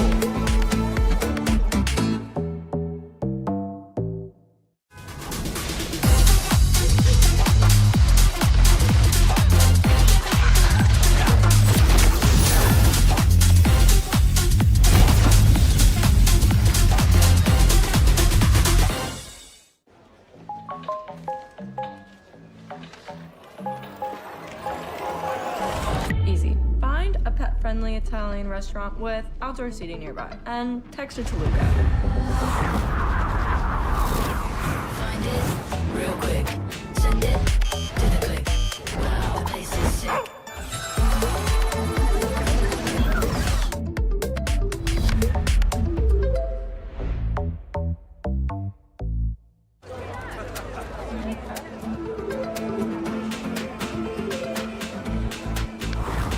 Street lit, stars bright, come red, just right. Wow, what a sight.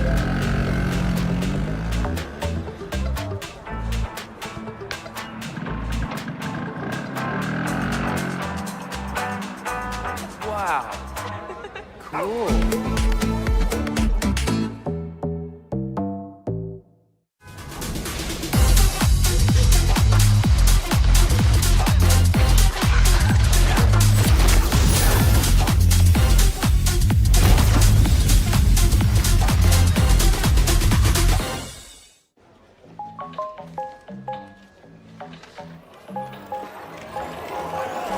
Easy. Find a pet-friendly Italian restaurant with outdoor seating nearby. And text it to Luca.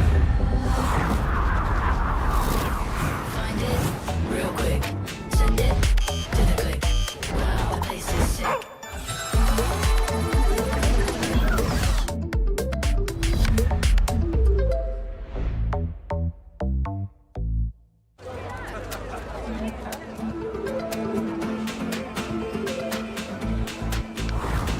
Street lit, stars bright, come red, just right. Wow, what a sight.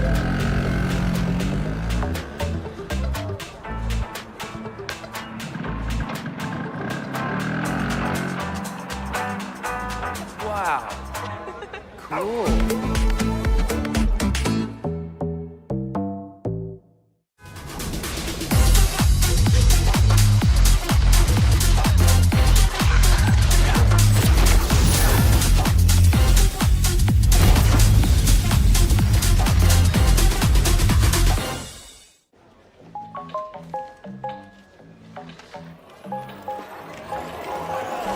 Easy. Find a pet-friendly Italian restaurant with outdoor seating nearby. And text it to Luca. Find it real quick. Send it to the click. Wow, the place is sick.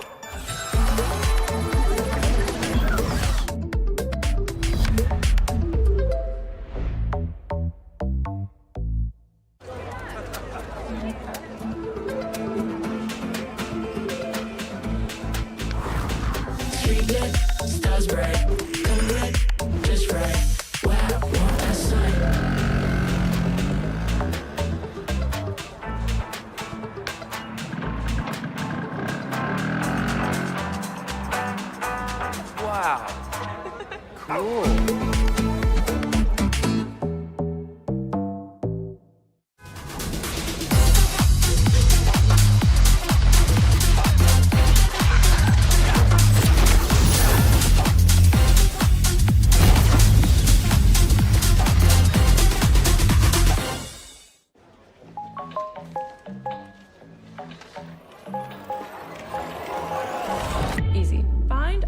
pet-friendly Italian restaurant with outdoor seating nearby. And text it to Luca.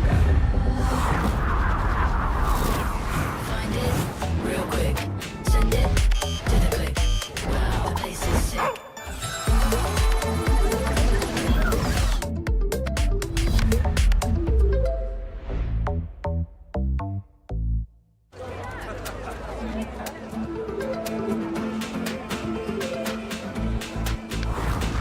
Street lit, stars bright. Come lit, just right. Wow, want that sight.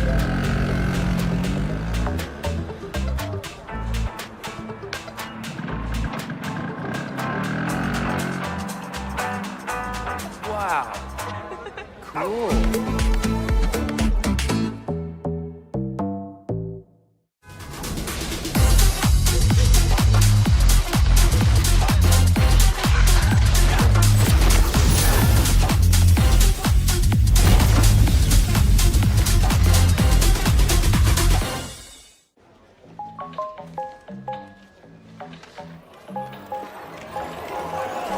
Easy. Find a pet-friendly Italian restaurant with outdoor seating nearby. And text it to Luca. Find it real quick. Send it to the click. Wow, the place is sick.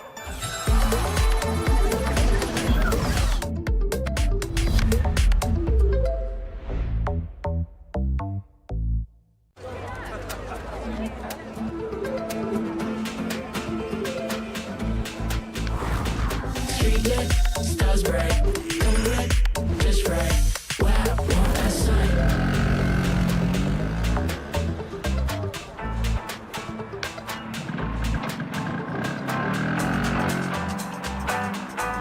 Wow. Cool.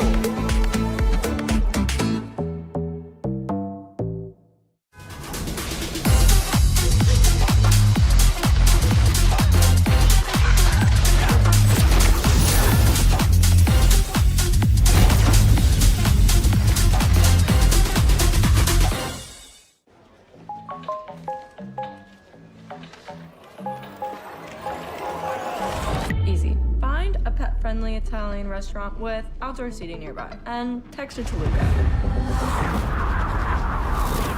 Find it real quick. Send it to the click. Wow, the place is sick.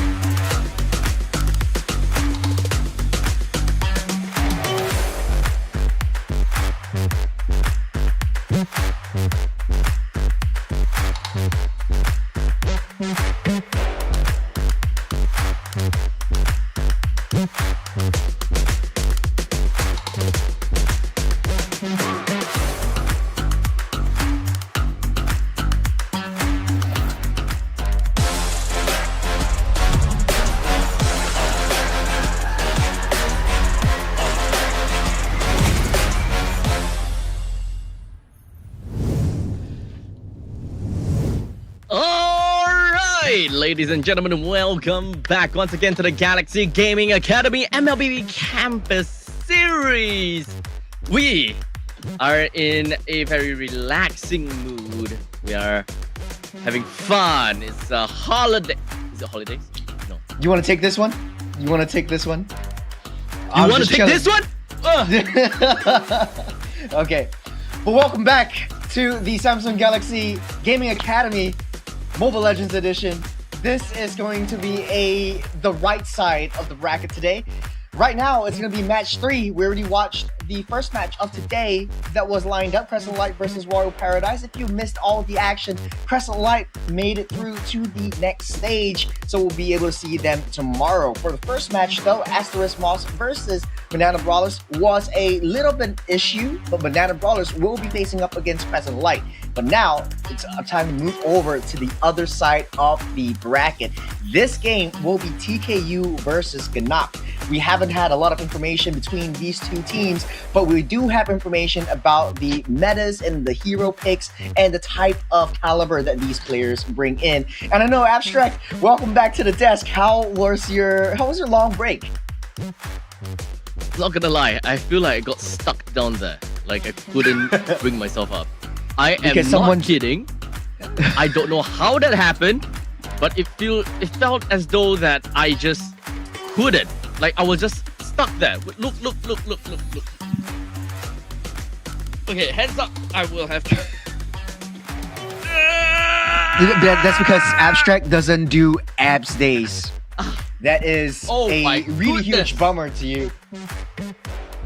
Huge bummer for you. Yeah, you know what? I'm just a little bit too slim, I guess. I don't have any muscle. But you know what else is slim but has muscle? It's a Samsung S25 Ultra! The muscles, I like where you're going with big, powerful, slim as well! Boom! Yep. It's there! Redeem also. Get it! Redeem your voucher right now. Scan that QR code or enter code MLBBX Samsung SG at the Samsung store or shop app and get your special discount now. And speaking of slim, did you know that the Samsung Galaxy S25 is designed to be Galaxy's thinnest S-series device ever? Show them your phone again, Abstract. Whip out the S24 Ultra. That on the side. Okay, imagine that. The S25 is 15% slimmer. 15% slimmer. You'll be able to look like Abstract. Yeah. Just all bones. Just all. It's kind of like a mixture between you and I, huh? It's just the bones and your muscles.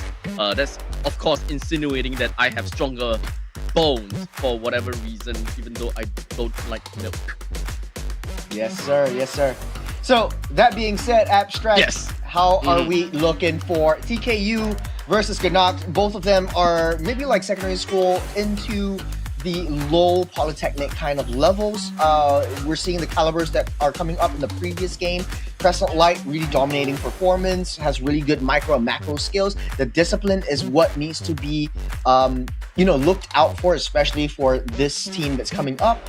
Hopefully we do see meta heroes, and hopefully we get to say Sasuke! Naruto! Yeah. Okay, we don't have to wait any longer. Let's jump into the drafting phase. Yes. Perfect. Good thing. Let's jump in. TKU, left side. Ganacht, right side. Of course, first pick, first ban goes over to TKU with the Kalia. Gonna be the first one to be thrown over to the banning phase. How about Kimberly, Kim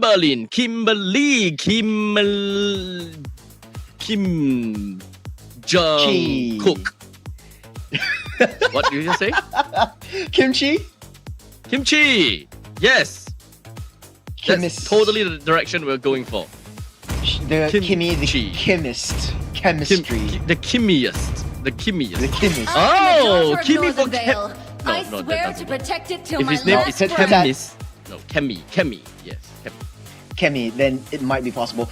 But then again, Ganacht banning out the Freya. We haven't seen this in a while. Freya has been a really hot ban in community tournaments as well as the high mythic ranks, especially in Singapore, where in the higher ranks of 70, 80, even the 100 stars, there are very, very prominent Freya users. If you don't have a CC to bring her down, then you're going to have a lot of problems. And I see a lot of Freya users in Singapore, especially when they start young. That's one of their first heroes they actually ever get into.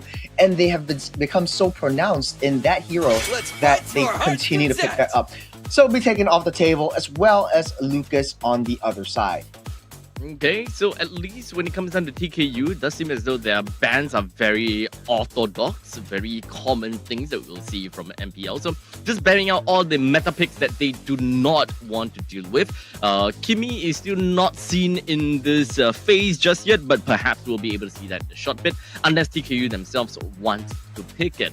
Now, for Ganacht so far, there could be a possibility that they know TKU well enough to know that, hey, they have a very good cheese player. You know, it could be Swiss cheese, mozzarella, cheddar, whatever it is.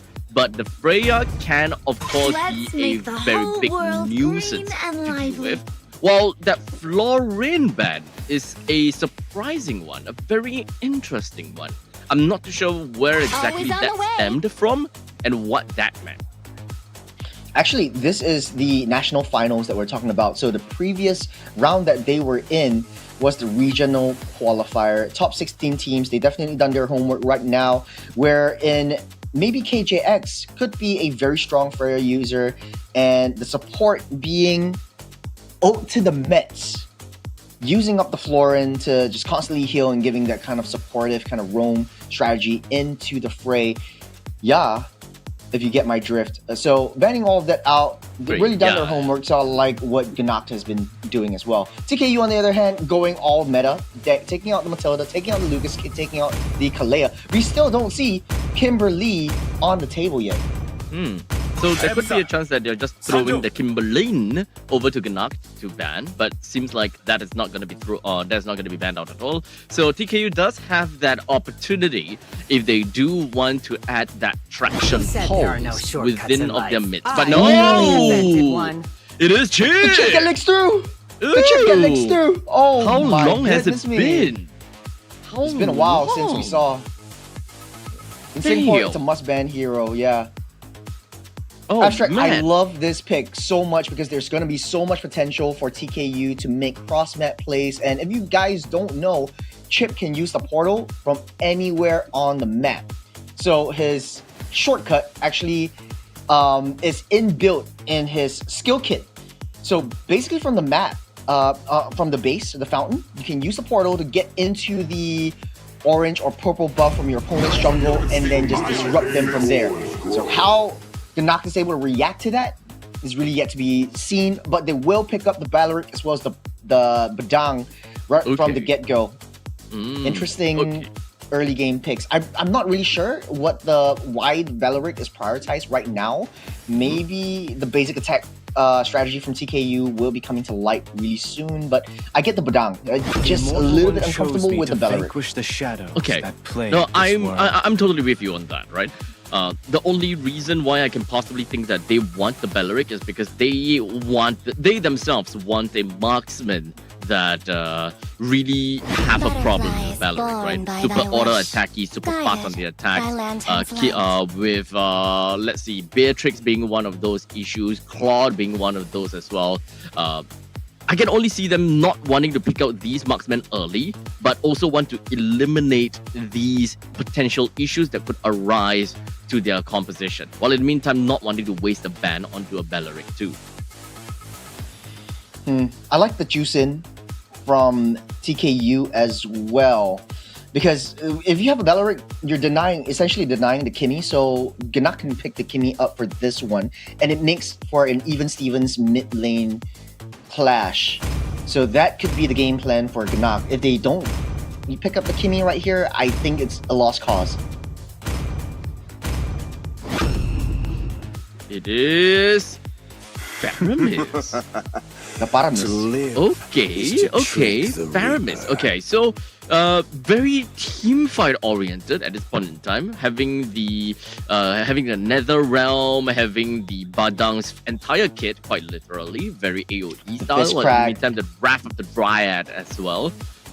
These three gel together not too bad, not gonna lie, but I would like to think that when it comes down to Faramis and the Belleric in the middle lane, I can't help but think that they will definitely have an issue trying to get close to the lanes and trying to clear it out, because the Juicin is just going to completely zone them out with those pepper spray lanterns. Look. Abstract. This is Gnak trying to deny the portals, trying to deny the shortcuts, and in a 5v5 pick-off situation, AoE, crowd control AoE is all you need. So it's a very, very defensive draft coming up from Gnak. But what I am worried about is that TKU can take their stride this time around, ban out all the assassins, leaving Gnak without a side lane pressure or a hero to deal with the side lanes. Take out even the Joy, take out the Lings, and Gnak will be basically forced to a fighter jungler, something like an X-Borg or something like an Alpha. They don't really have a lot of mobility, cross-map plays. Not only that, right? There are a couple of heroes that is always going to be up for contention to go up against the Badang. Two other heroes that I gotta talk about really has to be the Furvius or perhaps even the Glue. These two would be a hot commodity even for TKU themselves, and which one do they want to go for? That is entirely up to them.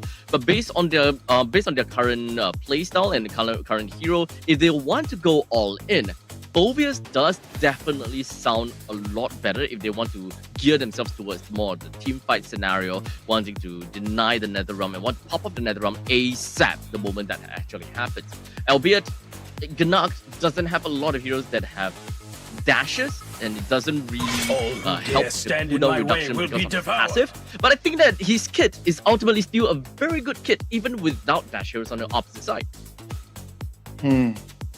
I'm just thinking, Gnak just pick up the Granger or the Joy right now and play a little bit more defensively, unless you want to go straight for an Alpha or an X-Borg that could hold their ground in their own jungle, because you are dealing up against a chip. So it will be interesting to see how the dynamics is, where Ult to the Mets will be very aggressive from the early game on and just denying their jungle. So I think that's why the Belleric and the Faramis was there. Just two of them, easy, fast wave clear, go protect the jungle and start that early game rotation. See value in me? But okay, the pacing is something. You should. Ooh, yeah, this is what I'm talking about. Tanky composition then. Very tanky composition, because you're dealing with the portals. If you're left all alone to your own devices, that's going to be a huge long shot, because then you're sitting down. The only issue is you're very, very slow in terms of farm, very slow in rotation, very slow in jungle clearing speed. But if TKU already picked up the carry, as long as you get that true damage in the late game, it's going to be easy pickings for TKU.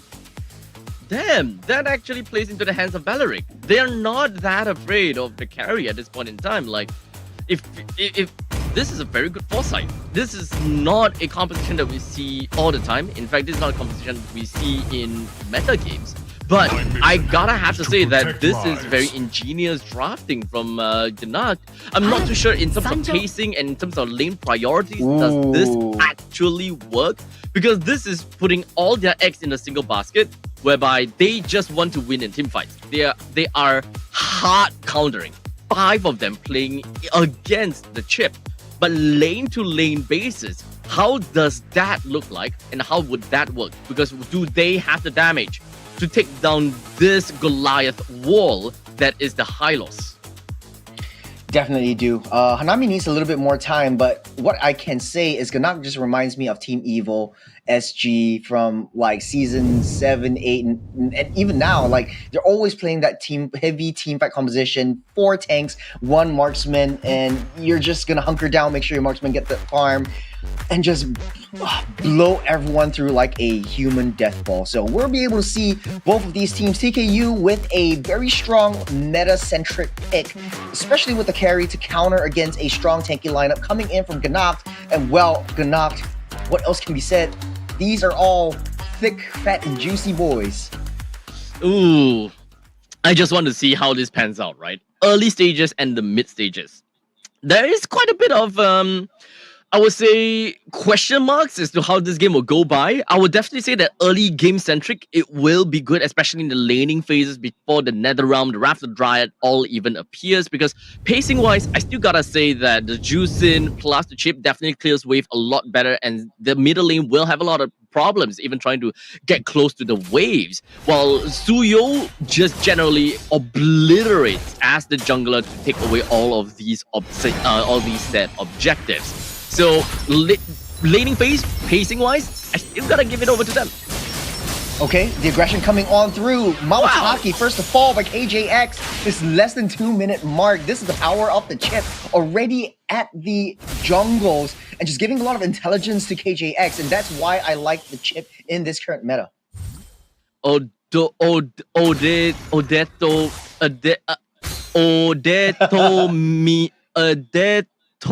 the Mets. Oh to the Mets. We're just calling them over to the Mets. You know the Mets, the baseball team. Oh to the baseball Mets. team. No. Oh well, look out though, look out, back line. Mamataki gets stuck on fist crack, will lock. Zora the Explorer in place. KJX, little bit of snipe, will go a little bit wide and they'll touch and go. But Okay. TKU ramping up the aggression though, Abstract. Yeah, so definitely gonna have to say that their early game definitely looks fine and dandy. They are really just pushing the rest of the members coming from the side like Gnak away, and that lies their weakness. It is difficult for them to even take control of the river lines because they just don't have enough easy to use crowd controls because everything from TKU is just too much. Fist crack to the Suyo. KJX kept alive by the Revitalize as Dora the Explorer doesn't have the ultimate anymore. Wrapping up the aggression onto the back line. Grows back way into the back. His 3-man big locked up, getting pulled back. No game, no life. We'll be able to get away saves, but Mamataki will be running right over the wall. Here comes Kasane. A little bit too late. But TKU took away the turtle, turned that aggression around, and took away their buff. And look at Mamataki, still level 4, with KJX is level 5. The slow clearing speed of Frederick is starting to show. A very aggressive stance coming from TKU, even with that flicker onto Kasane, just hoping that he'll be able to get a kill onto Mamataki. At this point in time, we're already looking at 2 levels gap between the junglers. No game, no life as the Pharamis in the middle lane just hit level 4. And only now we will believe to see that Gnak might be able to get that power spike that we want to see. But in the meantime, that is possibly going to be a Pharamis that will go down, and Mamataki couldn't even do much as he's farming away and being the #1 priority. Good bushwhack from KJX, just waiting in the bush, knowing where their opponents will walk to. That's a danger area right there, as the Pharamis just happily dandy walks over, getting pulled back by the Lantern. But then again, it kind of reminds me of the previous game with Crescent Light as well, because look at where the roams are. Hold on a second. A little bit of a kerfuffle down the mid side, but I don't think it will escalate into a full-on brawl as D6 tries to pull them over. Gnak has a little bit of discipline to get out of the way, but oh, hold on. Portal being thrown out. There's 2 men being stunned up. Here comes KJX taking down Dora the Explorer. Ultimate Man takes out left. No game, no life. Pulls them back underneath the turret. He will go down ahead for another head. His Ultimate still surviving with a pixel and D6. Man, oh man. Using the Revitalize to just heal and sustain everyone back up. Abstract.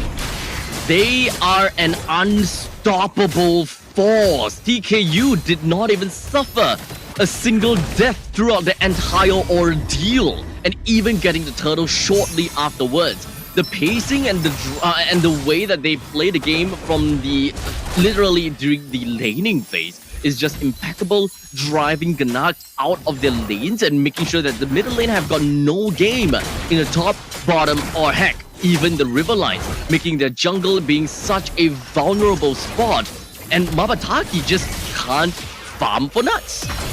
Oh, it got reset though. Here comes the portal yet again. There's a 4-man stun by that chip. Here comes the Goon Squad. Everyone's in, but the Wrath of the Dryad knocks them all in place. Oh! 3! TKU make that 4. Zuko's left all alone to their own devices, but Gnak, they're playing it reactively, and it worked out for them with a counter re-engage underneath their orange buff. They're looking to overturn with the objective for themselves. Oh my goodness! Not only is that fight impeccable, the timing is impeccable too! They managed to get a wipeout, and then the top lane and the middle lane synced out amazingly well together with the timing of the game. 5 minutes in, those energy turrets just went down, allowing Gnak to just take those turrets down. All of the fights that TKU has done all the way through meant nothing. Ultimate will fall by the hands of Dora the Explorer. But this is where we see TKU really break down. They really need to time how they use their portals. You can't do it right in the face of a Belleric, because once that Wrath of Dryad comes out, it's all over for your team. This is rough, right? TKU did well all the way through, but just because of a single team fight, a little bit of overcompensating for themselves, they ran right into the enemy's faces, into the jungles, only to play and dance within of the palms of Gnak's hands. This is, after all, the way that they gotta have the fight, right? Gnak is just so strong in team fights that we technically shouldn't be too surprised that they won that fight, given that TKU literally grouped up for them. No game, no life. We'll start things off, pulling everyone to the center though. Mabataki will take down that turtle. No game, no life for us to fall, but there is the Wrath of Dryad pulling everyone together, getting that vengeance on as well. KJX leading the charge, coming to get down, taking well one after another, and Juni left alive. Hanabi won't be enough. D6 is literally a pixel left on his health bar as TKU secures that turtle for themselves, and a huge massive fight. He is giving their economy lead up 3,000 gold. What a roller coaster ride, right? Top lane, middle lane, and the bottom lane T1 turrets from Gnak is down, but hold on a second, top bottom lane. Oh, KJX won't be able to survive that. A little bit too desperate underneath the turret, not having a little backup before he starts the ball rolling. As TKU needs to play discipline just a little bit. They had the lead, but you have to maintain that lead. Don't go gung-ho. Don't go too crazy with how you want to adjust to the situation. This is now looking at D6 and of course Zuko, as he managed to get himself out of dodge while although the chip opened up the portal. Portal yet again, Kasani's there. Zuko taking no game, no life out of the way. Less a little bit too slow, out of the way of the portal, and that is the way that TKU wants to play. As long as Less is out of the picture, the portals are away. As such, we do have got Gnak that completely lost control of their own jungle. Kasane himself even has his own orange buff. This is not gonna be steering towards a great direction, as we are 8 minutes into the game. That means that about Lord will be popping out in about 20 seconds time. Gnak's jungler could not hold a candle against KJX, being a 2 levels gap, and could even gain even more as time goes by. Now, things are starting to simmer down just a little bit as TKU taking control of the entirety of the jungles. No turrets, only the T2 top left standing on the outer circumference of the base. as Ganacht just patiently waiting for a counter re-engage. No bush is safe, no place in the jungle is safe when you have a chip in question. The CKU will take down the Madara without contest. Yeah, just all the way through and just gonna be biting whatever that they could right off the map, completely suffocating Ganacht from any form of farm. We are currently looking at about 5,000 gold lead. They got 2 of the turtles and of course a single Lord. As they slowly move on from this point of the game, the Lord then marches into the middle lane. There are still holy defenses that is available in the middle lane and the bottom lane though. With this baby Lord, TKU would realistically only want to look out for that top lane T2 turrets for optimal results. But if they're able to even take down a single inhibitor turrets, boy oh boy, that is devastation. Well, this is beautiful. Look at the 3 lanes pushing in. D6 having taken control of the top side as Ganacht coagulating to defend against their T2 as Madara marches down the mid side as well. But look at how all 3 lanes beautifully pushed in together. TKU knows they can't take this fight underneath their base. They'll take what they can. They get the second strong minion wave, enhanced minion wave, and they'll, at the very least, just take out the T2 up top. Slowly but surely, they will be able to get themselves in there. They also have the chip, so let's not forget about the existence of chip, right? Ganacht, they still have a very strong teamfight oriented composition, and looking at the itemizations, or rather looking at their emblems, I would like to believe that Dora the Explorer should have a decent amount of damage in his kit, while unfortunately JNYY are still a little bit too early for him to be able to do any form of realistic damage. The Higambana can only root down the opponents as a pretty good follow-up attack after the Wrath of the Dryad, or maybe in between, because I think the Wrath of the Dryad and Higambana does actually gel together beautifully. Yeah. Very, very synergistic composition. Only if Aless is able to land it on time. He doesn't have the flicker. He uses the Vengeance instead. So soaking up enough damage to dish out the magic damage onto their opponents. So I think game plan now, TKU just waiting for the next Lord. They know that they can't take this fight head on. Yep, as they continue to keep themselves within of the turrets. No aggression seen from inside of TKU. They understand pretty darn well that they are not supposed to go overzealous and just, throw away every form of lead that they may very potentially have. Play around for the Lord, which will eventually appear in 30 seconds. And with a 7,000 gold lead, as well as a EXP lead or level lead of 3 levels between the junglers, this upcoming Lord is more or less set for them, and all the way until, 16-17 minutes. Well, all hope is not lost, though. I have to disagree with you on this one. Ganacht has everything in their 2 kit, even though they're 7k behind. I feel like, oh, hold on a second, a portal up on that top side. Aless trying to find its way into the center. Gets the Dried up into 4. That's the Vengeance as well as the Call Altar being spent on the Netherrealm will keep everyone up alive. But Kasane is still right there, dealing a lot of damage. KJX all alone will not be able to survive this. There's no game alive to take that one out. What a huge, huge blunder play from TKU. I don't know what Ultimate Mets is thinking. Inside the face and in front of the face of Aless. No less. Oh man, I don't understand the need for that fight. They have the EXP advantage. They can just take the Lord and play objectives instead of running right into the face of Ganacht. Because, like you said, this is a composition that will work well for Ganacht in a full-out 5v5 match. So, stars aligned for Ganacht. The fact that TKU literally sent themselves over to Ganacht is quite a miracle for Ganacht's growth from this point onwards. Yeah. Still though, Kasane 7-1 and 6 having a good game so far. As long as Kasane is safe, they might be able to win the team fights. But then again, the chip has to be used to its full potential away from the Beleric. As long as you're keeping everyone away from the Wrath of the Dryad, TKU will win all team fights. Ultimate seeking a little bit of information with D6, trying to pull the Madara away from the turrets. As Ganacht will slowly coagulate down into the base up top side. KJX trying to push that bottom side wave as well to 4v5 on the top side as well, with the portal being spent up. But TKU, they're falling like flies. The damage from JN starting to show. Will burst this through. They'll take down the T3 and the Wrap. They're pushing in. They might be able to end this one unless they can see anything.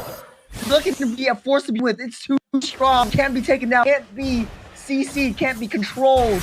As TKU will live to fight another day, but it's not an easy hill to climb anymore. Boy, oh boy, how the turns have tabled. Oh man, 17 is to 12. We're looking at a 2,000 goal lead now. There is such a huge gap that Ganacht managed to catch up on. And with the very fact that the top lane T3 has been taken out from TKU, I think that this is a point in time whereby they are going to be super comfortable. TKU no longer have that advantage of just sitting around waiting for the Lord to appear because they have the level lead. That's not going to be the case anymore. Because Mabataki, in a minute or so, I'm pretty sure that he should be able to keep himself level 14 close to level 15 in order to really challenge for the Lord then. If Mabataki don't get the farm that he needs, then okay, the upcoming Lord can still very potentially go over to the side of KJX. For TKU, not a rainbow bridge for them to cross over right now. Taking a little itemizations, abstract, anything in particular that you want to talk about? I see like Hanabi doesn't build the Rose Gold Meteor anymore because of the shield that it gives is not enough as it was last time. So Hanabi won't be able to just stack that shields up to get that CC immunity. I think it would have been better sell that boots, get a Rose Gold Meteor just to have a little bit more sustain, and Ganacht can definitely win all these team fights. But yeah, anything else you notice? I think that is eventually we'll get to that kind of items, right?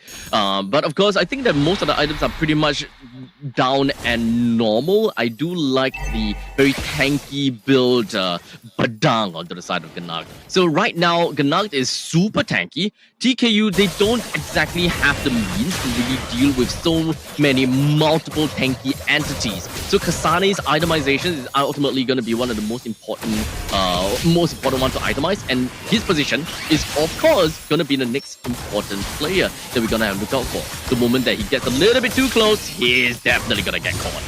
Oh, unless really down low, he gets taken out. Rapid Dryad as a last ditch effort. The Glorious Power will come in. Ultimate was busy up on that bottom side, but right now he's here. He's taking out all four. It's no game, no life. That's all left. They could very well just push in to their own advantage and take the game for themselves. TKU played it patient, played it macro. Ultimate was down on the bottom side trying to push in. And right now, no game, no life against the world. Concealed play already popped up. TKU, they might be able to do it. They're tanking in the turn. The Ferromix is not enough as TKU takes away game number 1. Oh, victory! The light at the end of the tunnel was just so close over to Ganacht. I feel for them. I truly do. That single team fight that they won, that synced up so well to allow them to get such early turrets, that one mistake and the one fight that Ganacht managed to get for themselves because of the opponent's, lack of patience, could have led to that win.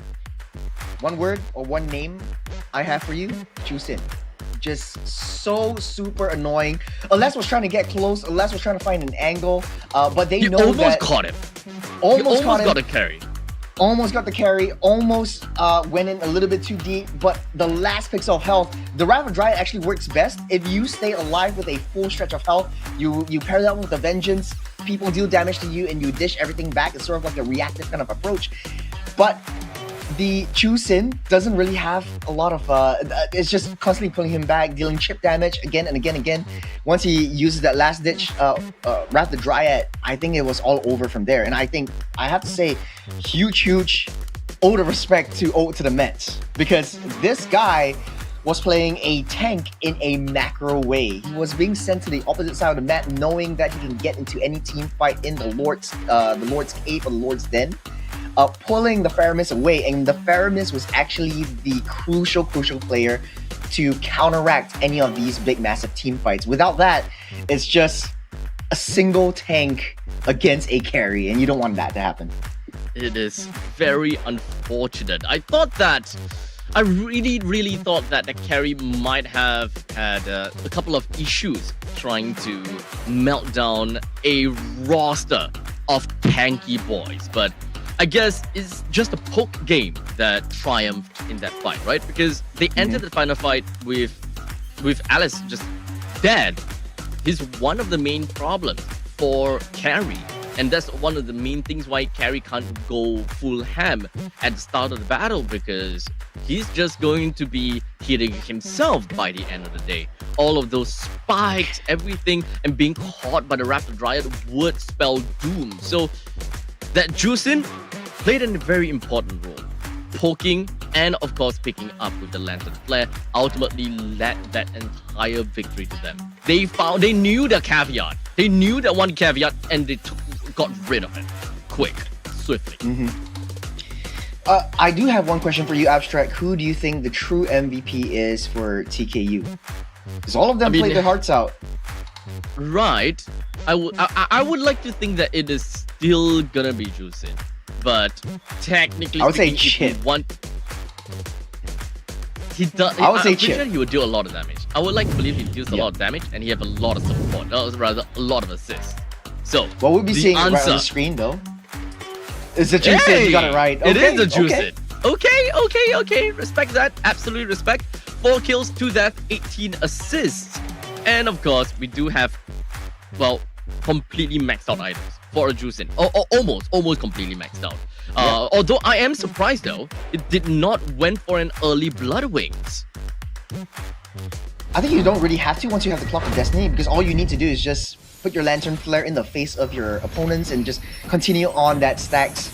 Every time you hit, you get a little bit more physical defense. This first early game was owed to the Mets all the way.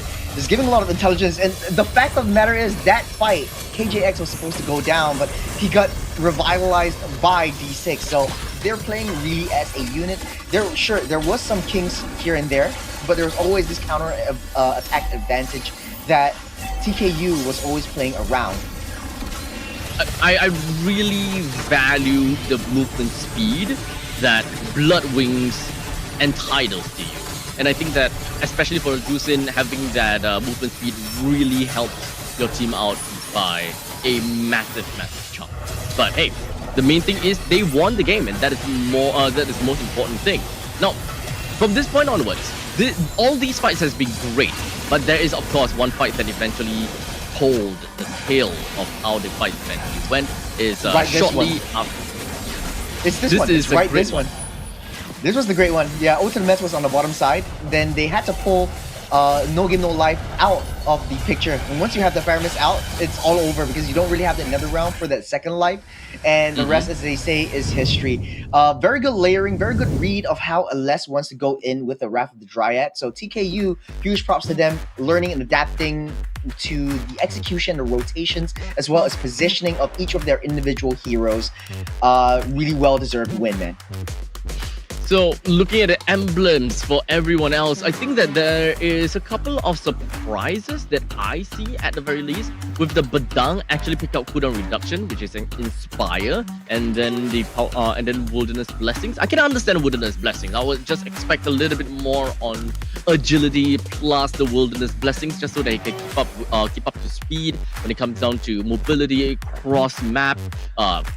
With the main support emblem, I think that is okay. Mostly regenerations that he's trying to look out for. He even built up an Oracle just so that he will be able to get a little bit more of that shields that he eventually get from, or rather HP from the first crack. Life.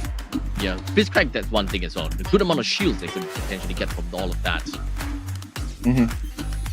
I think the only thing that really, like, I'm not too sure about, like, for the Hanabi build nowadays. People typically build the Rose Gold Meteor for the extra shields and extra initial shields, so you don't have to really rely on your Aegis too much. I think if the boots was sold there and then for a Rose Gold Meteor, or swap over the Sea Halberd for the Blade of Heptases for the Rose Gold Meteor, it might have been a completely different story, as Hanabi would still be in the picture for a lot of these big team fights. A lot of passive crop control, which is one of the primary things that would really work out very well for a Hanabi.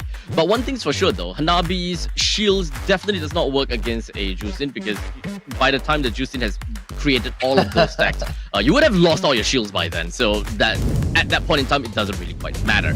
But it would matter if you're going up against heroes such as the Hylos, who rushes to you, very telegraphic. You know the stun is coming, and if you want to use the Aegis, you use the Aegis, but kind of wasteful. Well, in the meantime, if you have the Rose Gold Meteor, you already have a passive shield on you. You don't even have to run away. Just hold your ground. Whack, hit, attack. Don't care. But it's refreshing, Abstract, to see like new heroes being put in place, old ones and some forgotten ones, and it's a very, very close match. I wouldn't say like TKU just dominant yes, they were dominant in the early game, but if they make mistakes, Ganacht would definitely take advantage of that. So that being said, the second game is going to be a huge challenge for both teams, especially since now they know how they like to play into each other's styles and compositions. I don't think we'll be able to see the chip anymore. I don't think we'll be able to see the juice in anymore. I don't think we'll be able to see like cross map plays that easily replicatable by TKU. I have to agree on that. Yeah, I was thinking that the chip made a very big difference to their game plan, and I think that they drafted in that way also because of the chip. They want to win in the team fights. Naturally, when you look at a chip and you drafted a chip, you'll be like, okay, opponent's gonna go all in. They want to jump on each one of us, so why don't we just pull out a couple of stuff out of our bag to deny them? We have the Nether Realm. Everyone is going to stay alive. We have Wrath of the Dryad. It's very telegraphic where everyone will be. Keep them on the ground is a good escape mechanism as well, or engagement tool too. Higambana. One person gets hooked in, anyone else comes in from the portal will get hit by the Higambana too. All of this sounds great theoretically, and only in a teamfight basis. But I think that one thing that did not work out for them is the gradual pacing from laning to early to mid to late. Yeah. Speaking of late and timing, we got the Samsung Galaxy S25 coming right up your way. Did you know that its performance is super fast? It has a huge Vulkan engine optimization and improved ray tracing that allows for more realistic and vivid gaming experience, enhanced by almost 40% compared to your Galaxy S24. That was so yesterday, Abstract. Your Galaxy S24. And right now it's the all-new Galaxy S25. Thanks. Oh, did you see the ads as well? I can't remember because like I was hearing all the You way. have been sitting there for like 90 minutes watching that ad straight. Watching the ad, listening to the ad straight. Yeah. I feel like I can remember everything. So if you want to find something, they have also inbuilt AI that delivers a boost of 40% in NPU, which is neural processing unit, 37% in CPU, and 30% in GPU, fueling the Galaxy S25 series ability to process more AI experiences on device without compromises. So what it means is basically you can just tell them to look for things online, do actionable items like text Abstract that I'm gonna be coming over for his kid's wedding his kid's birthday Kid's next wedding. week. Jeez, am I that old? Well, we will soon see how old you are too. In a couple of years, man, kids grow fast. Man, don't remind me, man. I'm just 30. I just got married. Well, yes. Now you have reviewed both of our ages. But I speaking didn't of say ages, anything about you. You let's ousted take a look. yourself. Let's take a look at over the draft though, so that both of us will save ourselves from this humiliation. It's gonna be Ganacht taking out the Freya and TKU banning out the Kalea. Still, Chip Kimmy is on the tables as well as the Juicin. I think really high prio bans this time around. We'll see what Ganacht wants to ban this time. I think the Harith was also banned out alongside on the way. the Lucas and the Matilda. Gotcha. I think that at this point in time, we are just expecting that Ganacht will ban out all of the Freyas in every single one of their games. I'm not too sure whether it's specifically catered to TKU, but it's a good thing to know. Now, when it comes down to their third ban, I think that Ganacht have got these two bans that is similar in the previous game before, so I think that nothing is too out of the ordinary per se. But I do want to understand that their third ban in the previous game was... Oh wait, sorry. Their second ban was actually the Florin, and the value in third me? ban was the Hayabusa. should. So something changed, for sure. And I actually like that respect ban onto the Fredrin, to be honest. I felt like the Fredrin wasn't too much of a threat because it wasn't supported enough by their own jungles. So they picked up the Valoric as well as the Feramis, which is not really crucial in supporting a very slow jungler like Fredrin. Yes, Fredrin is difficult to deal with in the late game, but there are ways to circumvent that. For Gnak though, I think that could be very well a Florin ban, just because we know how TKU likes to play around this one. But then this leaves Chip open for Gnoc's picking, and it could be a counter pick from the previous game. Okay, Let's fight to our so the final ban for Gnoc's side is going to be a Lucas. Unfortunately. Oh wait, They're smiling, they're game. happy. no, previous game we didn't even see a Lucas ban, right? There was the Lucas ban, yeah. There was a Lucas ban? Okay. There was a Lucas ban. So there was a Lucas ban. There was also a Florin ban. But I think the Lucas was banned by the side of TKU. So now TKU has a lot of things to think about. There's 3 really strong priority picks that they could throw over to the hands of Gnak. There's going to be the Chip. There's going to be the Chusin. There's going to be the Kimberly. So I'm pretty sure that they want to try to roll the dice on Chip again because they had a lot of massive success on that one. So they're opening up all 3, banning out the Hayabusa instead. Very, very smart move by TKU. Let the eternal melody Is it gonna be a role soothe your reversal? soul. Oh, first pick Florin? Okay, let's What do is some like this? hypothesis testing. Abstract. So Florin Ling, Florin Alpha, Florin Isun Shin.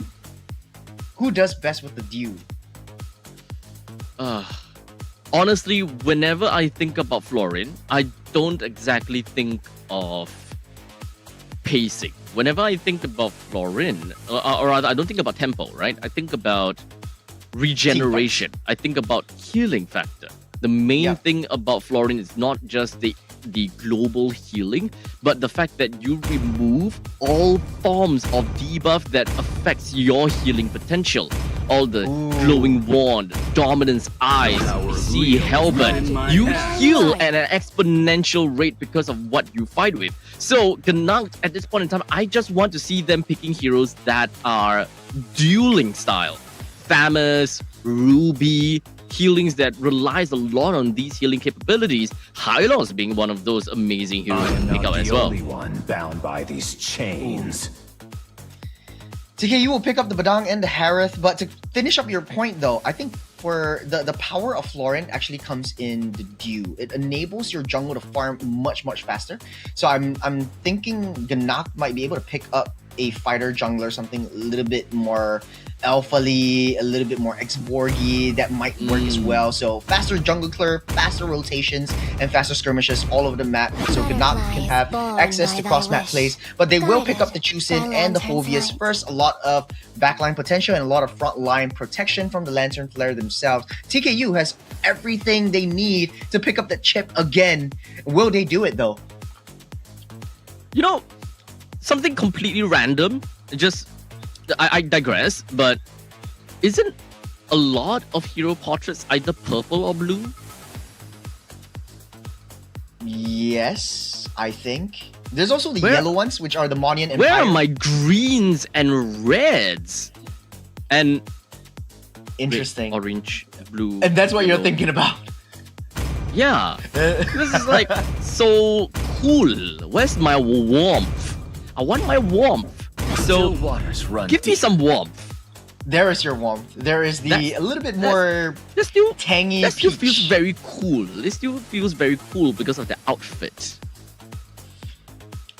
Interesting. So Ling getting picked up, so that means TKU wants to play cross mat plays and prio lane pressure. Especially in late game, they won't have a lot of fighting pressure in the early game as well. But the longer the game goes, Florin is going to pop off hard, and it's going to be difficult to deal with Gnak as a 5-man play. So I mean, at least the basics are there. TKU understands that Gnak is going to be playing a team fight composition. Let's just play split push, and so we'll just push the lanes to win the game. Fair enough. Fair enough.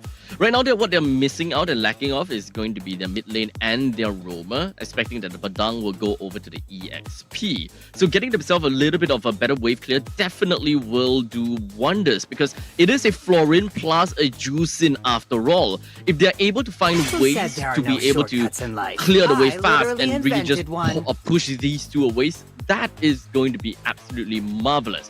If we want cross-map plays and we want some fast pacing, Cho can definitely be one of the answers for the side of TKU. But that means that we also need to find ways to ensure that Cho is going to be safe. What is going to be the mage that we should be looking out for? Is it something like a Yeve or a Fasa, so that they will be able to play into the team fight oriented style better? Because they have the Harem. Keeping people within of the Zaman Force with the RWM sounds great in my opinion. Yep, I have to agree with you. I think that could be the Eve and high loss combo that TKU wants to pick up. Stand in my Yeah, way. Eve and high loss for TKU, and everything is just zonal control. Zaman Force into the Glorious Pathway, into the RWM, into the Fist Crack, and then you just let Ling do his thing. It's enough damage, enough crowd control abilities for TKU themselves. So we'll see what they actually want to pick up. Loyi isn't a bad choice either, because if you want to still play a Walmart version of a cross-map all over the place play, then the Loyi would work. Ganacht, on the other hand, I'm pretty sure they're looking for either a Clint or a Beatrix, because it works so well with assassin flying type heroes. So the last phase of the pickings is going to be the last phase of the pickings. TKU wants their mage or their roam. I would want to focus on... Okay, probably not go for the Yi first, because currently Gato Kacha is still available to be picked.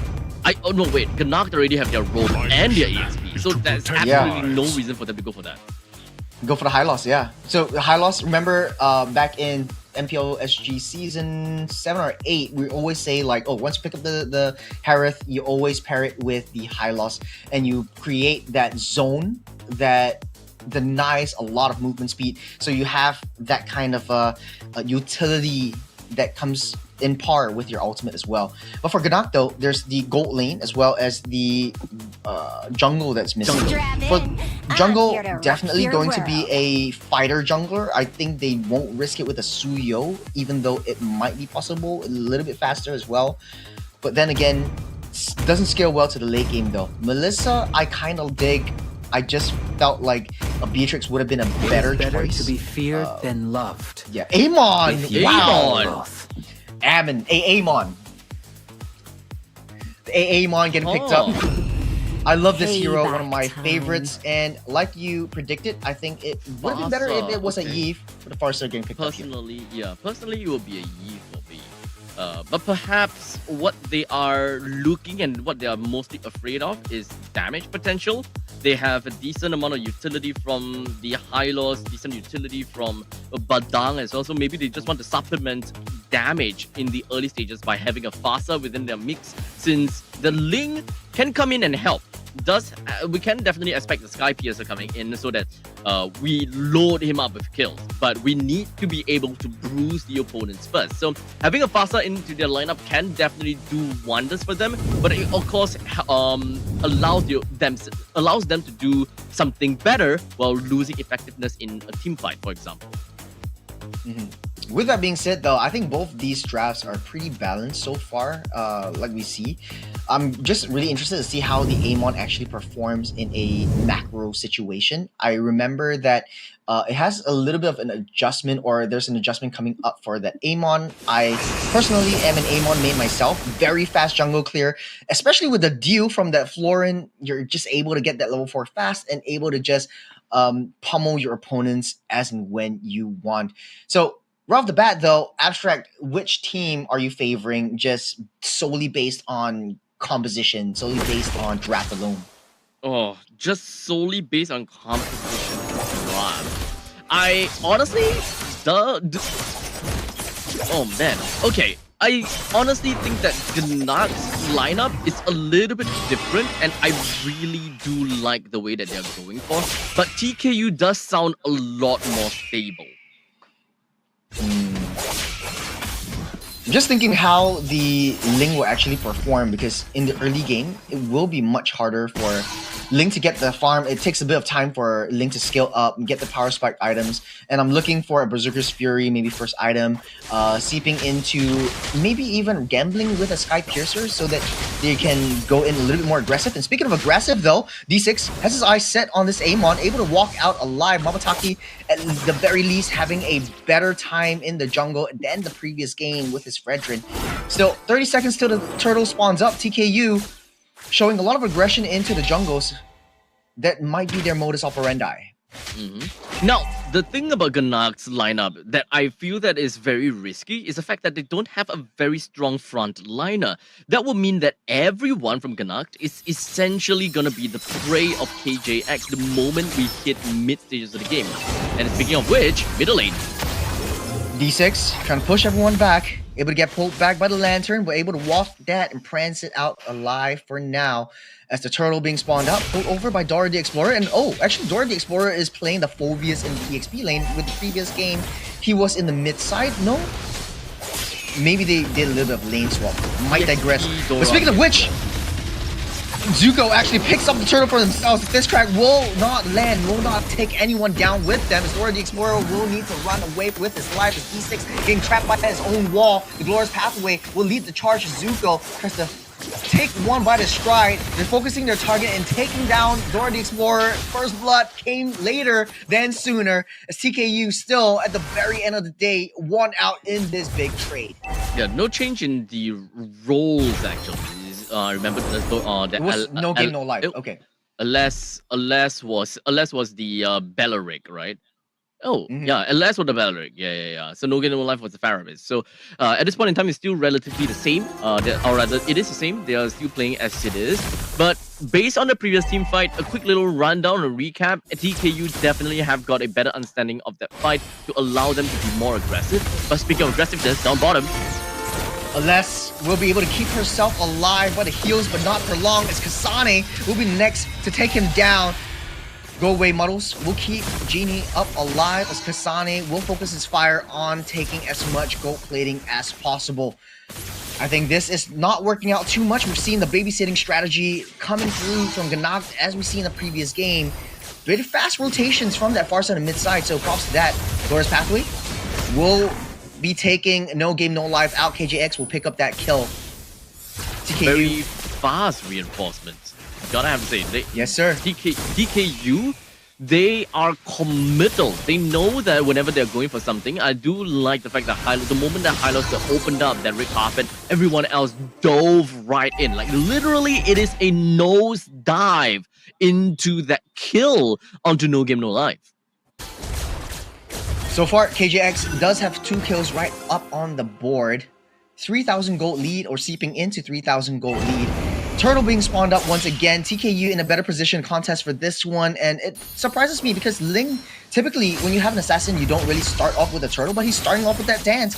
Models will be thrown out. Turtle already a third of its health. KJX patiently waiting. Dora the Explorer will steal the turtle up. Its Glorious Pathway will lead the charge. They're focusing fire on Mamataki, taking down the Amon in the process. Dora the Explorer left to its own devices, jumping up and down on the trampoline. It's a 5v1. He will not survive that hit as TKU again on top, losing out the turtle, but they got 2 kills for themselves.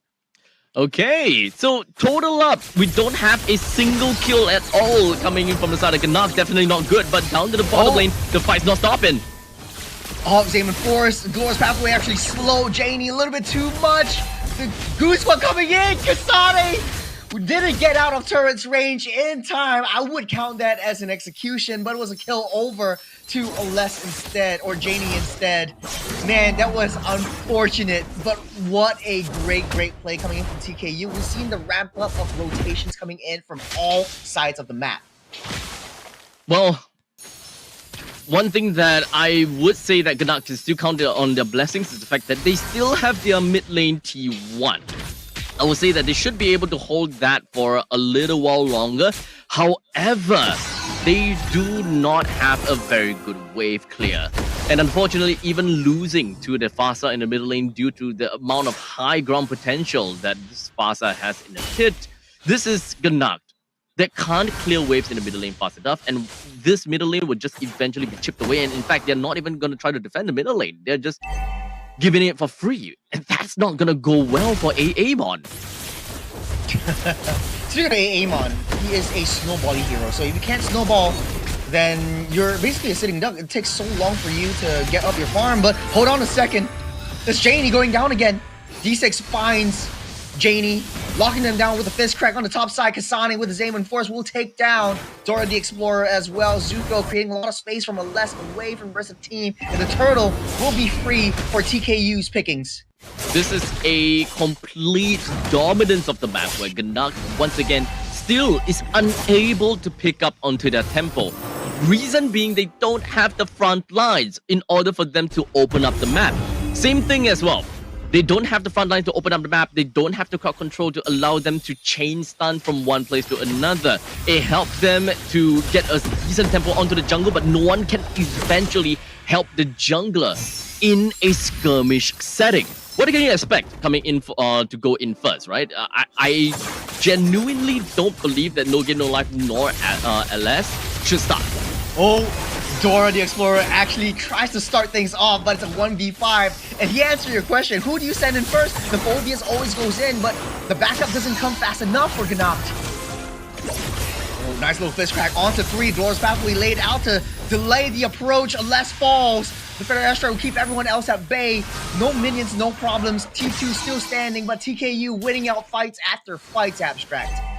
It's just they are just generally unable to do anything at this point in time. D6 actually put up a pretty good fist crack, but they're just there to go for zonal advantage.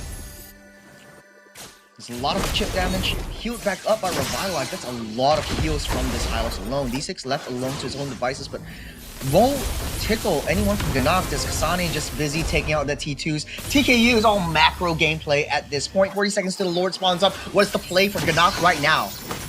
Just going to be continuing on Ganacht. They're just hoping that they will be able to defend and, of course, keep their holy defense alive and kicking. It is definitely going to be their second line of defense right after losing the T2s. There is still a T2 in the middle lane though, so that is definitely one of the other important things. But the upcoming Lord will decide their fate. And back to looking at the junglers. Mabataki level 10, while in the meantime, we do have KJX at level 12. The good thing about an Amon is that you can always be the one that starts up a fight and stack up on those shots. And whoever comes close, burst them down. That is the great part about Amon. However, going up against a Ling, you can always expect those shots coming in. And whenever you see the shot that's going to touch you, you can just soar up into the air with Tempest of Blades. And that is one entire ultimate, and the only reason why Amon is good in jungle has been taken out. Yeah. If you can't get any kills in early game, it's going to be very tough for you to pick that game back up.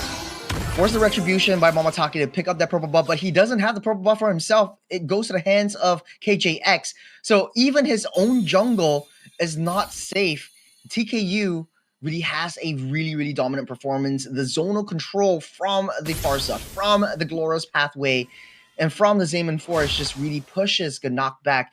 And look at their discipline, not touching the creeps one bit, waiting for them to slow push in, waiting for the minions to come out so that they have all 3 lanes synchronized in to their base and charged in. So if the Lord is marching up top, they need to try to get the lanes and the creeps to march a little bit faster so that the Lord is not going to be affected and attacked by the holy defense. Middle lane though, I think that they're going to be A-okay for now. Most of them has already put up a strong garrison and a rally down the middle. Ooh, better airstrike. That's a lot of damage from that Farsa alone. Kasane's there. Zaman Force dancing around. It takes down 2. Zuko trying to block all access from that backline. Mabataki will fall to the hands of Kasane. That's a triple for this Harith. And Zuko getting pushed back, but 5 members still stands from the side of TKU. Madara still alive. They might need to push this T3 down on the mid side. Kasane's damage too much to handle around the Zaman Force. That's a monster kill for that Harith alone. It's Janie against the world. It's looking over. The fist crack hits her down. Unstoppable for Zuko. The throne will be the next target as Kasane will focus his fire, and TKU are going in to the next stage.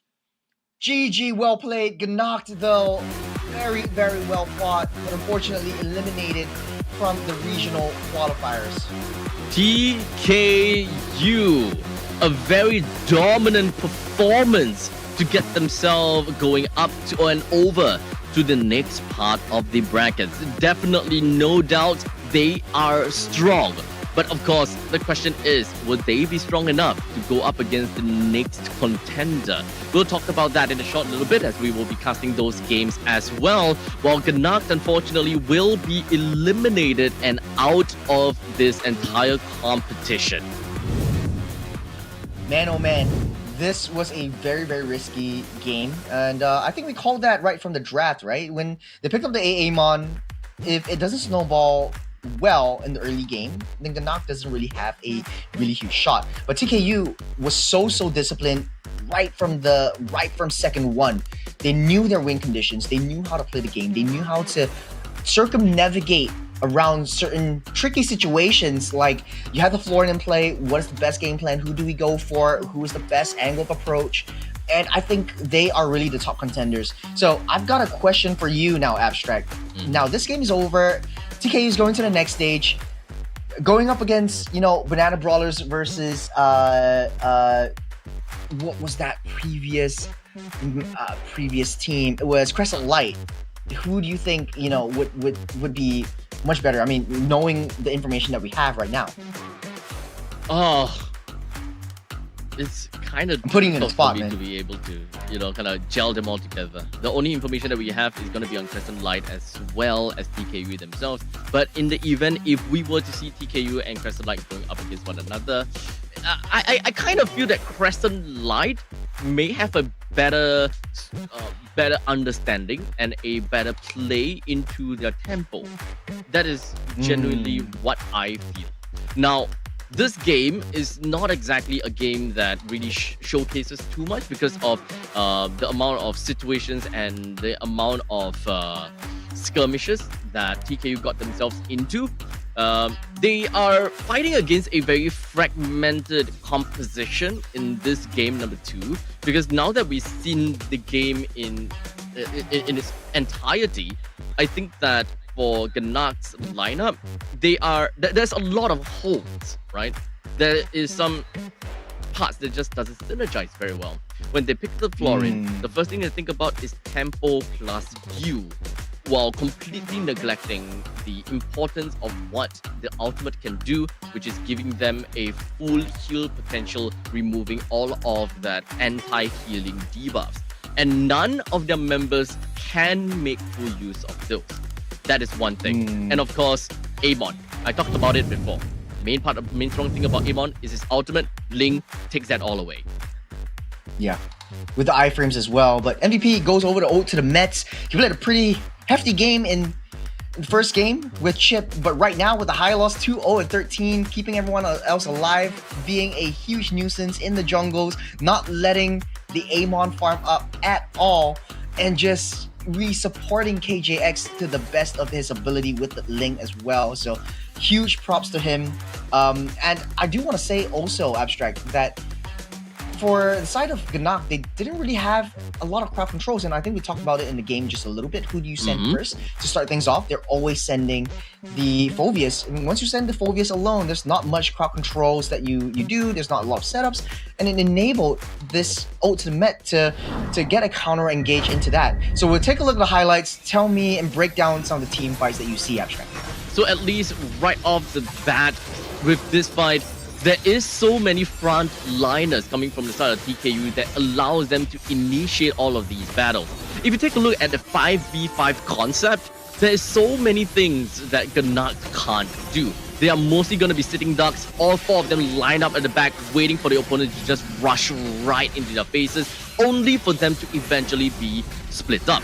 So you can see that Dora the Explorer is just all alone 1v4, and the rest is just behind. So this is a very good example whereby they don't have the front lines to cement themselves in one spot and fight things out. It's a good thing to a certain extent because they run away from the Zaman Force, they run away from the Feathered Airstrike. These mobility factors are super important. However, if all you're doing is running and at no point you are fighting back, then you're not creating space for yourself to fight back, You're just creating space because you need to breathe, and it's completely different things. Yeah. Adding on to that, I do want to give some props to D6. Really, the unspoken child. The Badang was everywhere on the map, using the fist crack to block all of them in place. And when you see a Badang charging at you and punching you, and you have that wall, you sort of like get that panic that you do. So I think that creates a lot of pressure as well. The score line 1-17 in favor of TKU. There was just nothing that Gnak could do to secure more than a kill. And even that one kill was Kasani dying by himself underneath the turret, if you remember. Oh man, completely no. But that is that one kill that they Yes, sir. have more or less gotten for themselves, right? Now, the Ling that that TKU have gotten for themselves, I gotta have to say that he didn't exactly have a lot of that opportunity and doesn't really quite have that that spotlight shown on him, and he couldn't really show what he could do because this game is very apparent right from the early to the mid stages of the game, where the Badang and the Hylos created as a very strong bastion, allowing the Fasa as well as the Harif to go online a lot quicker. Do note that when it comes down to gold priority, Ling is outright the most one of the most greedy heroes that really require a lot more items. In fact, whatever items that Ling has right now, these 3 items is not comparable to what Kasane that's playing as a Harif could potentially do. In fact, a Harif, even with the Feather of Heaven as well as the Scythe, is more than enough for him to deal enough damage. Doesn't even need the Holy Crystal. But of course, building up, getting a Holy Crystal, all of that fine and dandy. But this is what I mean by the power spike. The Ling requires so much more. I do have to also add that the Amon actually went for Sky Piercer first. I would have thought in the end of the day, if you're losing and you're far behind, sell the Sky Piercer, get something a little bit more reliable, like build up a Feather of Heaven faster, or get even the Starlim side for yourself so you can deal at least some considerable amount of damage and not rely on your ultimate too much, because TKU is healing everything back up. There's nothing, not a lot of chip damage from Juicin, not a lot of damage at all from the Florin. Melissa takes a little bit of time to deal damage to the rest of the enemy team. As long as they get out of the model's AoE, they are safe and dandy. So it's so difficult for Gnak to even get a pinch on to any members of TKU. I do have to have honorable mentions for Rich Guys. For TKU, 854, I think it could have been the Ling that is the Rich Guy, and then the carry, definitely I would have said the Harith or even the Farsa for the carry. Oh, okay. So looking at the team participation and all that jazz, right? I think that this gives us a clue that Gnak's lineup has got no win condition, right? If we want to talk about catch or burst someone down, you have the A-bot, but you don't have the catch. If you want to play team fight, you have the AoE being the Phobius, but you don't have the reason to root them in. You don't have crowd control, or you don't have damage. It's an either-or situation. If they're trying to bring the Juicin into the mix and be that crowd control during the team fight scenario, then you need someone in the front lines in order to supplement this Juicin.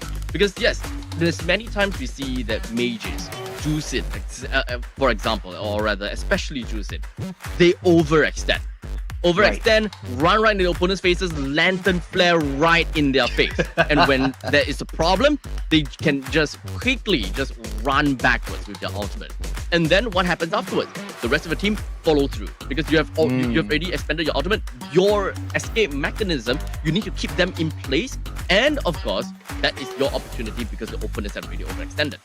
But the moment that the Juicin goes backwards with her ultimate, what happens next? Nothing, because no one can lock that person down. So there is no win condition coming in from Gnak's lineup. The more that we see, the more that we know. To be honest though, if there's something that I can sum up with all of this, is that catch is very important. capture is very important. That's why Samsung added a new 50MP ultra-wide camera sensor, improved from the 12 megapixel, so now you can capture greater detail when taking in the whole scene in tighter spaces. The jump from 12 megapixels to 50 megapixels mean a huge increase not only in resolution but also in brightness range. You also get better results in more situations and variable lighting conditions. So if you want to win games, you really need catch. If you want to take the best photos, go to Samsung Galaxy S25. We have the next match coming right up, Team Secret versus Sleep, which is very apt because our game is going to be starting after a pretty long break. So we can just sit back, relax, chill out in the nice little scenery that we have and go to sleep really soon. So we'll see you in break after this.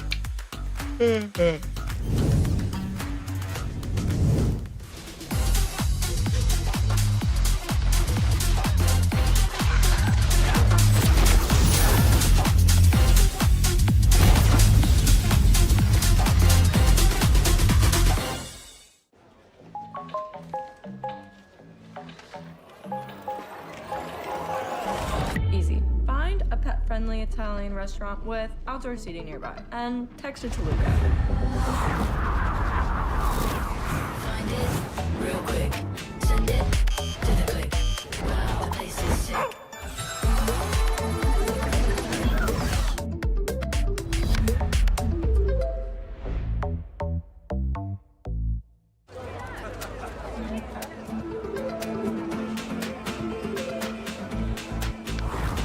Street lit, stars bright, come red, just right. Wow, want that sign?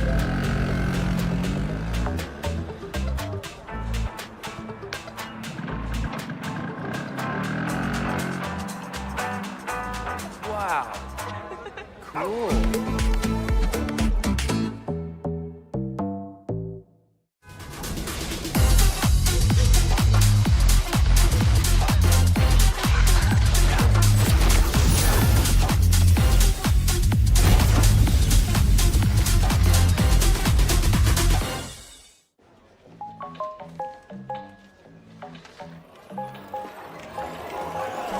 Easy. Find a pet-friendly Italian restaurant with outdoor seating nearby and text it to Luca. Find it real quick. Send it to the click.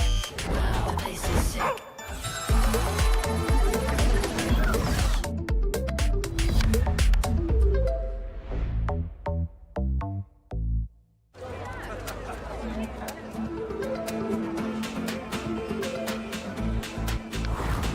Street lit, stars bright, come red, just right. Wow, want that sign?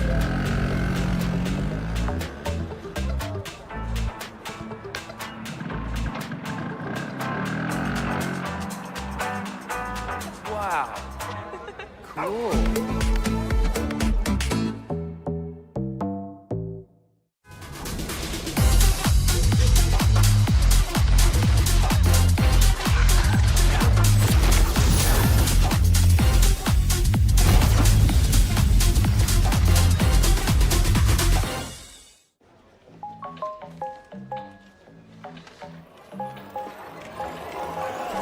Easy. Find a pet-friendly Italian restaurant with outdoor seating nearby and text it to Luca.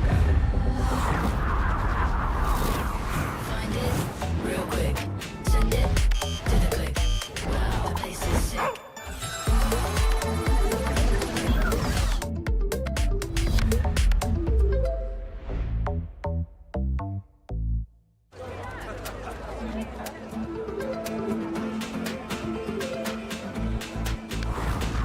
Street lit, stars bright, come red, just right. Wow, want that sign?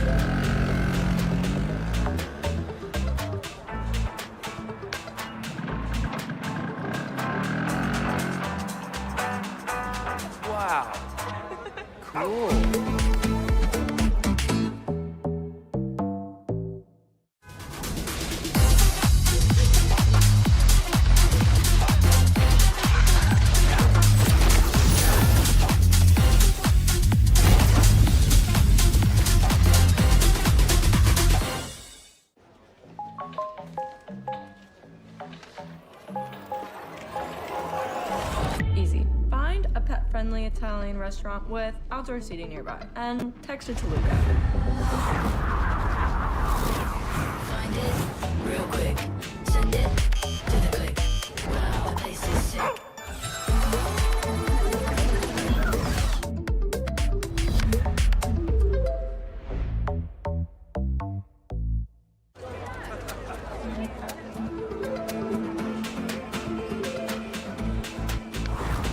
Street lit, stars bright, come lit, just right. Wow, want that sign.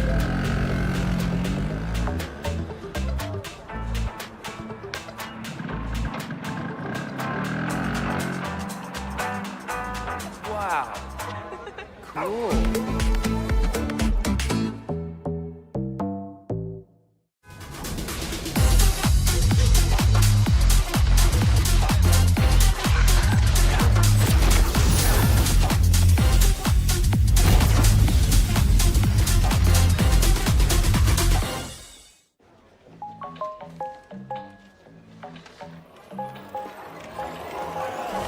Easy. Find a pet-friendly Italian restaurant with outdoor seating nearby. And text it to Luca.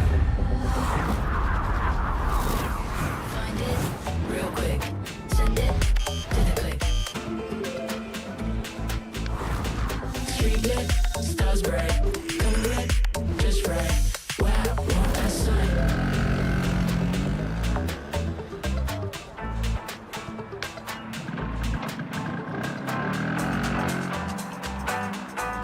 Wow. Cool.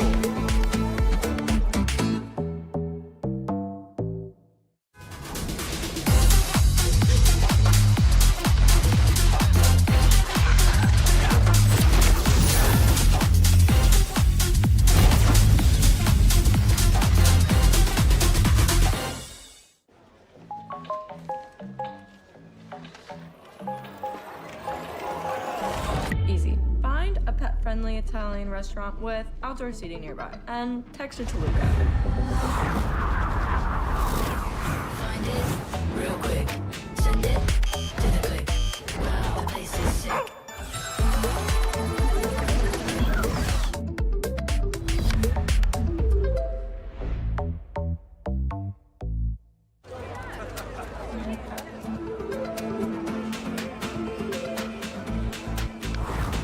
Street lit, stars bright, come lit, just right. Wow, want that sign.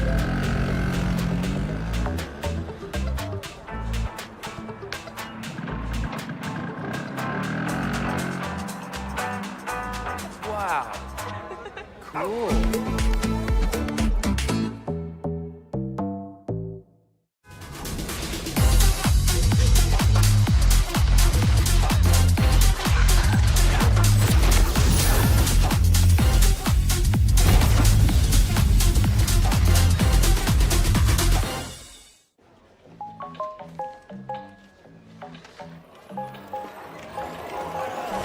Easy. Find a pet-friendly Italian restaurant with outdoor seating nearby. And text it to Luca.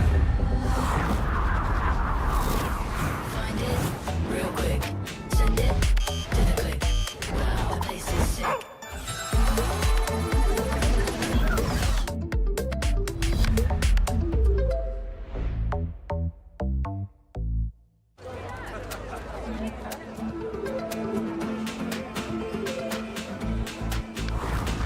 Street lit, stars bright, come lit, just right. Wow, want that sign.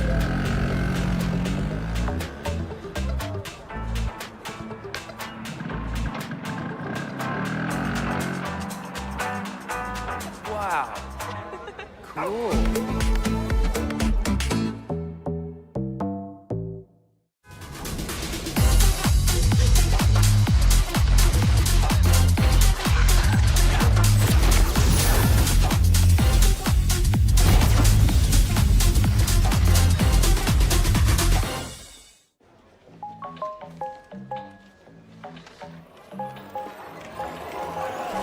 Easy. Find a pet-friendly Italian restaurant with outdoor seating nearby. And text it to Luca.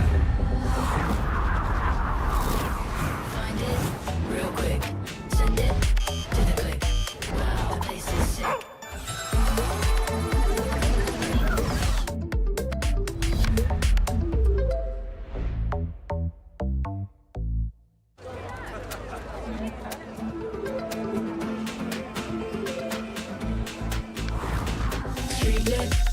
stars bright, come red, just right. Wow, one last sight.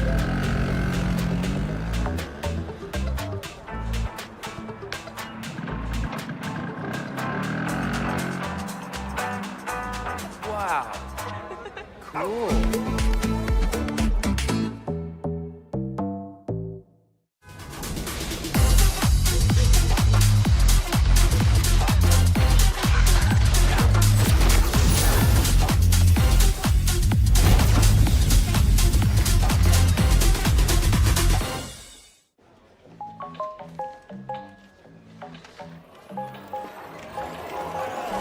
Easy. Find a pet-friendly Italian restaurant with outdoor seating nearby and text it to Luca. Find it real quick. Send it to the click. Wow, the place is sick.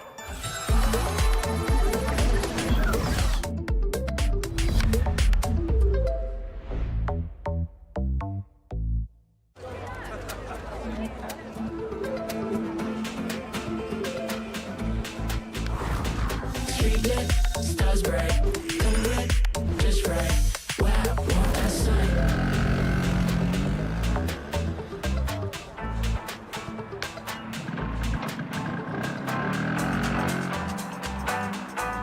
Wow. Cool.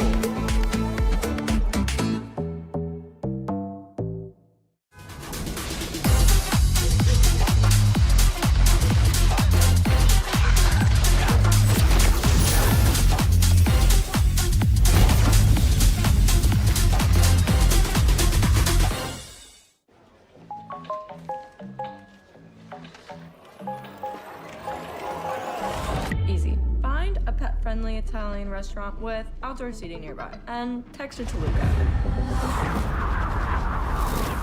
Find it real quick. Send it to the click. Wow, the place is sick.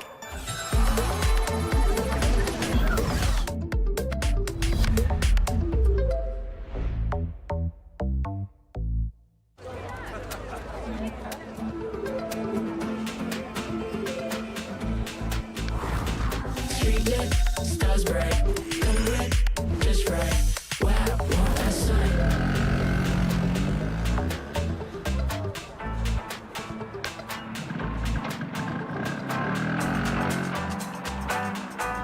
Wow. Cool.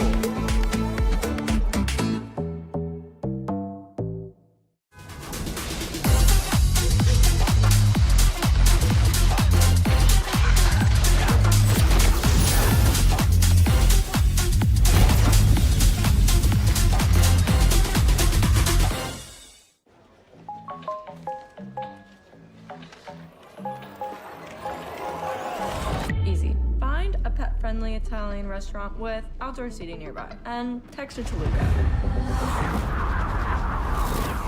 Find it real quick. Send it to the click. Wow, the place is sick.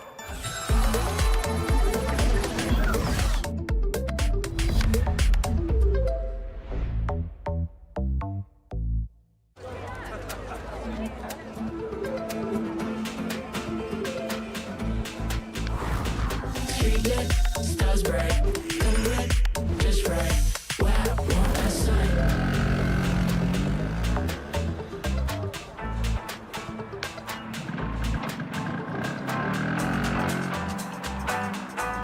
Wow. Cool.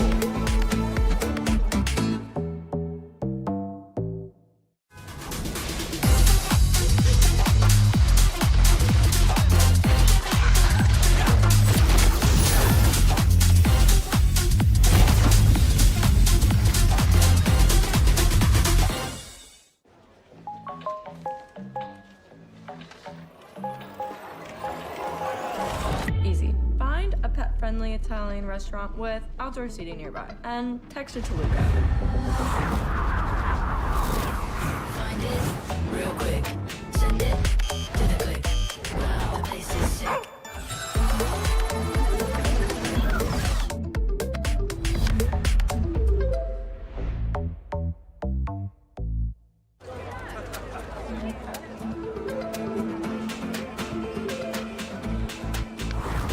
Street lit, stars stars bright, come lit, just right. Wow, want that sight.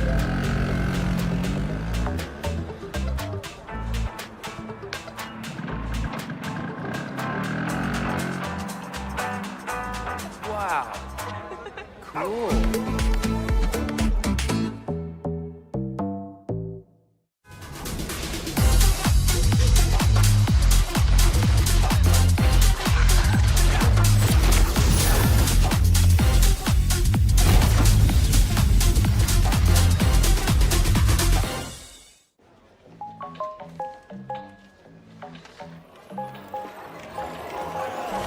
Easy. Find a pet-friendly Italian restaurant with outdoor seating nearby and text it to Luca. Find it real quick. Send it to the click. Wow, the place is sick.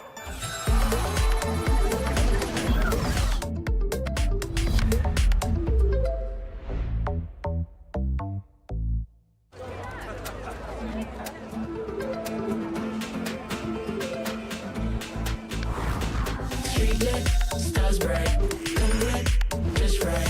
Wow, want that sight.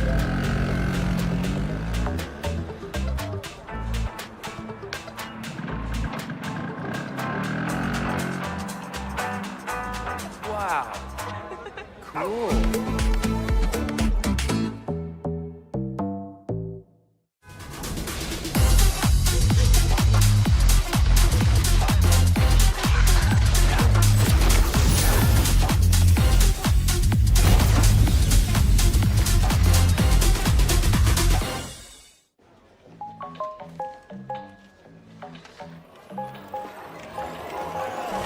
Easy. Find a pet-friendly Italian restaurant with outdoor seating nearby and text it to Luca.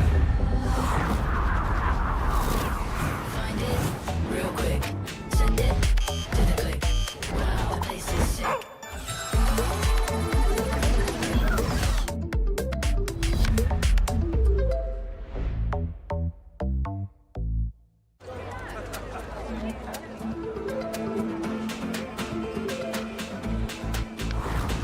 Street lit, stars bright, come lit, just right. Wow, want that sight.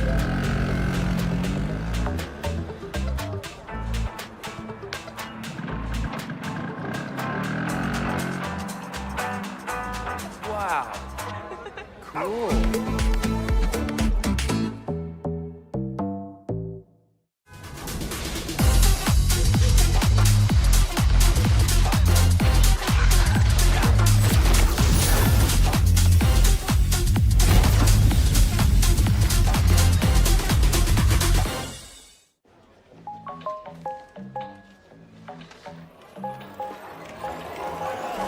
Easy. Find a pet-friendly Italian restaurant with outdoor seating nearby and text it to Luca.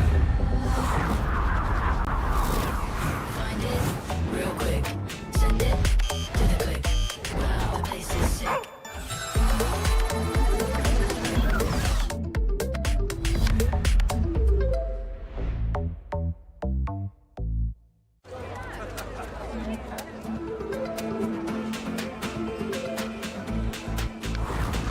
Street lit, stars bright, come lit, just right.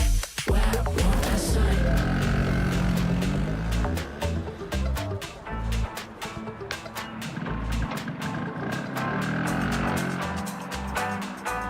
Wow. Cool.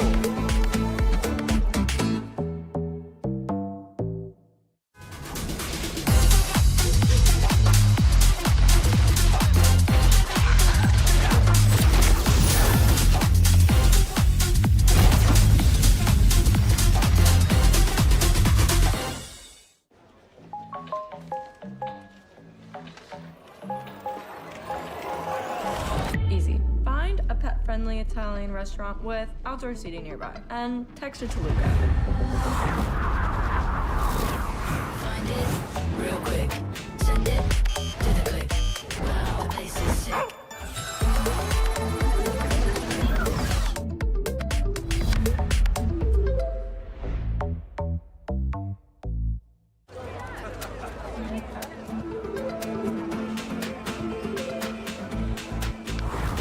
Street lit, stars stars bright, come red, just right.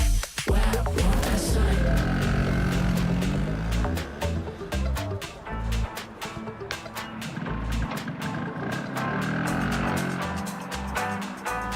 Wow. Cool.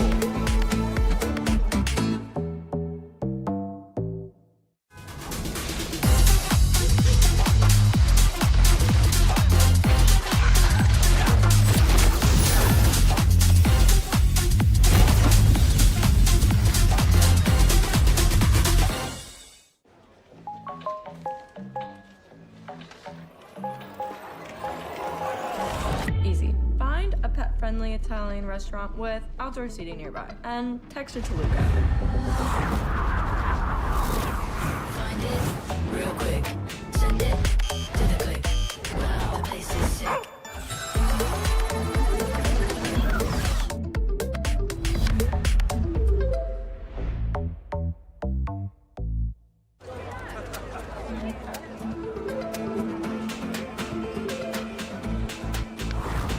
Street lit, stars bright, come red, just right.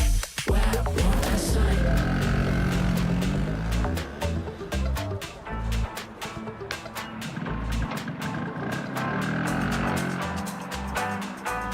Wow. Cool.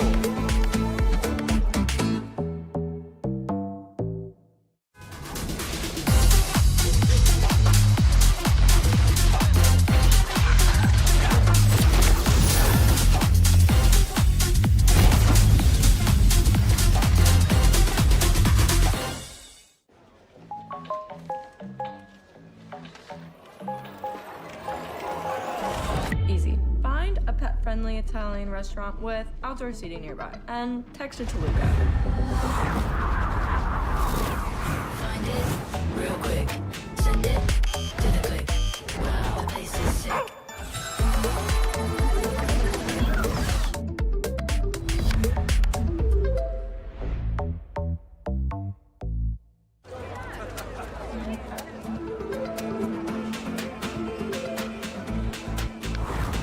Street lit, stars bright, come red, just right. Wow, want that sign?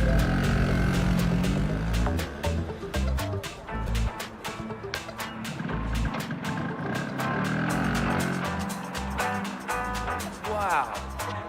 Cool.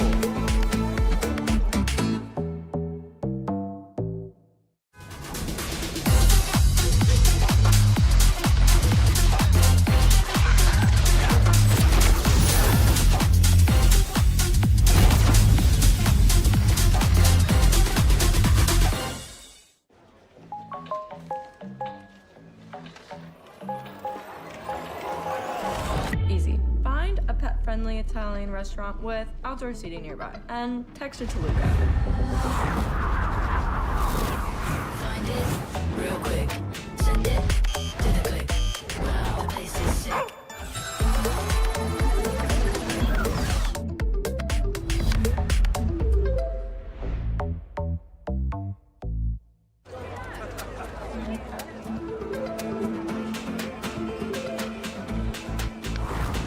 Street lit, stars bright, come red, just right. Wow, want that sign?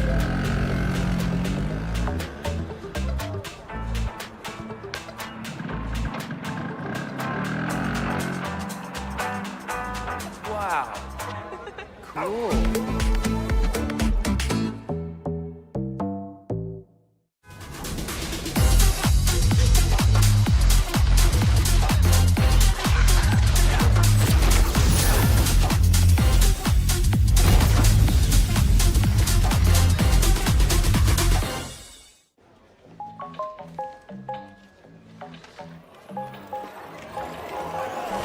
Easy. Find a pet-friendly Italian restaurant with outdoor seating nearby and text it to Luca. Find it real quick. Send it to the click. Wow, the place is sick.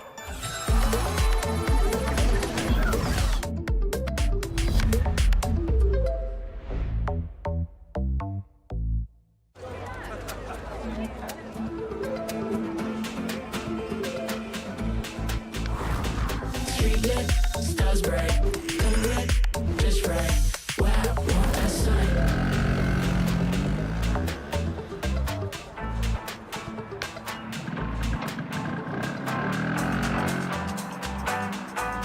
Wow. Cool.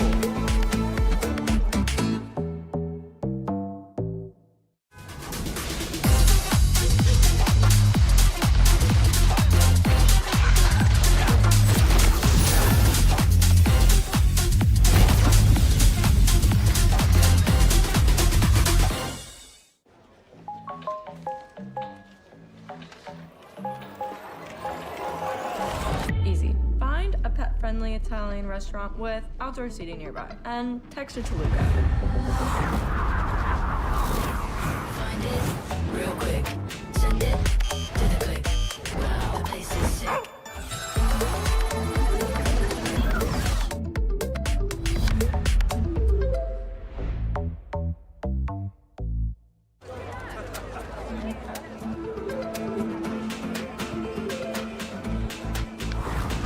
Street lit, stars bright, come red, just right. Wow, want that sight.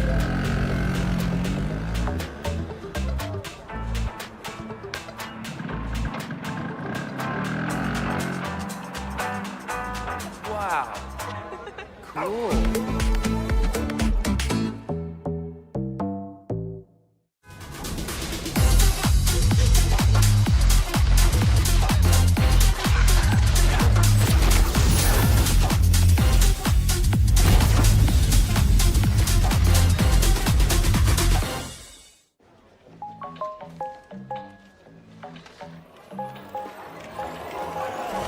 Easy. Find a pet-friendly Italian restaurant with outdoor seating nearby and text it to Luca.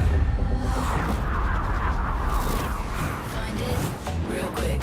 Send it to the click. Wow, the place is sick.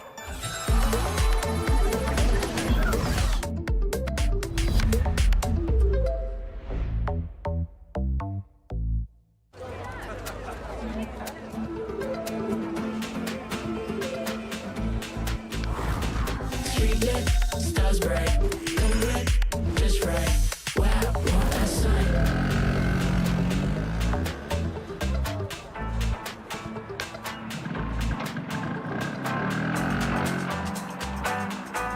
Wow. Cool.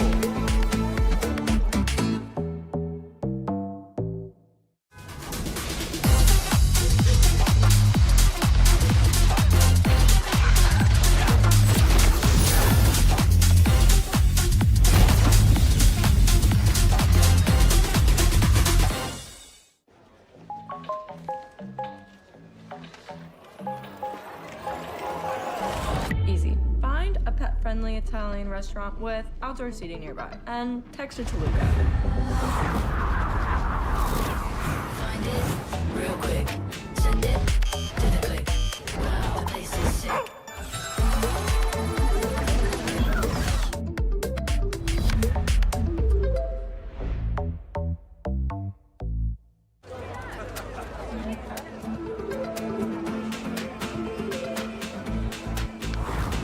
Street lit, stars bright, come red, just right.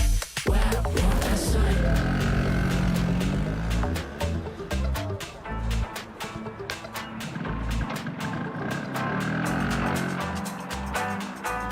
Wow. Cool.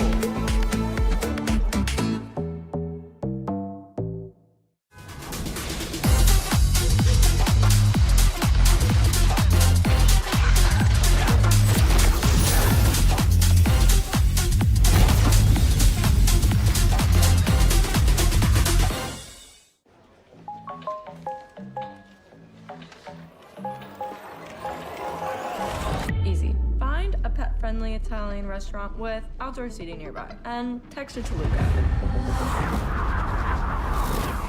Find it real quick. Send it to the click. Wow, the place is sick.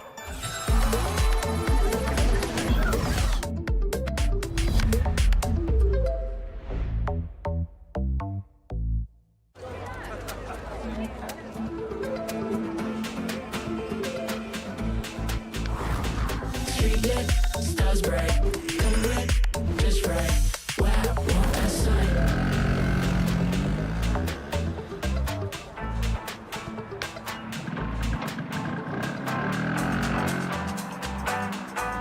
Wow. Cool.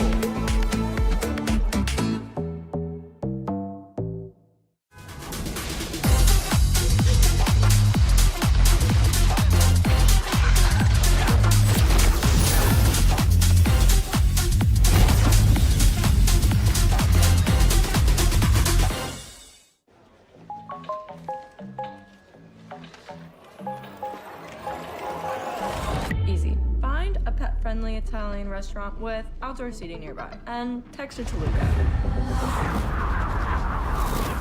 Find it real quick. Send it to the click. Wow, the place is sick.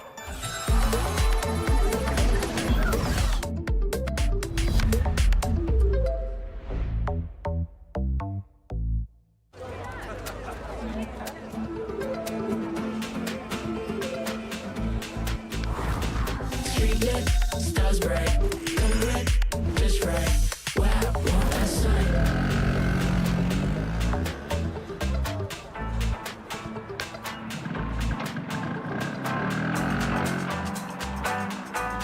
Wow. Cool.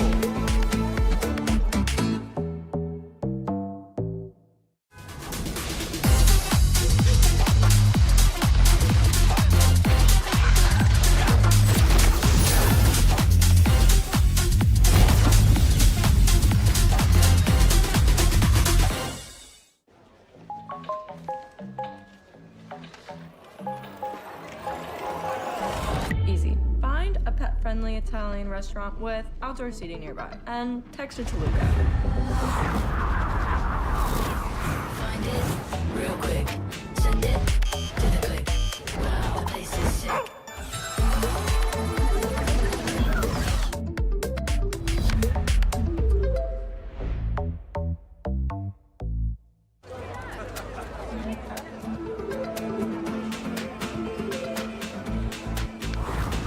Street lit, stars bright, come red, just right.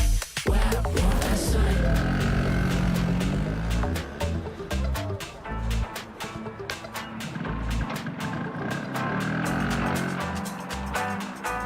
Wow. Cool.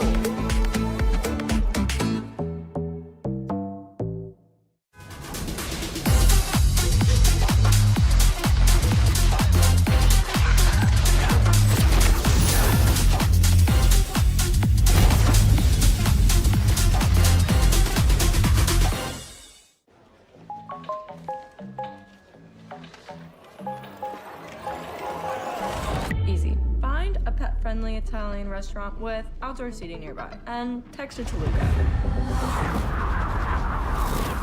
Find it real quick.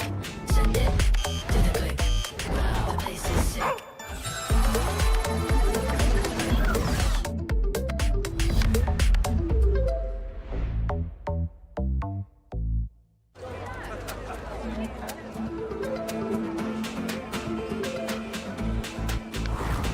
Street lit, stars bright, come red, just right. Wow, want that sight.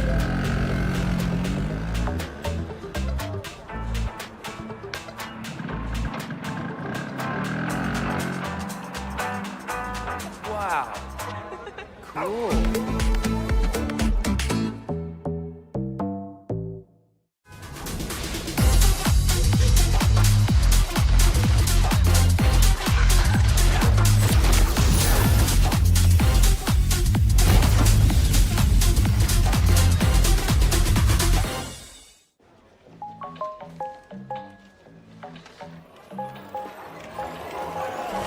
Easy. Find a pet-friendly Italian restaurant with outdoor seating nearby and text it to Luca. Find it real quick. Send it to the click. Wow, the place is sick.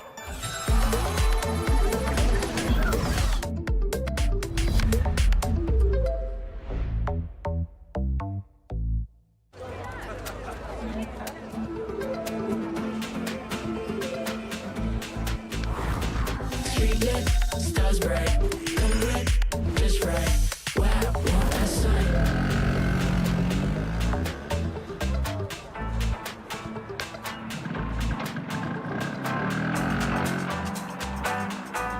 Wow. Cool.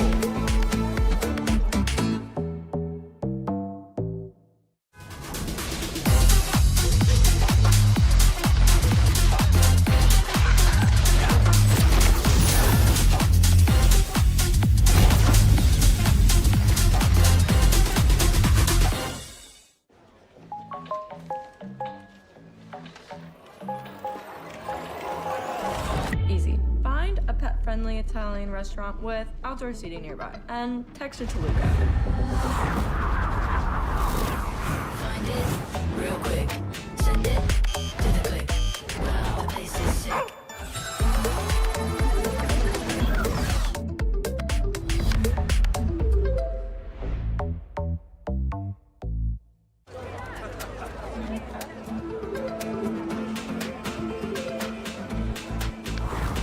Street lit, stars bright, come red, just right. Wow, want that sight.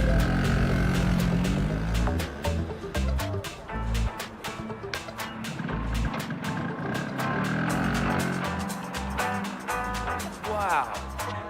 Cool.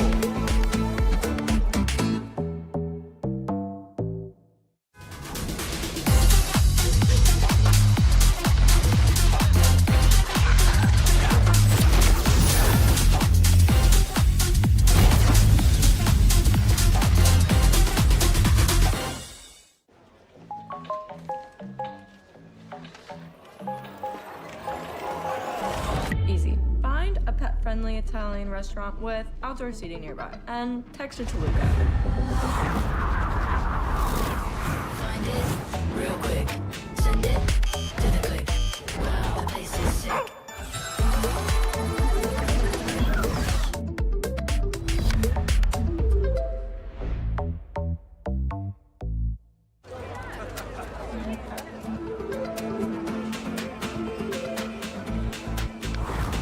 Street lit, stars bright, come red, just right. Wow, want that sight.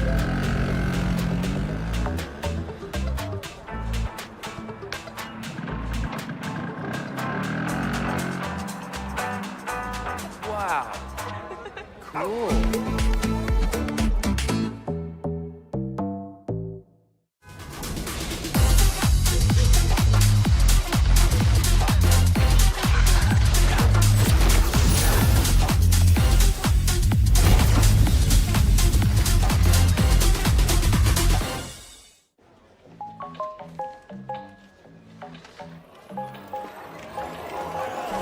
Easy. Find a pet-friendly Italian restaurant with outdoor seating nearby and text it to Luca. Find it real quick. Send it to the click. Wow, the place is sick.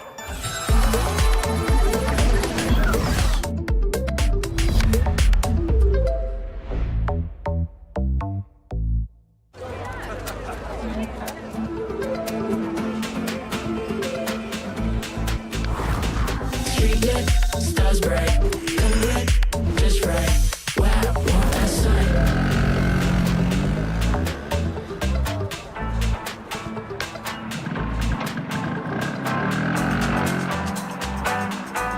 Wow.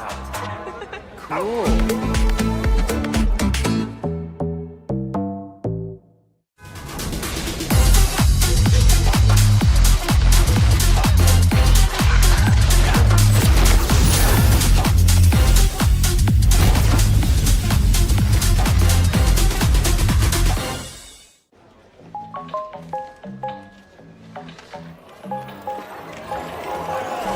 Easy. Find a pet-friendly Italian restaurant with outdoor seating nearby and text it to Luca. Find it real quick. Send it to the click. Wow, the place is sick.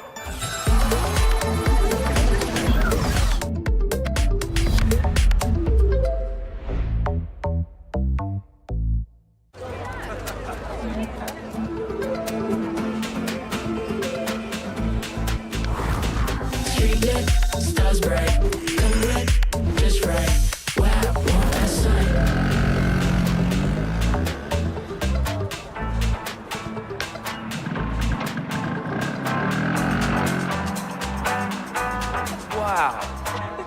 Cool.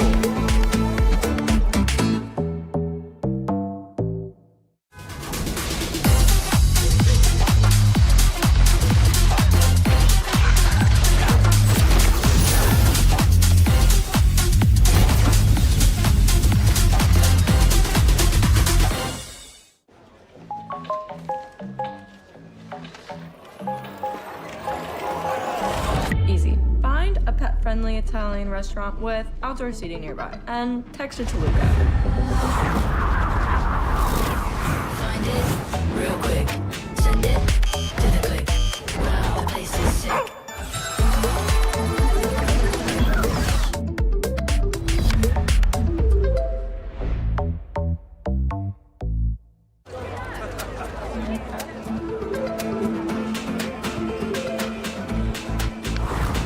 Street lit, stars bright, come red, just right. Wow, want that sign.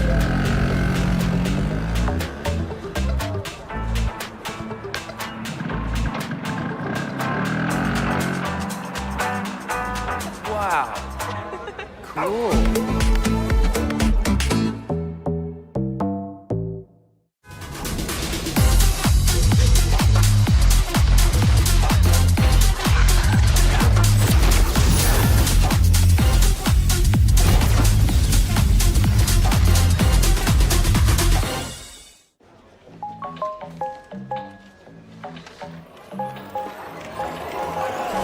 Easy. Find a pet-friendly Italian restaurant with outdoor seating nearby and text it to Luca. Find it real quick. Send it to the click. Wow, the place is sick.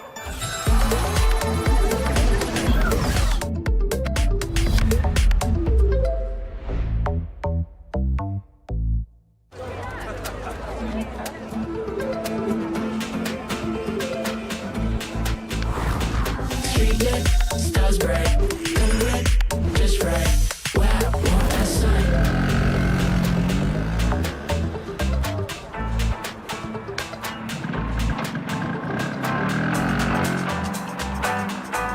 Wow. Cool.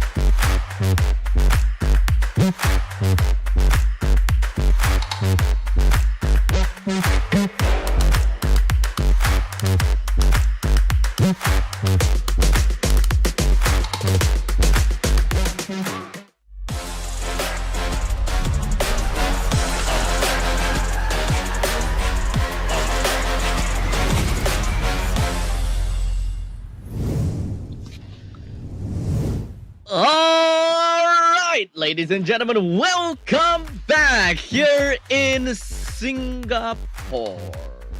My name's Ashtray. With me here is Churros. Of course, you are watching the Galaxy Gaming Academy. Galaxy Gaming Academy MLBB Campus Series. We have got games lined up for you guys for the entirety of today, and now we're gonna be looking at the final game for you guys. And this is gonna be Team Secret versus Sleep. Yep, very apt for the background that we right now have. Sun's getting real low. Right now in sunny Singapore, it's still 6:30 p.m. So it's still not quite that dark yet, but it will be right after the end of the game. And just to let you guys have a little bit of a brief recap of what just transpired today. First game of today, it was Banana Brawlers up against Asterisk Moth, where Asterisk Moth was basically thrown out and eliminated by Banana Brawlers. So we didn't watch the first game. Second game was Crescent Light versus Royal Paradise, where Royal Paradise was executed and thrown out to Oblivion, moving Crescent Light up. So that will be on the left side.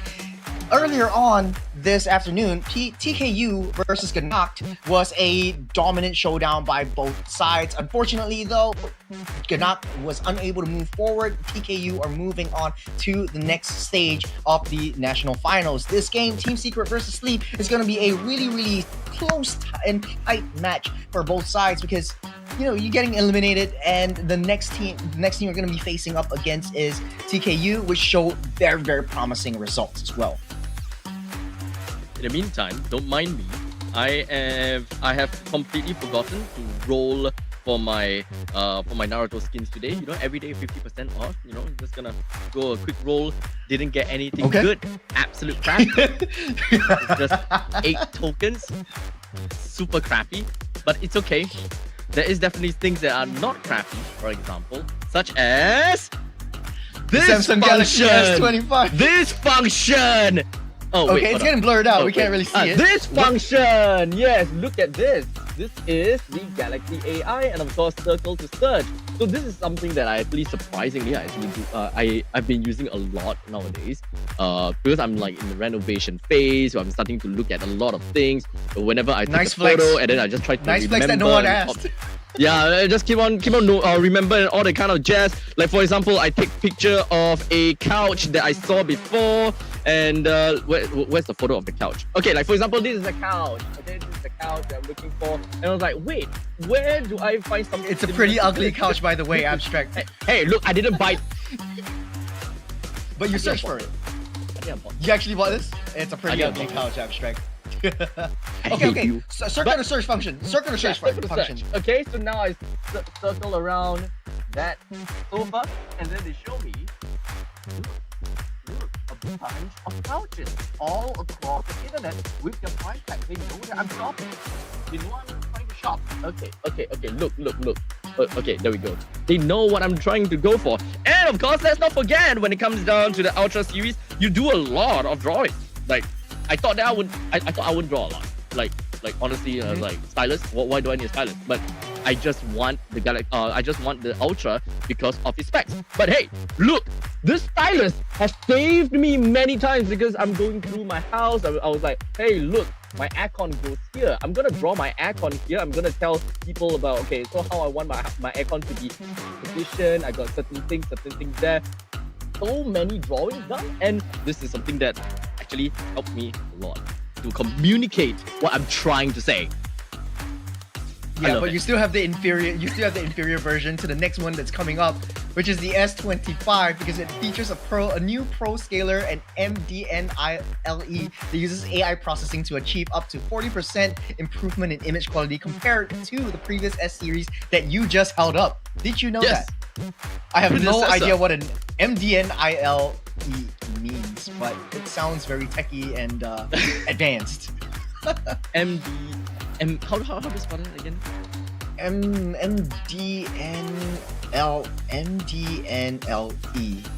Okay, very simple. It's basically a display tweaking utility. So basically, it just makes your screen better. That's all you need to know. It makes the screen better. Only possible with the Samsung Galaxy S25. Exactly. Speaking of which, I have a secret for you. that you're not gonna want to go to sleep with, because we are gonna be getting ready for the next match that's coming right up. Team Secret versus Sleep. Man, we talked a lot about metas today, but we can throw all of that out the table, out of the window, because it just surprises us again and again. Let's think about the entirety of today. What have we seen? Hanabis, we've seen Eudoras, we've seen the Julians resurging, we've seen the AA mods that are coming up again. So this game, man, I don't know what to expect, and I don't wanna jinx anything. Me too, Aryan. Yeah, me too. At this point in time, it's kind of tough for me to say anything about what's possibly gonna come up next, because meta versus no meta. So far, we haven't really seen anything that kind of surprised us and be like, oh crap, this is actually genius kind of situation. Not yet. As much as I really want to, but not yet. Yeah. Honestly, though, I do want to see like both these teams having meta picks. I kind of miss that sort of like streamlined execution. You know kind of what to do when you throw all of these kinds of signature picks on the table. Like even if the Freya was picked up in the previous game, there could have been a lot, it could have been turned out a lot more differently just because of the way it's played versus something that's a bit more familiar in a professional league. But then again, props to all these people who are stepping up and playing these community tournaments, because all of these players are, this is more than just a tournament. This is a platform for students from 16 to 18 to realize their dreams in the world of esports. And for some of them, it might be the first time that they are actually going into the finals, going to national finals, and going into Jakarta to play in a big stage event next week. That's crazy, man, to think about it. Yeah, in fact, you don't really get that kind of opportunity too much to, travel out of the country to compete in a game that you used to play recreationally. But now, because of the platform that's currently available, thanks to the the MLBB Campus Series, which in this case, the Galaxy Gaming Academy, we now have this. Goes to Jakarta to go for that final showdown to determine the Galaxy Gaming Campus Champion. In which, you guys might be wondering, is how much prize are we talking about? We have a total prize pool of $40,000 US, and that means that the champions will be going back home with $18,000. Second place, third place, and fourth place will get themselves $8,000, $5,000, and $3,000 respectively. And for fifth to eighth place, $1,500 US. So that means that anyone that goes over to Jakarta, they go back home with something.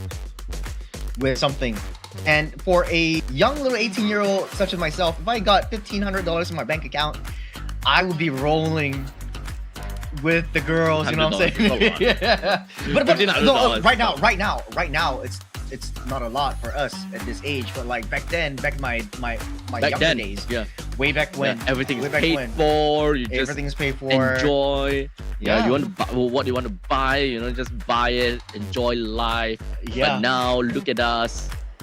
Bills. You have your old ball and chain back home too. Look at that smile of the seat. It's like he's trying to be happy. But there's something you can be happy about. I am happy. Yeah, but the next game that's coming right up. Hey! Hopefully the players are ready though. I just hope. The only thing that, the name Sleep is, of course, a little bit of a problem. Because I don't know if whether they're gonna put us to sleep or not. I hope not. Maybe they'll put their enemies to sleep. That's why it's called Sleep. What just happened there? Are you looking? No, you're this direction. So I should look at you this direction. Yeah, I thought I just thought I heard something. But I couldn't hear it anymore. Nope, absolutely not.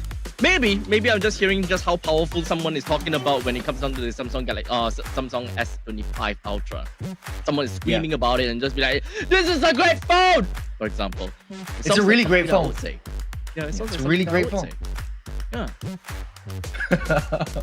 I know this is something that only me and you can hear, but like I love this going on. He basically did an applause. He basically just did an applause. I did an Technically, applause. I can do it. I can do it too.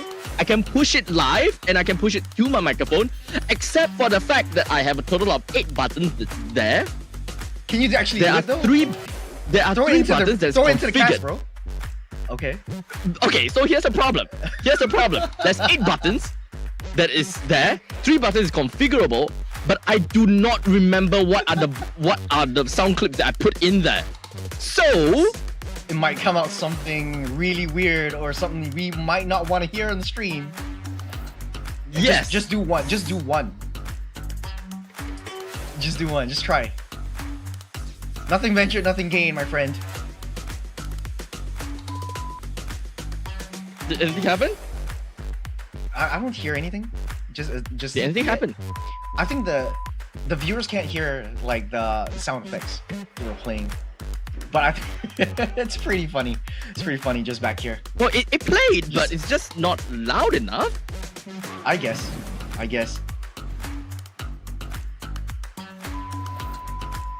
Are you spending time? But it's trying to not fix it? loud enough to go to the floor. Oh man. Aw, man.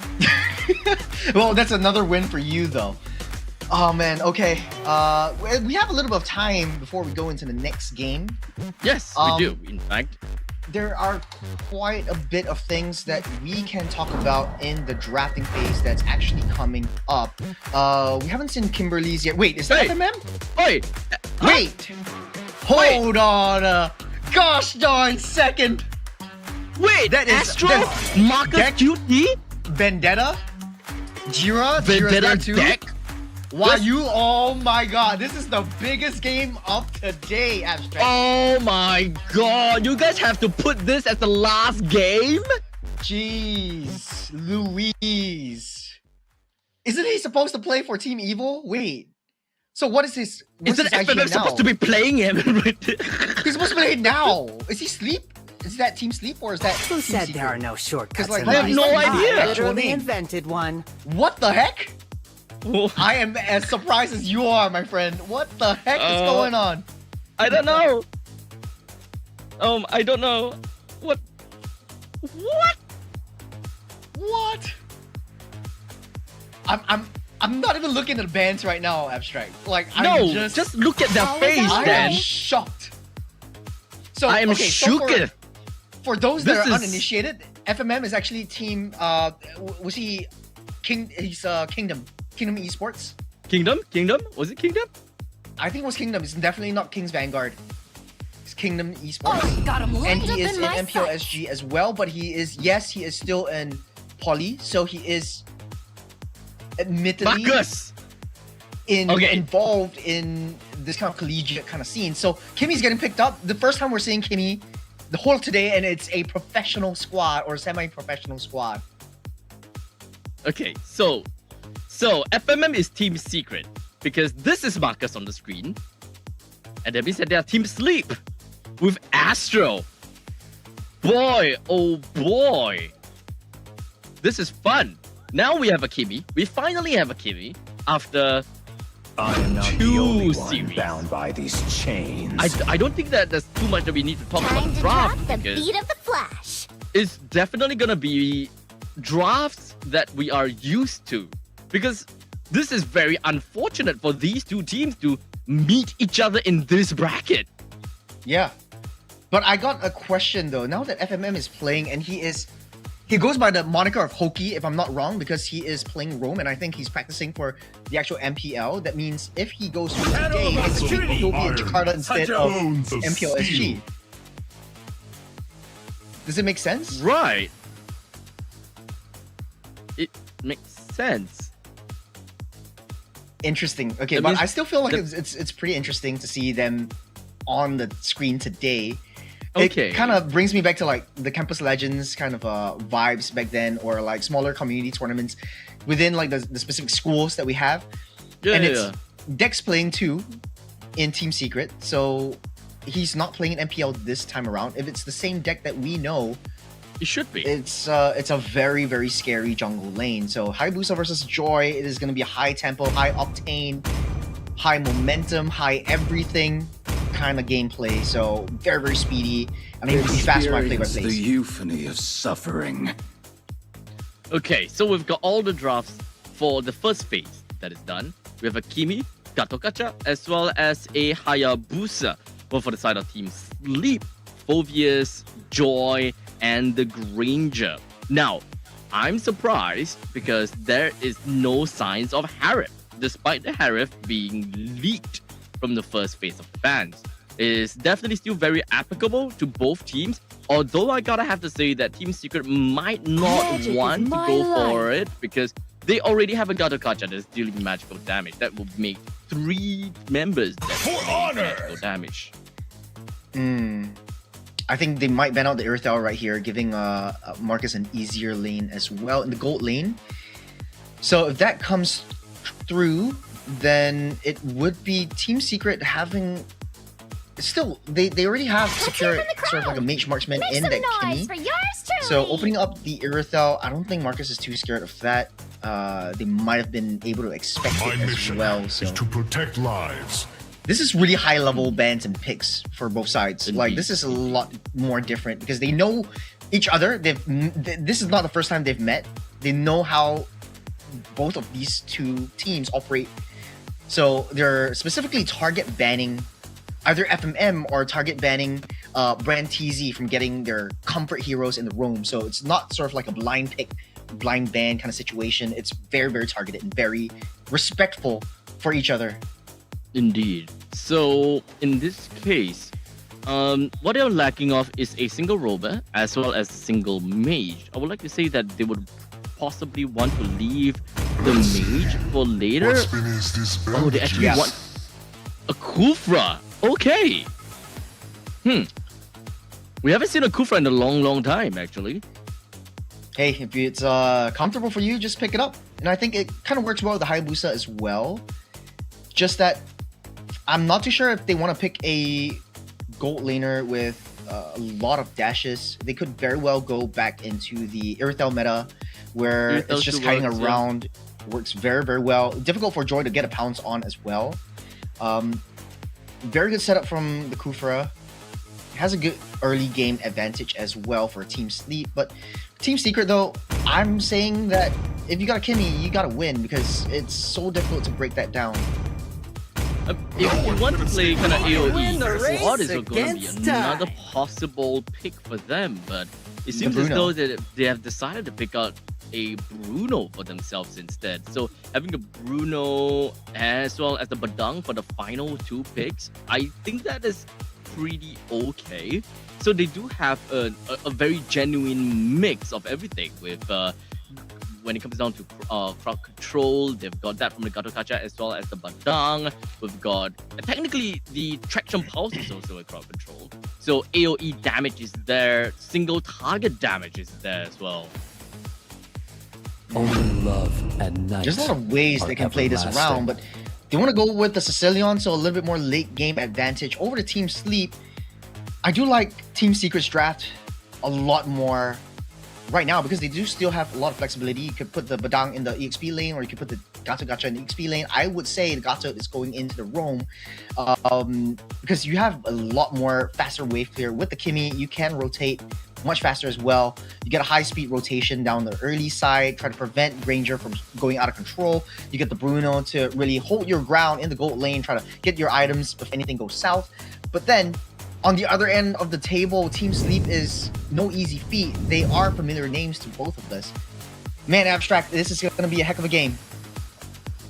It will be indeed. Okay. So, Team Secret versus Sleep. This is one heck of a curveball that is going to be thrown over to us as the final game. What's it going to be like, and how is these two teams going to do, and which team is the one that moves on to the next bracket? Because unfortunately, as much as these two members, or rather these two teams are very high profile players, they're unfortunate enough to meet each other at round number 1. Call it unfortunate, some call it fate. And I think this is a huge trial and testament for either side. If they make it through, then it really shows that they are capable in an international stage. Because remember, the national finals is only topped in Singapore when you go cross-national, you're facing up against Indonesia, facing up against Philippines and Malaysia. Our counterparts, our sisters from all over Southeast Asia. So you want really the best of the best. Brantisi taking a lot of damage from Wei Long, and that's the power of the Kimmy. Early on, right from the get-go, a lot of chip damage, a lot of melt damage. As long as you maintain that stacks, you are a force to be reckoned with.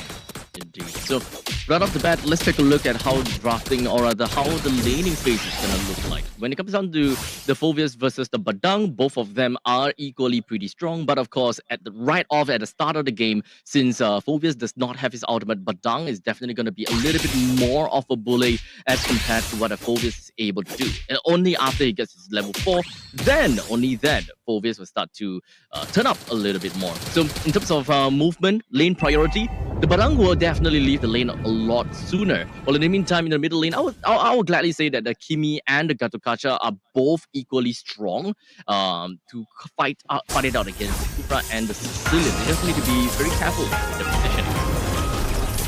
Look at the path taken for Team Secret. Badang knows that once he gets the EXP laning control, he goes out and starts that rotation. So Vendetta knows what's going on. I think Hoki is still controlling and commandeering the team. Quick and easy turtle for the side of deck. Team Secret gets the first objective. Sleep, no contest as of now, but they are still a little bit up ahead in terms of gold lead. And I think it's just all these small little trades that are adding up. So, I'll see that this is the early game. None of the members and none of the players here are, technically speaking, strong enough to put out a very strong fight against one another. Joy, obviously, is going to be the only one that possibly can pop off a little bit earlier to go around and create some menace all across the map. But crowd control-wise, I think that Team Secret would need the Badang to realistically be able to do anything or to even start off any form of very strong fight. While for Team Sleep, honestly, just deal with the Sanguine Claws. Sanguine Claws lands, I think that they are pretty good for a fight. I think you're banking a lot on Brantisi as well. I think Kufra hasn't showed a lot of presence just as of now, but it's still early game, 3 minutes in. Still no kills. This is one of the slowest games that we had so far, but it's all according to plan because Sleep needs that time to rest and recuperate, try to get some stacks on top of that Sicilian. It's going to be a late game play for either side. And as long as they don't make any mistakes, any sudden moves that they don't want to make, go too aggressive into the face of their opponent, then they might have a huge shot in the later stage. You can see like both of these two teams, they're very, very respectful of each other. You can call it discipline, you can call it fear, you can call it whatever you want, but this is really, really high level gameplay. Yep, you can pretty much call this coordinated coming in from both teams, right? They understand their power spikes well enough to know that, okay, we can't take a certain fight, we don't have to do this, we don't have to do that. As you can tell that Sleep, they themselves are definitely trying to take control of the river just to have a good idea how the opponent eventually stands. Or rather, kind of like gauging their distance, gauging whether they are capable to take a fight or not. But ultimately, I would still say that Team Secret definitely will have a higher chance to get it, provided that we're talking about composition. But level-wise, Astro is definitely high level. Well, speaking of which, though, Fist Crack already into the midst of battle, starting things off with the Infernal Pursuit. They're still going for that backline, though. No one's falling. Everyone's taking a ton of damage. Woohoo! Kimmy throws everyone together. Brantisi's getting locked down. He's the first to go. Hoki would take up first blood. Wei Long able to just kite around while you're healing everything back up once again. It's a 1-for-1 for either side. It's still going on strong. Sanguine Claw will push them all back in together. One falls after the other. That's 2 down 4. One left, and Jira is still alive. It's still happily farming down the gold lane. Team Secret fighting way too much more than they can choose. So this is a massive trade-off. Sleep managing to get a total of 4 kills. But in the meantime, we've got the Bruno that stacked all the way up to the top lane trying to bring down the T1 turret. Unfortunately, they did not manage to take that turret down, but at least I think that Gira manages to snag quite a bit of farm for himself. But in the meantime, neglecting the bottom lane T1, so that is definitely working in the favor of Sleep. 2v3, make it a 3v3. Ryu still going on strong with Infernal Pursuit. He's healing everything back up. He's got his eyes set on Hoki. Take a lot of damage. One more hit should do it, but able to get that dash out of the way as Wei Long is there for a backup. The Kimmy is just so annoying, pushing you back. And I think this might be eventually Kimmy. Once you wield that Ice Queen block, then Yu in the late game would be a non-factor for you. So let's kind of review a little bit and kind of understand why exactly this is the case that Sleep won in that fight. Aside from the fact that Astro is one level ahead of Dak in the previous fight, I think that all of that really is combined by YU, right? Being so good at area denial and just controlling the area altogether, there is a lot of damage that they could just dish out from the backlines because they have high ground coming from Huang's and Marcus QT. The main damage dealers are mostly out of the fight and they are not being able to be touched by Team Secret with only one person, and that is Deck playing as the Hayabusa. At this point in time, Hayabusa just doesn't really have the damage, while in the meantime, Huang's and Marcus QT together deals pretty good damage. And let's not forget, Gira is an early game marksman, but he wasn't in the fight. Tit for tat on the top side, though. Deck actually takes Astro out on a 1v1. Now on the mid side, though, they're kicking things off, actually.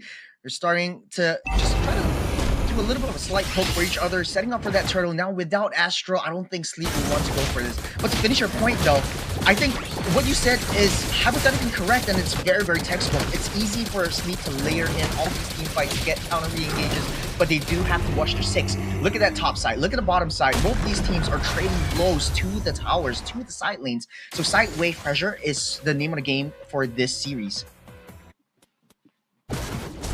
So, with the bottom lane now, Gira takes down the T1 down to the bottom lane. We are equalizing a little bit. Hold on, Bren! Oh, okay.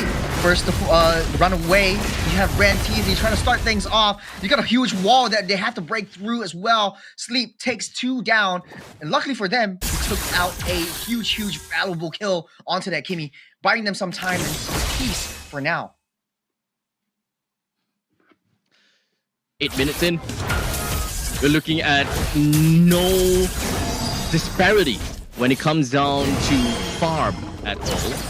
It is a very stable game for both of these two teams. In fact, for Team Secret, even though they are losing in terms of kills, but when it comes down to the objectives, you can definitely see that there is a small little problem for Team Secret because they still have got the middle lane T1 that is still very important. For Team Sleep, they already gotten the T1 target and middle lane taken down. So that is going to be a little bit of that map control that Sleep has got that is working out for them.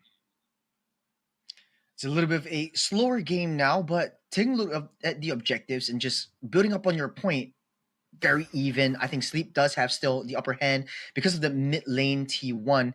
However, it's still in the mid stages of the game. Huang's is not yet ready to show that full blow of damage as you would expect in the later stage. But Sleep has been having a lot of good setups, especially having 2 infinitely scaling heroes in that Ranger, in that Sicilian. The longer this game goes, Team Secret, it's no secret that they're gonna suffer. So now, we still have the Lord that just spawned down to the bottom lane. Team Secret still seems like they are very bold enough to try to contest for this upcoming Lord. When it comes down to the jungler levels, Deck is definitely behind. Not say far behind, but just 1 level behind. If anything, Astro can just come in to take the kill and take the win in this 50-50 fight. And it all just boils down to the initiations of Sleep. At this point in time, it's all on Brand easy. Why you can't really go in for the initiate is more of the one that goes in shortly afterwards.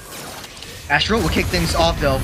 The dash came in a little bit too early. Traction follows. Locks onto 2. His 2 members AOG follows up, but initiated and delayed by YU on the back line. The fist crack came in a little bit too slow. AOG has finally lands. Sleep loses 1. This might be over for Sleep as long as they can hold on just a little bit more. Pokey takes a little bit too much damage. Deck takes down Marcus QD. His 3 members down for Sleep. And Team Secret takes down Madara in the process. Astro way too deep. He will fall by the hands of Gira Shiki. Patience paid off for Team Secret.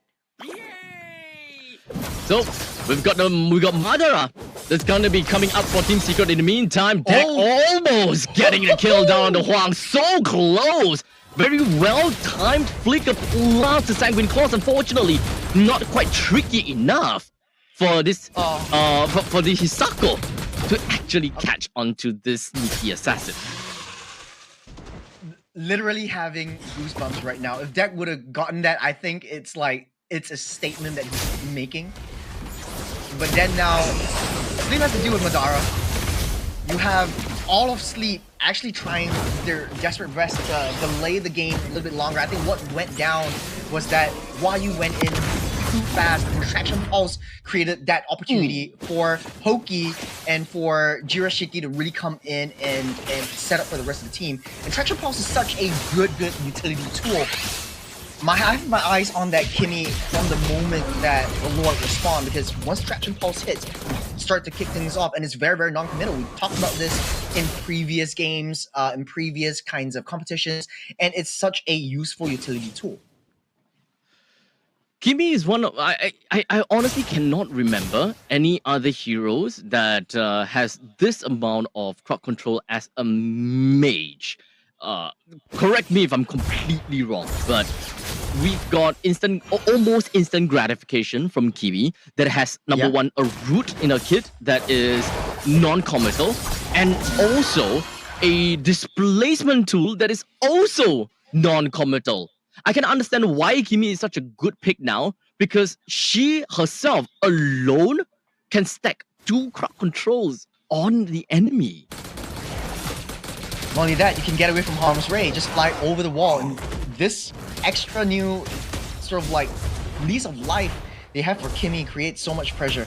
You have the Sky Piercer on that Kimmy as well, so not too much stacks. I would say maybe around 20 stacks. That's not a lot of stacks for a Sky Piercer, but then there comes the issue. If you want to continue to have skirmishes head on, wait for the objectives, fight again, it creates that kind of snowball effect. So you're essentially turning a hero that has sort of like a limit capacitor limit into something that is infinitely scaling as well. Okay. There's another thing that I realized. Not only is the Stallion Beam as well as Traction Pulse a crowd control, the anti-grav thruster is also a crowd control because it slows people 50%. Yeah. It is also a crowd control. All the kit of Kimmy is all crowd control. That's stupid. There we go. But we'll see. We'll see if Sleep is able to just break down how to take Walong, or how to just set their sights up for that. Madara, 50%, going on to 25. While you desperately trying to get into the back line, Deck has an easy retribution. Sleep won't go for it. They know that they can't fight to take this. At the very least, they do have that high ground. Well, at this point in time, we're only looking at 14 minutes into the game. This game is not really swaying to anyone as of yet. We can definitely tell that with the Lord that is fighting for Team Secret, and the fact that they have about 4,000 gold lead, it is working for them. But it is not the end of the game just yet. I do believe that Sleep, because of their lineup, they have very good wave clear. They should be able to deter the aggressions coming in from Team Secret to make sure that they don't get ended. Albeit, I think that they will lose this mid lane turret, but they won't lose the game. Yep, you get the Traction Pulse to kick things off, as Madara will have that last hit onto that turret. They're charging in to the T3 down the mid side, but they know that they have that discipline to not create such of a kerfuffle just as of yet. Sleep still has a lot of defense and fight left in them. We've got more coming in from the top lanes, and eventually Team Secret will want to look for the opportunity with Vendetta. Huge AOG by Hoki, kick things off, the bells are sounding, the horns are ringing, Jirashiki taking out one after another, Astral Fall, it's a 4v5 in the situation, Brantizi wrapping up, springing in, won't be able to commit as of now, Sleep still surviving the 2 turret skirmish as Team Secret are charging in for the 3rd. Traction Pulse onto while you will not be able to survive this one. Brantizi will take the brunt of the damage from Wei Long as well. 2 members down, 30 seconds on the clock. Ash will come out in 14, but it won't matter. Team Secret will take down the throne and take game number 1.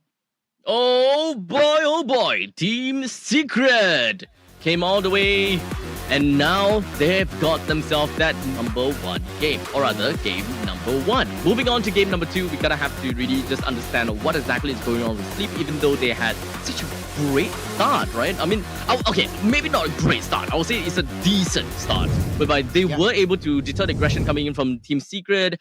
Astro is constantly on a level lead from deck. And I think that is a massive waste, especially since Astro is great when it comes down to his tempo in the lanes to out-tempo the Hayabusa, but they're not really working together per se to win these Lord fights. Yeah, I don't think the issue therein lies with getting the objectives. You could use the objectives, like in higher level gameplay, use the objective as bait. So you bait it out, you try to go for a team fight. Wayu was trying to look for an angle in the last Madara fight. But then again, it was so difficult to get even close because Vendetta was just there trying to delay Wayu from getting into Wei Long. And as long as Wei Long and as long as the Bruno is safe, then Team Secret has a very, very good shot to just pummel through like a death ball. And I gotta say, I think it all started off with traction pulses. Now I have to say, like the Kimi ultimate, it's sort of like an addition of what we talked about in the game.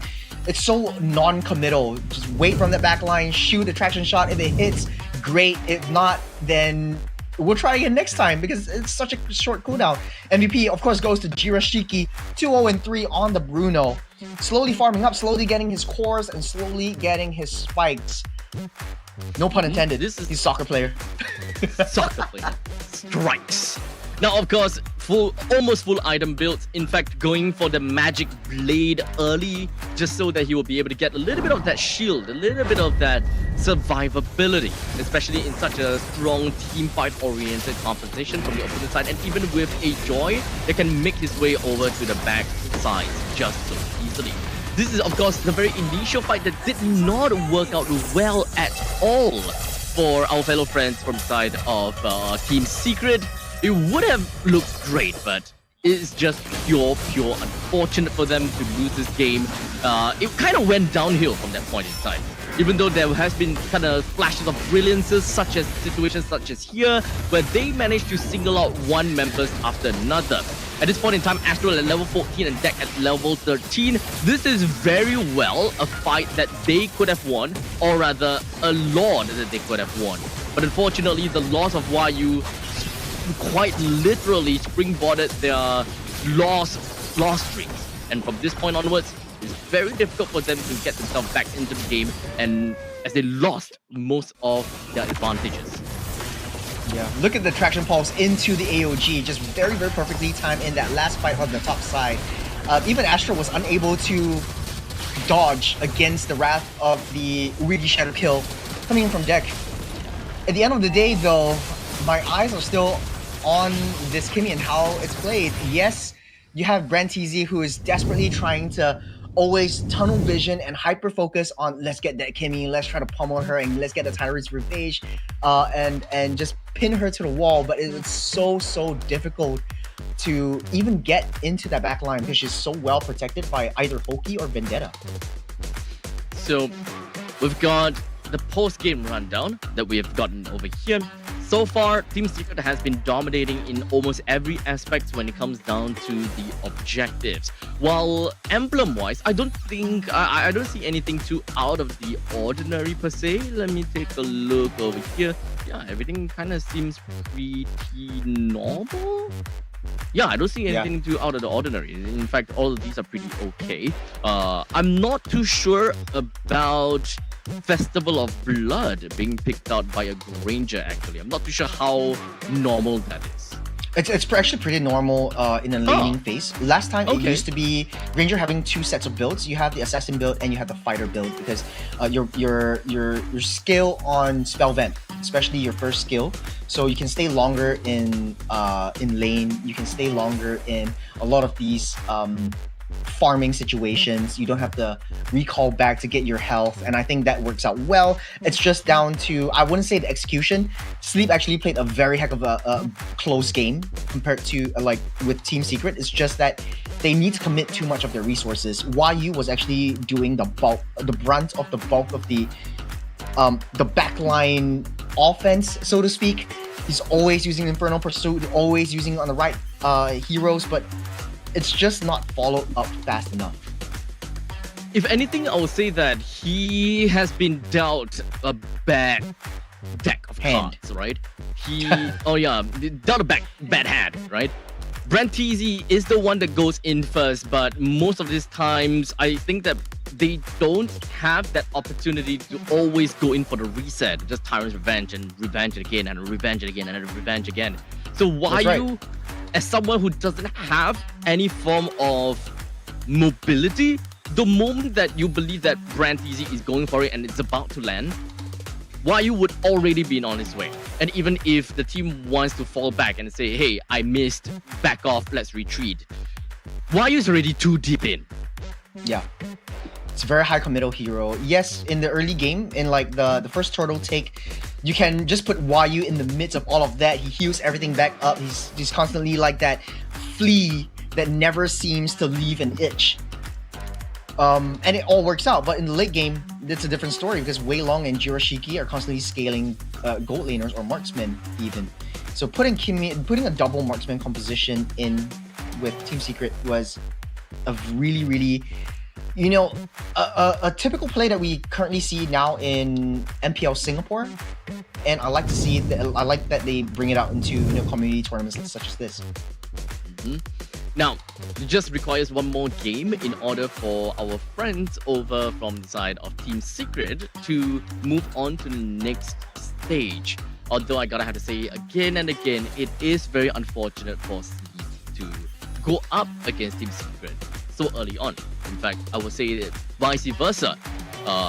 I don't think that this is going to be a very simple 2-0 victory. I think that Sleep does definitely have an opportunity to go in for this game, especially since now they are going to be the one that goes in for first pick, first ban. So this is the point in time where they're going to have to change things around. They're going to have to pick up some of the priority heroes that would eventually work out very well for them. I think the only problem that I have with this composition for Team Sleep is that it is a very comical composition. With the Kufra being the roamer. I think that Kufra is at a situation whereby he's in a very awkward spot. There must be, nowadays in these team fights, there must be a way to be able to retreat effectively and being able to counter-attack. They should be flexible enough for you to do all that. But of course, this is kind of like a high-risk, high-reward kind of hero. If the Kufra is able to land a perfect and a beautiful Tyrant's Revenge, the following Tyrant's Rage afterwards will just guarantee very good follow-ups, being the Sanguine Claws as well as the electrifying beats from Joy. But now they learn how to deal with the Kimi. Yeah, they tested things out. The Kufra is not working. Maybe even the Joy is not working. So let's just take her out of the picture. We don't have to deal with that. Team Secret, a note of respect to the chip. Hoki plays it well, so banning it out would be the best option. And now I think without the Kimi in picture, both teams should have an even playing field. Sir, what's your command? As of now, I still think Kimi is just an overpowered hero for any side to take. If you don't really know how to play Kimi, it's basically just hold on to one button. Just aim your shot, make sure you're a good shot, make sure you position yourself well, make sure you're standing in the right spot to hit the most enemies as possible. You don't really need to, I mean, I'm saying this out of spite, but like, you don't really need a lot of brains to play Kimi. I'm just gonna bite me in the foot, but it's really non-committal. So yeah, great on taking that out. It's not only that, right? You don't even technically need to be a good shot, because even if you miss your traction pulse, which is a crowd control, you still have another crowd control in your kit. And if you somehow miss that again, and the opponents are now running right in your face, it's okay because you have a back out. An escape mechanism, which is also a crowd control. Speaking of crowd control, the essence is capture. You know what captures best? crowd control. The Galaxy S25 chipset No one creates can escape my a iron camera fist. that is iconic and like no other. But I'm getting ahead of Crowd myself. control. We have actually gotten past the first stage of the bans. Just to recap, on the Sleep way. banning out the Kimmy, Fanny, and Hayabusa. Team Secret banning out the Lucas, Chip, as well as Badang. First pick, Matilda Time to over drop Sleep. the beat of the Team Secret flash. opened up the Joy, as well as maybe the Gato or the Phobius if they want to. Could be good for them. I If smell not an Ranger, alpha. Harriet, My tail's been itching for a real fight. Kalea. I smell alpha in the air. Okay, maybe not. I'm not too sure. But whenever I see a Matilda, I always feel as though like alpha is like gonna be coming up next. Especially I since am not first the pick up only one Matilda. bound by They these chains. completely moved past that Kalia. They moved past the Harith. They moved past so many other heroes. Jusin even. But they decided, Matilda, this is the hero that we want. Well, it makes a lot of sense. Then you don't really need to play a mage with a lot of dashes. You could very well go back into a Jusin once again, but now you have to deal with the Phobius. Harith getting picked up right here for Sleep is a good option for them. I think Team Secret would respond with either a Granger or even a Jusin, lock down mid-side first so that it kind of denies Sleep of any opportunity for a long range and annoying kind of mid laner. vengeance in That's going to be the Moskov. Oh, cross-map plays coming in from Jirashiki. Okay. Moskov, See value in Joy, me? Kalia. You should. Very okay. You've got good amount of crowd control, good amount of burst coming in from the Joy as well. Fredrin has been banned too. I think that the next ban they're gonna have to go for an alpha. They have got a pick off that they need coming in from Kalia. Now what's left is that they require someone with even better burst damage, and that is gonna be in the hands of the mage player. What do they want to go for? Because do we want utility or do we want damage? Looking at Sleep, it kind of looks like a Farsa Hylos kind of composition right there, but then you also need a jungler for them. So, thinking about it, Suyo might not be the worst option right here since Hayabusa's banned out. You could always go for a Hanzo, very risky, but you do need someone to get in the face of Moskov without fear of dying. Alpha won't go into the hands of Team Secret, but maybe Sleep though. But Yeah, Sleep. the Alpha Matilda, Yeah. Alpha Tilda combo, Alpha Tilda or Alpha Tilda combo, Matilfa. Matilfa. I like Alpha Tilda combo. It sounds better. Sounds better for sure. Yeah. Matilda Fa. Matilda Far.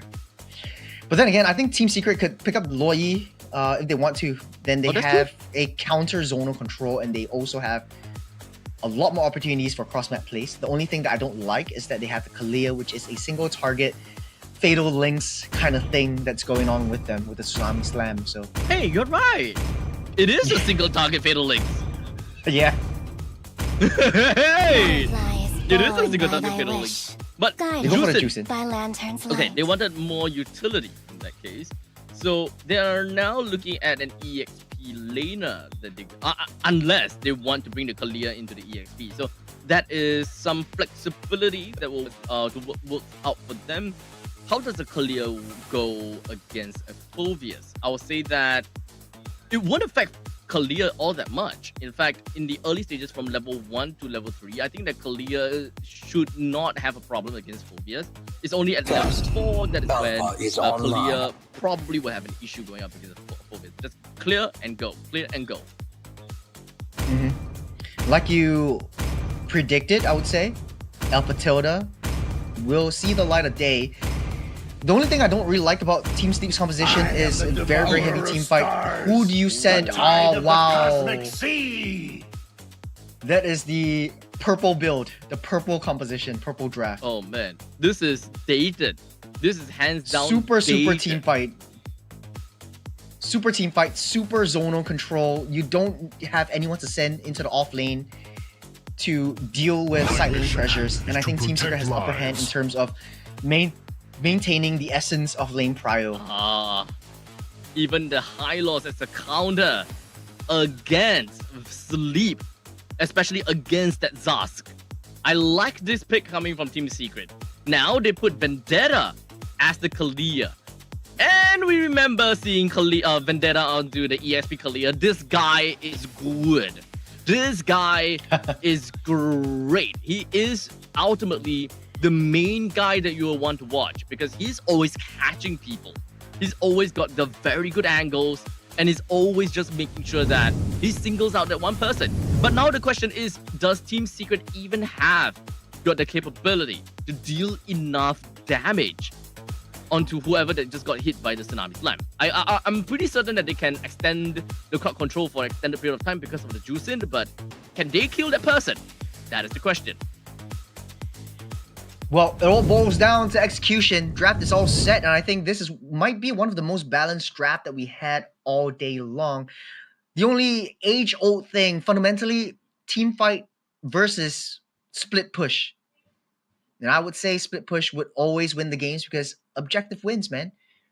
Objective wins.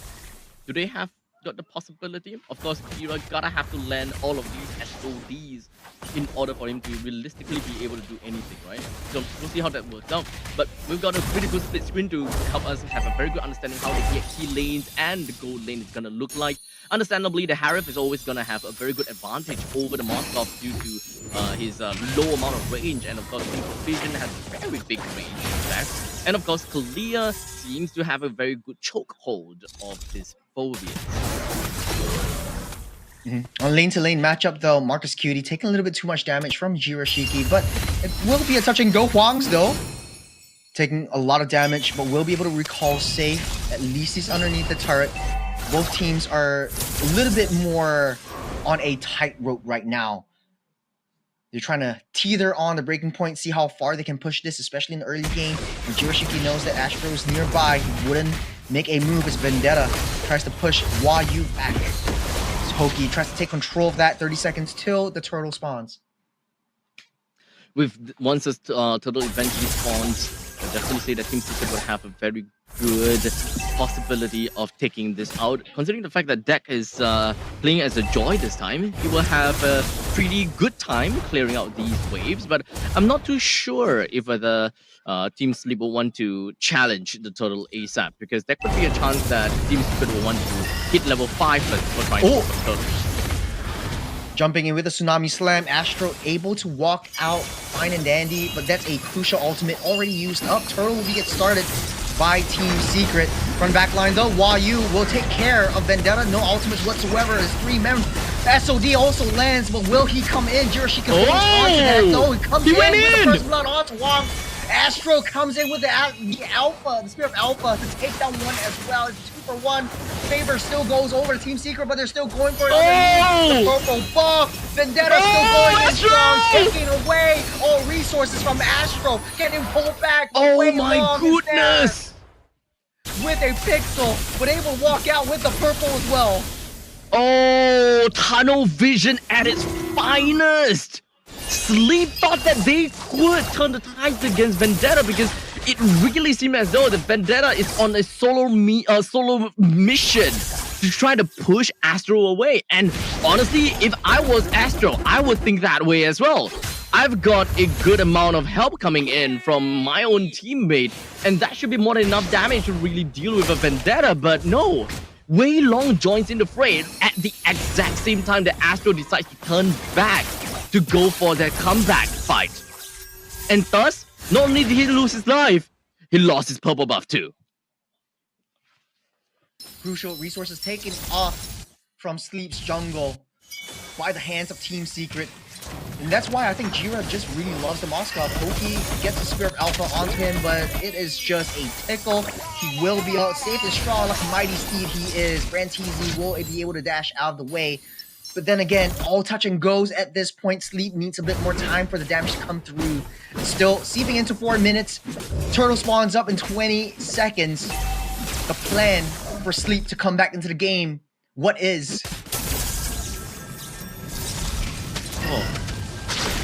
4 minutes. It's only been 4 minutes. Purple ball. So much thing going on. Purple ball. Oh, speaking of so much things, is SOD also landing in. Jirashiki not committing to that. He knows that he doesn't have to go into the purple buff. But then taking down Astra, going straight for that turtle. This is not looking so good for Sleep. Alpha needs time to skill up and get his item power spike. Hopefully, we'll be able to see the itemization to see how far ahead Team Secret is. Right now, I think that's 3,000 gold lead after this turtle take. So it looks like a huge momentum gain for Team Secret. Massive. And to make matters worse, we even have got the energy shield that's being taken by Kira just by a little bit, but Hoki in the problem. Ooh, not anymore though. Revitalized alongside the Glorious Halfway. Will be slain by Astro though. A little bit of a consolation prize for all the harm that he did his way. Jirashiki might be the next to fall as Marcus Cutie. Brantisi ramping up the aggression, but here comes Vendetta from the back line. Jumping in, getting a Tsunami Slam into the turret's range. And he will fall by the hands of Jirashiki. Wow. Make that two as Vendetta takes out Astro as well. But here comes the Goon Squad with Waylon from the back line. SOD goes wide, but they have their eyes set on YU. He's all alone. It's a 3v1 situation going on right now. He might not be able to escape from this with his life. The stack guns him down as well. What a skewer play! Oh my goodness, Stack is going down! To the One more head hit, of Marcus Marcus! Cutie! And Marcus! Underneath! Oh my goodness! He's got the guiding win! It's all safe! The Circling Eagle still keeps him up alive! Marcus Cutie want to play on the deck though, but they lost their objective. But that is no issue because they took out the jungle. Takes a piss onto deck, takes him down, and outplayed him when he just felt so confident. That is absolutely disgusting. Speaking of bonkers though, Glorious Pathway already laid down. Jirashiki takes his full spear of Alpha. Won't be able to survive with the flicker out of the way. Here comes Goon Squad with the Tsunami Slam and a huge recall as they bring Astro down. Don't touch my Shiki. Don't touch my Shiki. But not only that, don't touch my Vendetta because now the fight is going to go on again.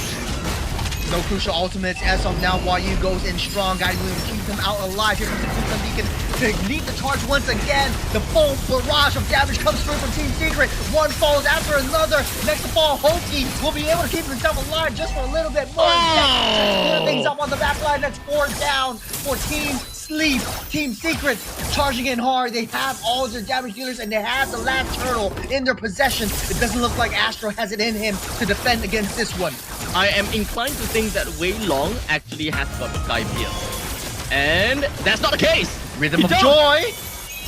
Deck unable to get out safe as Brantisi will finally take him down. Wei Long does not have the Crimson Beacon, but he's 5-0-5. He will France out safe. Jirashiki looking towards the major objectives in the T2 turret up top. He's one-man army. 4 members of Sleep are gunning towards him. Might he be able to escape with his life as Team Secret are ditching the turtle, waiting for the next Lord to come in once Deck gets that respawn. Oh boy. 7 minutes and 30 seconds. We are looking at about 7 kills ahead. A 7 kill disparity between Sleep and Team Secret. And finally, a 6,000 gold lead that Team Secret has for themselves. They managed to take down a total of 4 turrets all across the map with 2 at the top, 1 in the center, 1 at the bottom. While unfortunately for Sleep, they haven't yet gotten a single form of the objective away from Team Secret.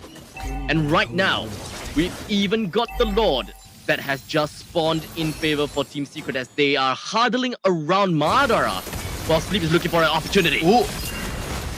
Speaking of opportunity, Vendetta with the Tsunami Slam onto Astro, taking on the jungler. The Madara is free for the taking for Team Secret, but they're going in ham. They want the hits, they want the kills. It's a 5-man death ball. Brantisi's left all alone. He will escape, but for what? 4 members of Sleep fall, and it's a free Madara for Team Secret. It is a free one indeed. This Madara will eventually be making his way either to the top lane or the bottom lane. And it does seem as though it's even worse because the holy defense at the bottom lane has already been popped. And this is not great. So technically speaking, if Team Secret wants to lead the Lord down to the bottom lane because the holy defense has already been taken down, they can and they should have left the middle lane T2 intact. Just so that the Madara will guaranteed is passing down to the bottom lane, but because of the fact that the middle lane has already been taken down and they haven't taken away that holy defense, Madara will choose its shortest route, and that is to make his way down to the middle. Slowly but surely, Madara marching down the mid side. Team Secret, disciplined, holding onto the wave, synchroing it up. Vendetta charging up the jump, but will not want to commit as of now. Team Secret knows that they still have to deal with the holy defense, but it's all broken down now. It's Team Secret having that charge comp while you take a little bit too much damage from Jirashiki. Whew, ouch is an understatement as Jirashiki continues to pummel through the T3s out on the top side. They're all alive. The stars are aligned. Astro! In the mid turret, getting in bid 2-7-1. This alpha is a non-factor in this game. It's a 4v5 situation. You still got enhanced minions coming in. Wei Long will be the next target, taking down yet another T3 down the mid side. Jirashiki kicking things off with the spears, pummeling them. They're targeting onto Wayu, taking him down in the process of 2v5. And I think it's all over as of now. They're targeting that throne. Team Secret making a statement as they take down game number 2. Oh, wait. No minions though. Pokey Falls. But it's Rentizi against the world though. It's a very, very slow burn, Abstract. This is execution at its finest, ladies and gentlemen, as Team Secret gate-kept sleep within of their homes. They cleared out every single one of these turrets, cleared out every single thing that the opponents hold dear, and yet they did not even lose a single member. They didn't even die throughout the entire conquest into the base. And the only reason why they died is because they decided to kiss the fountain. And I thought it was... Dude, it's a huge statement. The fact that you are fountain farming and trying to take down the Matilda underneath your own home. Fountain farming. Waiting for her to come out, heal back up. Never have you heard of this term. But this is indeed in ML. fountain farming. No. Yes, no. It is indeed. Oh my goodness. This is not supposed to happen. happen. What a game though. Yeah. Honestly, despite all of the games... Okay, this in terms of scoreline, this is definitely not the most one-sided game that we have saw today. However, just because of the execution and the mechanics that's shown by Team Secret, that final fight and that fight alone is the most one-sided fight I have ever seen for today. Like, game number 1, or rather match 1, is a one-sided match, one-sided game. That fight was a one-sided fight to its core. Have to agree with you. It's a death ball composition, everyone pummeling through like a barrage. You have Jirashiki just constantly battling from that back line. You also have Deck just throwing his own body, throwing that Rhythm of Joy, a lot of heavy damage onto a huge clash/skirmish comp with the Alpha Tilda combo. You would have thunk that the Alpha Tilda would be amazing in skirmishes and amazing in clashes, but every single clash, Sleep lost. And I can't understand the reason why. Maybe an extra member like Jirashiki using the Spear of Destruction just to have that cross map plays, then you leave your own Harith on the back line. I think that might be the culprit. But then again, it's just so pure dominance from Team Secret from the start. It baffles me as well. To be fairly honest, it baffles me. But I do want to talk about MVP. It's very hard for me to say who's the MVP. But in terms of, KDA, I think that Vendetta died a few times, so I wouldn't count him as the MVP. I think that Gira seems to have a good amount of kills. Oh, no, wait. I think that this might actually be the Jusin. He got a lot of kills. Coulda, woulda, shoulda. It is a Jusin. It is a Jusin. 60113, 779 GPM, and 4,341 damage per minute. With a Sky Piercer in her arsenal and building towards a Clock of Destiny, I think this is a Jusin that hits hard but also hard to fall. Actually disgusting though. With 6 actually 13 that Sky Piercer actually came in late. Like, didn't even need all those Sky Piercers in order to pick up all those kills. Like, got the triple. Yeah. I think at that point in time, he got a triple kill, so total tally was about 4 kills. And only then and after that, he picked up the Sky Piercer. Damned if you do, damned if you don't. Let's take a look at the replays to see how things transpired. You can see this is one of the first fights that actually Team Secret has a huge upper hand. Even into the midst of all of this, you have the SOD bringing an extra member in. The fact that Marcus Cutie is unable to have that cross-map place, it kind of puts them at a huge disadvantage when it comes to the numbers game.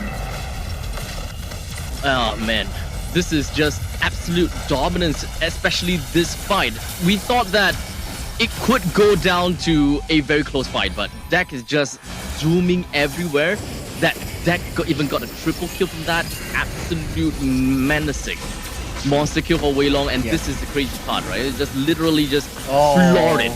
They did not stop at all.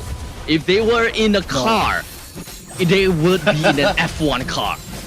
Not stopping. They're basically in. It's a 5-man Johnson. It is, say it like it is. It's technically. a 5-man Johnson. You open up the red carpet. It's basically full thrusters into the enemy's base. There's 5 heads going at you, Fountain throwing farming. their bodies at a time. And Hoki, this is fountain farming. You look at how Wei Long is trying to just pull him out. I think he did it actually 3 times. He did once.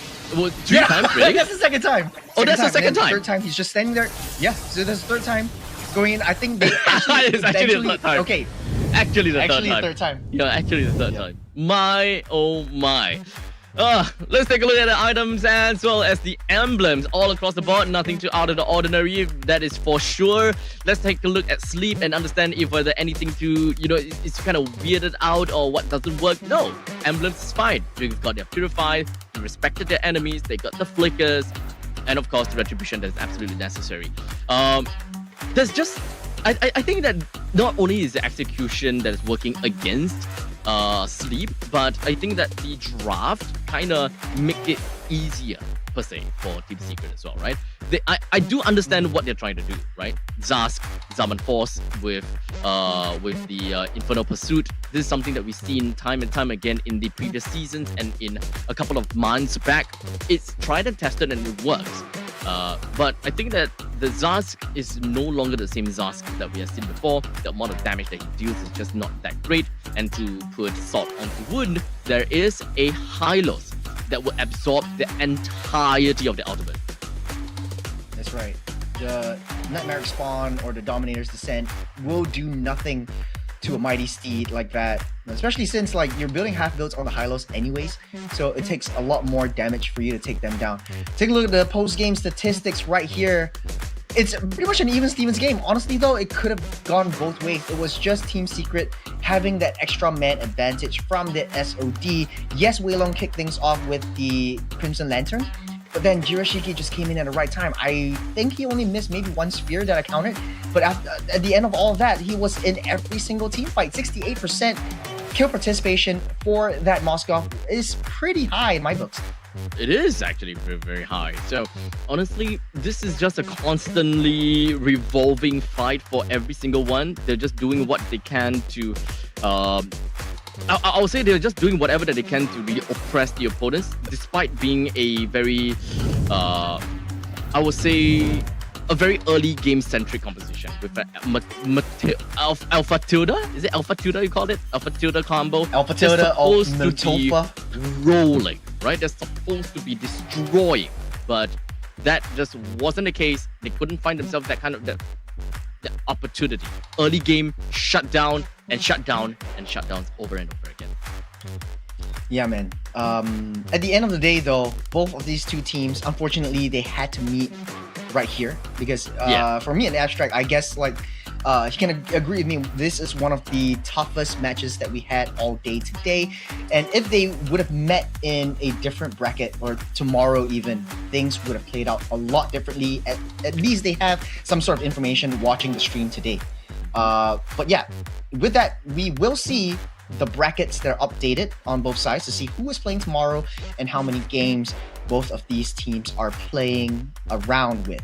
So if I'm not wrong, tomorrow Banana Brawlers are going up against TKU and then no, Banana Brawlers are going up against Crescent Light. Crescent Light. And Yes. TKU are going up against Team Secret.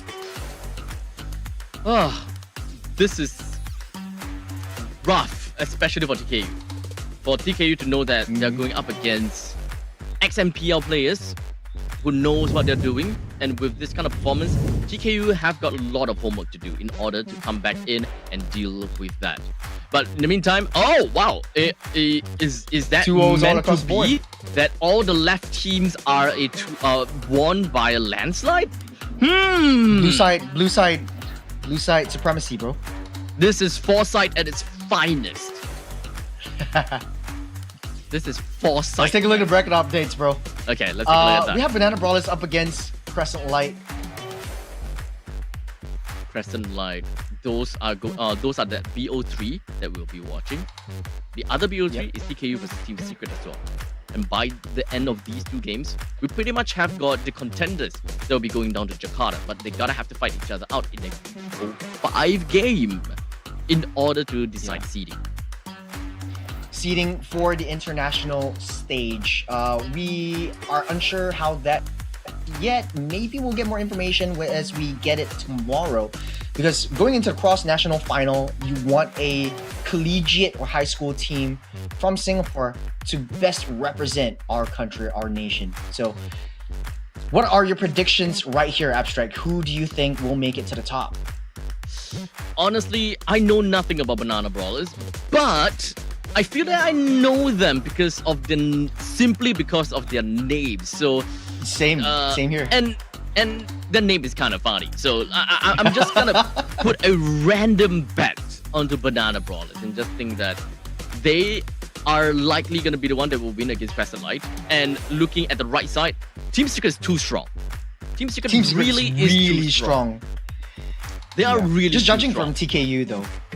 For TKU, Oh I no, think but TKU is on the they left could hold their side. own. They could hold themselves. They could hold their ground though. They could. I feel but like now they have a they're strong on the left chance. side. They will win. Well, we'll see if this plays through tomorrow again. No, for sure, they win already. You know, production put all the left side is a win. So this one is TKU win. We're foreshadowing the wins Foreshadow. You see, I see Banana Brawler, right? You see, they're on the left side also. on the left side. Yeah, they know. Production know. knows. They know. TKU. I gotta say though, like I like TKU's logo. Really nice. It's a sword. Like, what yeah, is- you're right. It is. Yeah. Technically Is it like speaking, technically speaking, both of us as designers know that doesn't work because that's TKV. Yeah, I mean, it's a double U, not a double V, anyways. You can type it both sides. But hey, Abstract. I got one more thing before we actually go and close. Today, we Okay. actually had a dominant performance from the left sides, 2-0s all across the board. But things are gonna get heated up tomorrow. And do Okay. you know what is best to dissipate heat? The Samsung Galaxy S25 with its new and improved powerful chipset that handles intense device usage and AI processing thanks to the change heat dissipation structure with They also have a 40% vapor larger chamber, vapor okay. chamber and a tailored thermal interface material, aka TIM, that delivers a 20% improvement in thermal efficiency. So what are you waiting for? Redeem your voucher at the Samsung Shop app and get special discounts. Scan the QR code now or just type in the voucher code MLBBX Samsung SG to claim your voucher now. Vapor chamber is like a thing onto mobile phones nowadays because they're just so good at dissipating heat. But here we have Samsung telling us that they have 40% larger vapor chamber. It's a huge promise. Yeah, if I am in the round table of like Samsung directors and my engineer comes and tell me bigger vapor chamber, I'm telling them, you dream on. You want slimmer, you want slimmer phone, but bigger vapor chamber, you got problem? But apparently not. Magic that Samsung did. Hey, some How? call it tech, some call it magic. Samsung magic. is magic. It Samsung is is magic. magic. Look at this graphic all over us. It's blue, and it's like Blue. creamy, dreamscape, Yeah. cyberpunkish style. It's all magic, bro. It's all magic. Don't let it fool you. Technology is actually magic. That's why we can do so many amazing things. Because Samsungs are wizards. If you think about it, all of the chipsets, they're literally metal. And we're making nothing out of metal. Can you imagine that? And putting it into a phone that has a 40% larger vapor chamber and a tailored thermal interface material, or TIM, is just too much to ask for. And with that, I think we will go for a close. You lost me at chipset.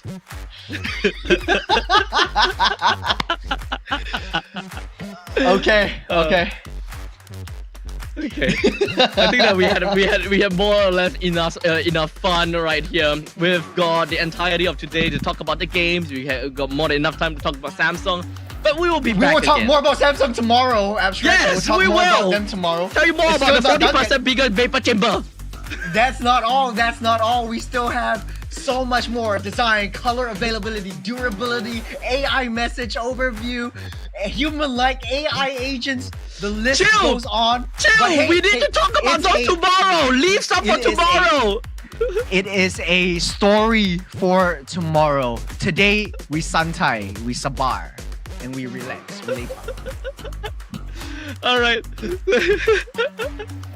Ladies and gentlemen, thank you so much for tuning in once again. This is the Galaxy Gaming Academy in conjunction with the MLBB Campus series. My name's Abstract, and with me here is Churros. The both of us will see you guys tomorrow.